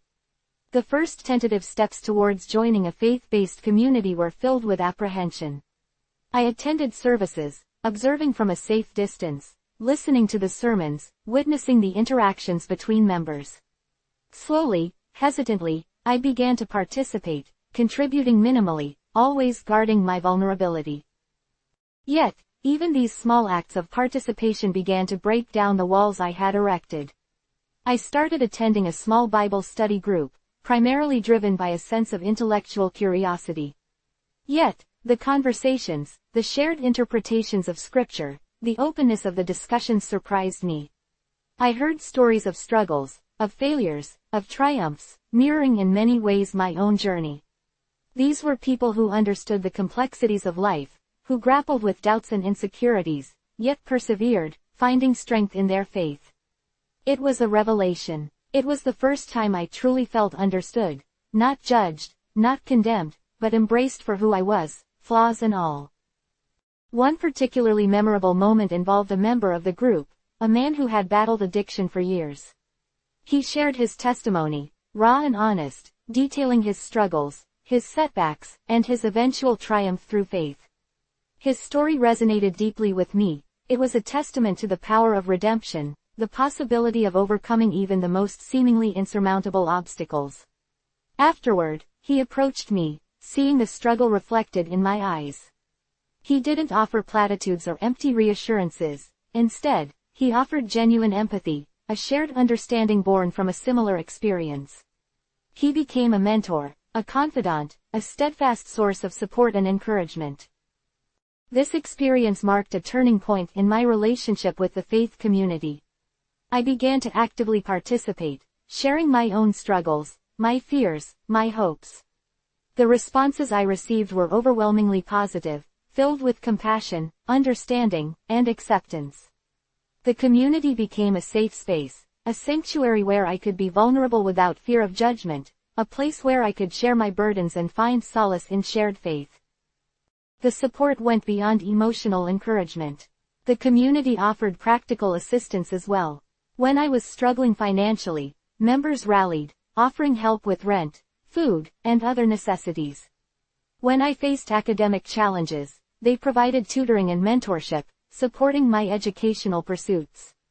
Even small gestures, like a phone call during a difficult time, a meal shared after a particularly tough week, a prayer offered when I felt overwhelmed, made a world of difference. The community's impact extended beyond the individuals I interacted with directly. The shared experience of worship, the collective prayer, the sense of belonging fostered a feeling of connectedness, of unity, that was profoundly grounding. The hymns, the sermons, the shared rituals, all reinforced my faith, strengthening my spirit and anchoring me to something larger than myself. It was a constant reminder that I wasn't alone in my struggles, that there were others who cared, who understood, who offered unconditional support. The strength derived from this community wasn't just about receiving support, it also stemmed from the opportunity to give back. As I healed and grew, I found myself wanting to extend the same kindness, compassion, and support that had been extended to me. I became involved in various outreach programs, mentoring young people at risk, working with the homeless, and volunteering my time and skills wherever needed. This active participation strengthened my faith, deepened my sense of purpose, and fostered a feeling of gratitude and humility. The community's influence on my life continues to this day. It's a dynamic relationship, constantly evolving and adapting as my own faith journey unfolds. They have been instrumental in helping me navigate the challenges of life, guiding me through times of doubt and despair, celebrating my triumphs, and reminding me of the unwavering love and support that surrounds me. The community serves not only as a support system but as a source of inspiration, motivation, and a constant reminder of the transformative power of faith. They've shown me the true meaning of brotherhood and sisterhood, and their impact on my life is immeasurable, a gift I carry with me every single day. It's a testament to the power of shared faith, the enduring strength of community, and the profound impact of human connection in overcoming adversity. This supportive community is a cornerstone of my life, a constant source of strength, and a testament to the transformative power of shared belief. It's an integral part of my journey, a source of unwavering support, and a profound expression of God's love in action.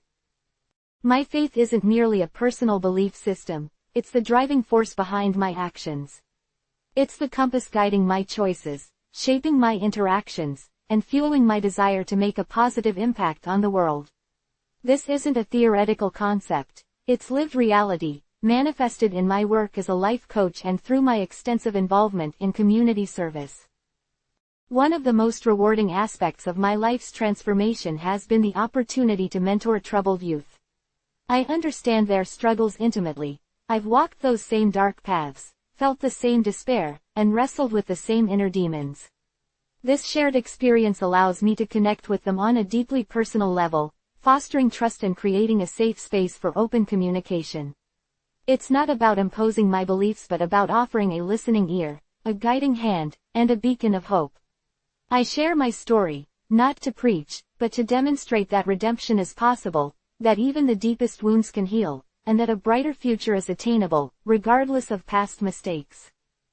My approach is holistic, addressing not only the behavioral aspects but also the emotional and spiritual needs of the young people I mentor.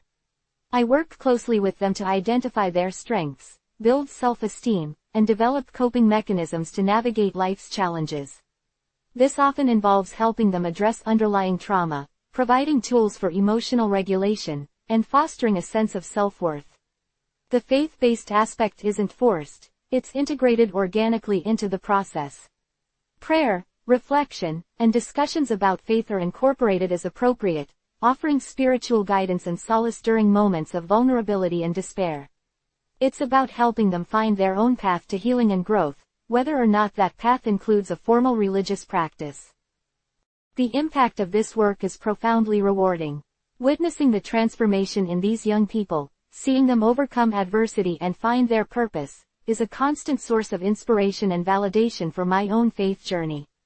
I've seen firsthand the power of hope, resilience, and the unwavering belief in the potential for positive change. These young people inspire me as much as I hope to inspire them. Their struggles remind me of my own journey, their triumphs reinforce the power of faith, and their unwavering spirits are a constant source of motivation. Beyond individual mentoring, I'm actively involved in several community outreach programs. I regularly volunteer at a local homeless shelter, providing support and resources to individuals struggling with poverty and homelessness. My experiences with homelessness during my own troubled youth give me a unique understanding of the challenges faced by this vulnerable population. This isn't simply about providing food or shelter, it's about building relationships, offering hope, and reminding them of their inherent worth. A simple conversation, a listening ear, a shared meal, can often be the most significant act of kindness. And within these interactions, my faith plays a pivotal role, grounding me in compassion, empathy, and the belief in the inherent dignity of every human being. I also volunteer at a youth center, working with at-risk children and teenagers from disadvantaged backgrounds. Here, I leverage my entrepreneurial skills, organizing workshops on financial literacy, life skills training, and job readiness. These initiatives equip them with the tools to build a better future for themselves. I believe that education and opportunity are crucial components in breaking the cycle of poverty and despair. These workshops aren't just about practical skills, they're about empowering these young people, helping them believe in their potential, and inspiring them to pursue their dreams. The sense of community, the shared purpose, and the opportunity to contribute collectively is incredibly powerful. It's the embodiment of faith in action. Furthermore, I've extended my community involvement to support initiatives focused on mental health awareness and education. I speak openly about my own struggles with bipolar disorder and ADHD, aiming to destigmatize mental illness and encourage others to seek help. Sharing my story, especially within the context of my faith journey, allows me to connect with individuals who are often marginalized and misunderstood. This work is particularly important, because it directly challenges the stigma often associated with mental health struggles, creating a safe space for honest conversations and the understanding that mental health challenges don't negate one's worth or spiritual journey. My faith informs every aspect of my work with these communities. It isn't a separate component but a core tenet of my being. It fuels my empathy, propels my dedication, and reinforces my belief in the inherent goodness within every individual. It's not just about following religious doctrines, but about embodying the principles of love, compassion, forgiveness, and service to others. My work reflects this, showing that faith isn't merely a belief but a powerful catalyst for positive change in the world. It inspires me to push beyond my own limitations, to embrace the challenges of life, and to strive for a better future, not just for myself, but for the communities I serve. Beyond structured volunteer work, my faith encourages me to engage in acts of random kindness. These small acts of service, the unexpected moments of generosity, the spontaneous expressions of compassion, often hold profound significance. They serve as reminders of the interconnectedness of humanity, fostering a sense of unity and shared responsibility. A simple gesture, like helping an elderly person carry groceries, offering encouragement to someone struggling, or simply lending a listening ear, can have a transformative impact, both on the recipient and on myself. These acts are a testament to the power of faith to shape not only our inner lives, but also the world around us. The impact of faith on my work isn't limited to structured activities. It affects my interactions with everyone I meet. My worldview, shaped by my faith, inspires me to treat each person with dignity and respect, recognizing the divine spark within each individual. This principle guides my interactions, encouraging empathy, patience, and understanding in all situations. Even in challenging circumstances, the principles of my faith remind me of the importance of forgiveness, compassion, and the potential for positive growth, even in the most difficult relationships. My faith provides a framework for navigating difficult conversations, resolving conflicts, and fostering relationships based on mutual respect and understanding. The journey from troubled youth to faith-based life coach and content creator hasn't been easy. It has been a path paved with challenges, setbacks, and moments of profound doubt. Yet, it's been a journey of incredible growth, transformation, and the unwavering conviction that faith can overcome even the most insurmountable obstacles. My life is a testament to the power of redemption, the transformative influence of community, and the unwavering conviction that even in the darkest of times, hope can prevail. This path, guided by my faith, continues to unfold, revealing new opportunities to serve, new ways to give back, and new depths of understanding about the human spirit's boundless capacity for growth, healing, and transformation. The journey is ongoing, the commitment unwavering, and the future, infused with faith and purpose, remains bright. Forgiveness wasn't a single act, it was a process, a gradual unfolding of grace, both for myself and for those who had wronged me. My journey towards forgiveness began with self-forgiveness, a daunting task that seemed insurmountable at first. The weight of my past mistakes, the regrets, the shame, they felt like an anchor dragging me down, preventing me from moving forward. I had spent years blaming myself, replaying past events in my mind, torturing myself with what ifs and should-haves. This internal conflict fueled my anger, resentment, and despair. It was a vicious cycle. The more I beat myself up, the further I seemed to fall. The turning point came when I realized that self-forgiveness wasn't about condoning my past actions. It was about accepting them as part of my story, acknowledging my mistakes, learning from them, and choosing a different path. It was about releasing the burden of guilt and shame that I had carried for so long. My faith provided the framework for this process. It taught me that God's love is unconditional, that He sees beyond my mistakes and recognizes the potential for good within me. This belief was crucial. It allowed me to view myself with compassion, to see my past not as a definition of who I am, but as a stepping stone on my journey of transformation. This understanding was profoundly liberating. It allowed me to replace self-condemnation with self-compassion. I began to acknowledge my past actions without judging myself harshly. I recognized that my choices were often a consequence of my circumstances, my struggles with mental health, and the lack of positive role models in my life. This wasn't an excuse, but a recognition of the complex factors that contributed to my past behaviors. The self-forgiveness wasn't a magical erasure of my past. Instead, it was a conscious choice to move forward, to embrace growth and redemption. This self-forgiveness paved the way for forgiveness of others. There were many people who had hurt me, who had betrayed my trust, who had contributed to my pain. Holding on to resentment and anger towards them was a heavy burden. It consumed my energy, clouded my judgment, and prevented me from living a fulfilling life. Forgiveness wasn't about condoning their actions. It was about releasing the hold those negative emotions had on me. It was about freeing myself from the prison of bitterness and resentment. Again, my faith provided the compass and strength for this arduous process. The teachings of Jesus Christ about loving your enemies and turning the other cheek guided my journey. It was not a passive acceptance of wrongdoing but an active release of the negative emotions that bound me. Forgiving those who had wronged me didn't erase their actions or lessen their responsibility. It empowered me to liberate myself from their influence. It was about freeing myself from the toxic burden of anger and resentment, which served only to keep me bound to my painful past. Forgiveness is not a sign of weakness but a demonstration of strength. It requires courage, humility, and a willingness to let go of the pain that has held me captive. It takes time, effort, and a conscious decision to actively choose compassion over bitterness, grace over vengeance. It was not an instantaneous act, but rather a continuous process, at times a slow, almost imperceptible shift in perspective, at other times a sudden and powerful breakthrough. Some days the forgiveness flowed naturally, while on others I struggled immensely. I would fall back into old patterns of resentment, but through prayer and reflection I could correct my course. My journey was marked by setbacks and moments of doubt, but ultimately, faith persisted as my guiding star. The path to forgiveness was intertwined with prayer and meditation. Prayer offered a way to communicate my feelings, my hurt, my anger, and my desire for healing, not only for myself but for those I was struggling to forgive.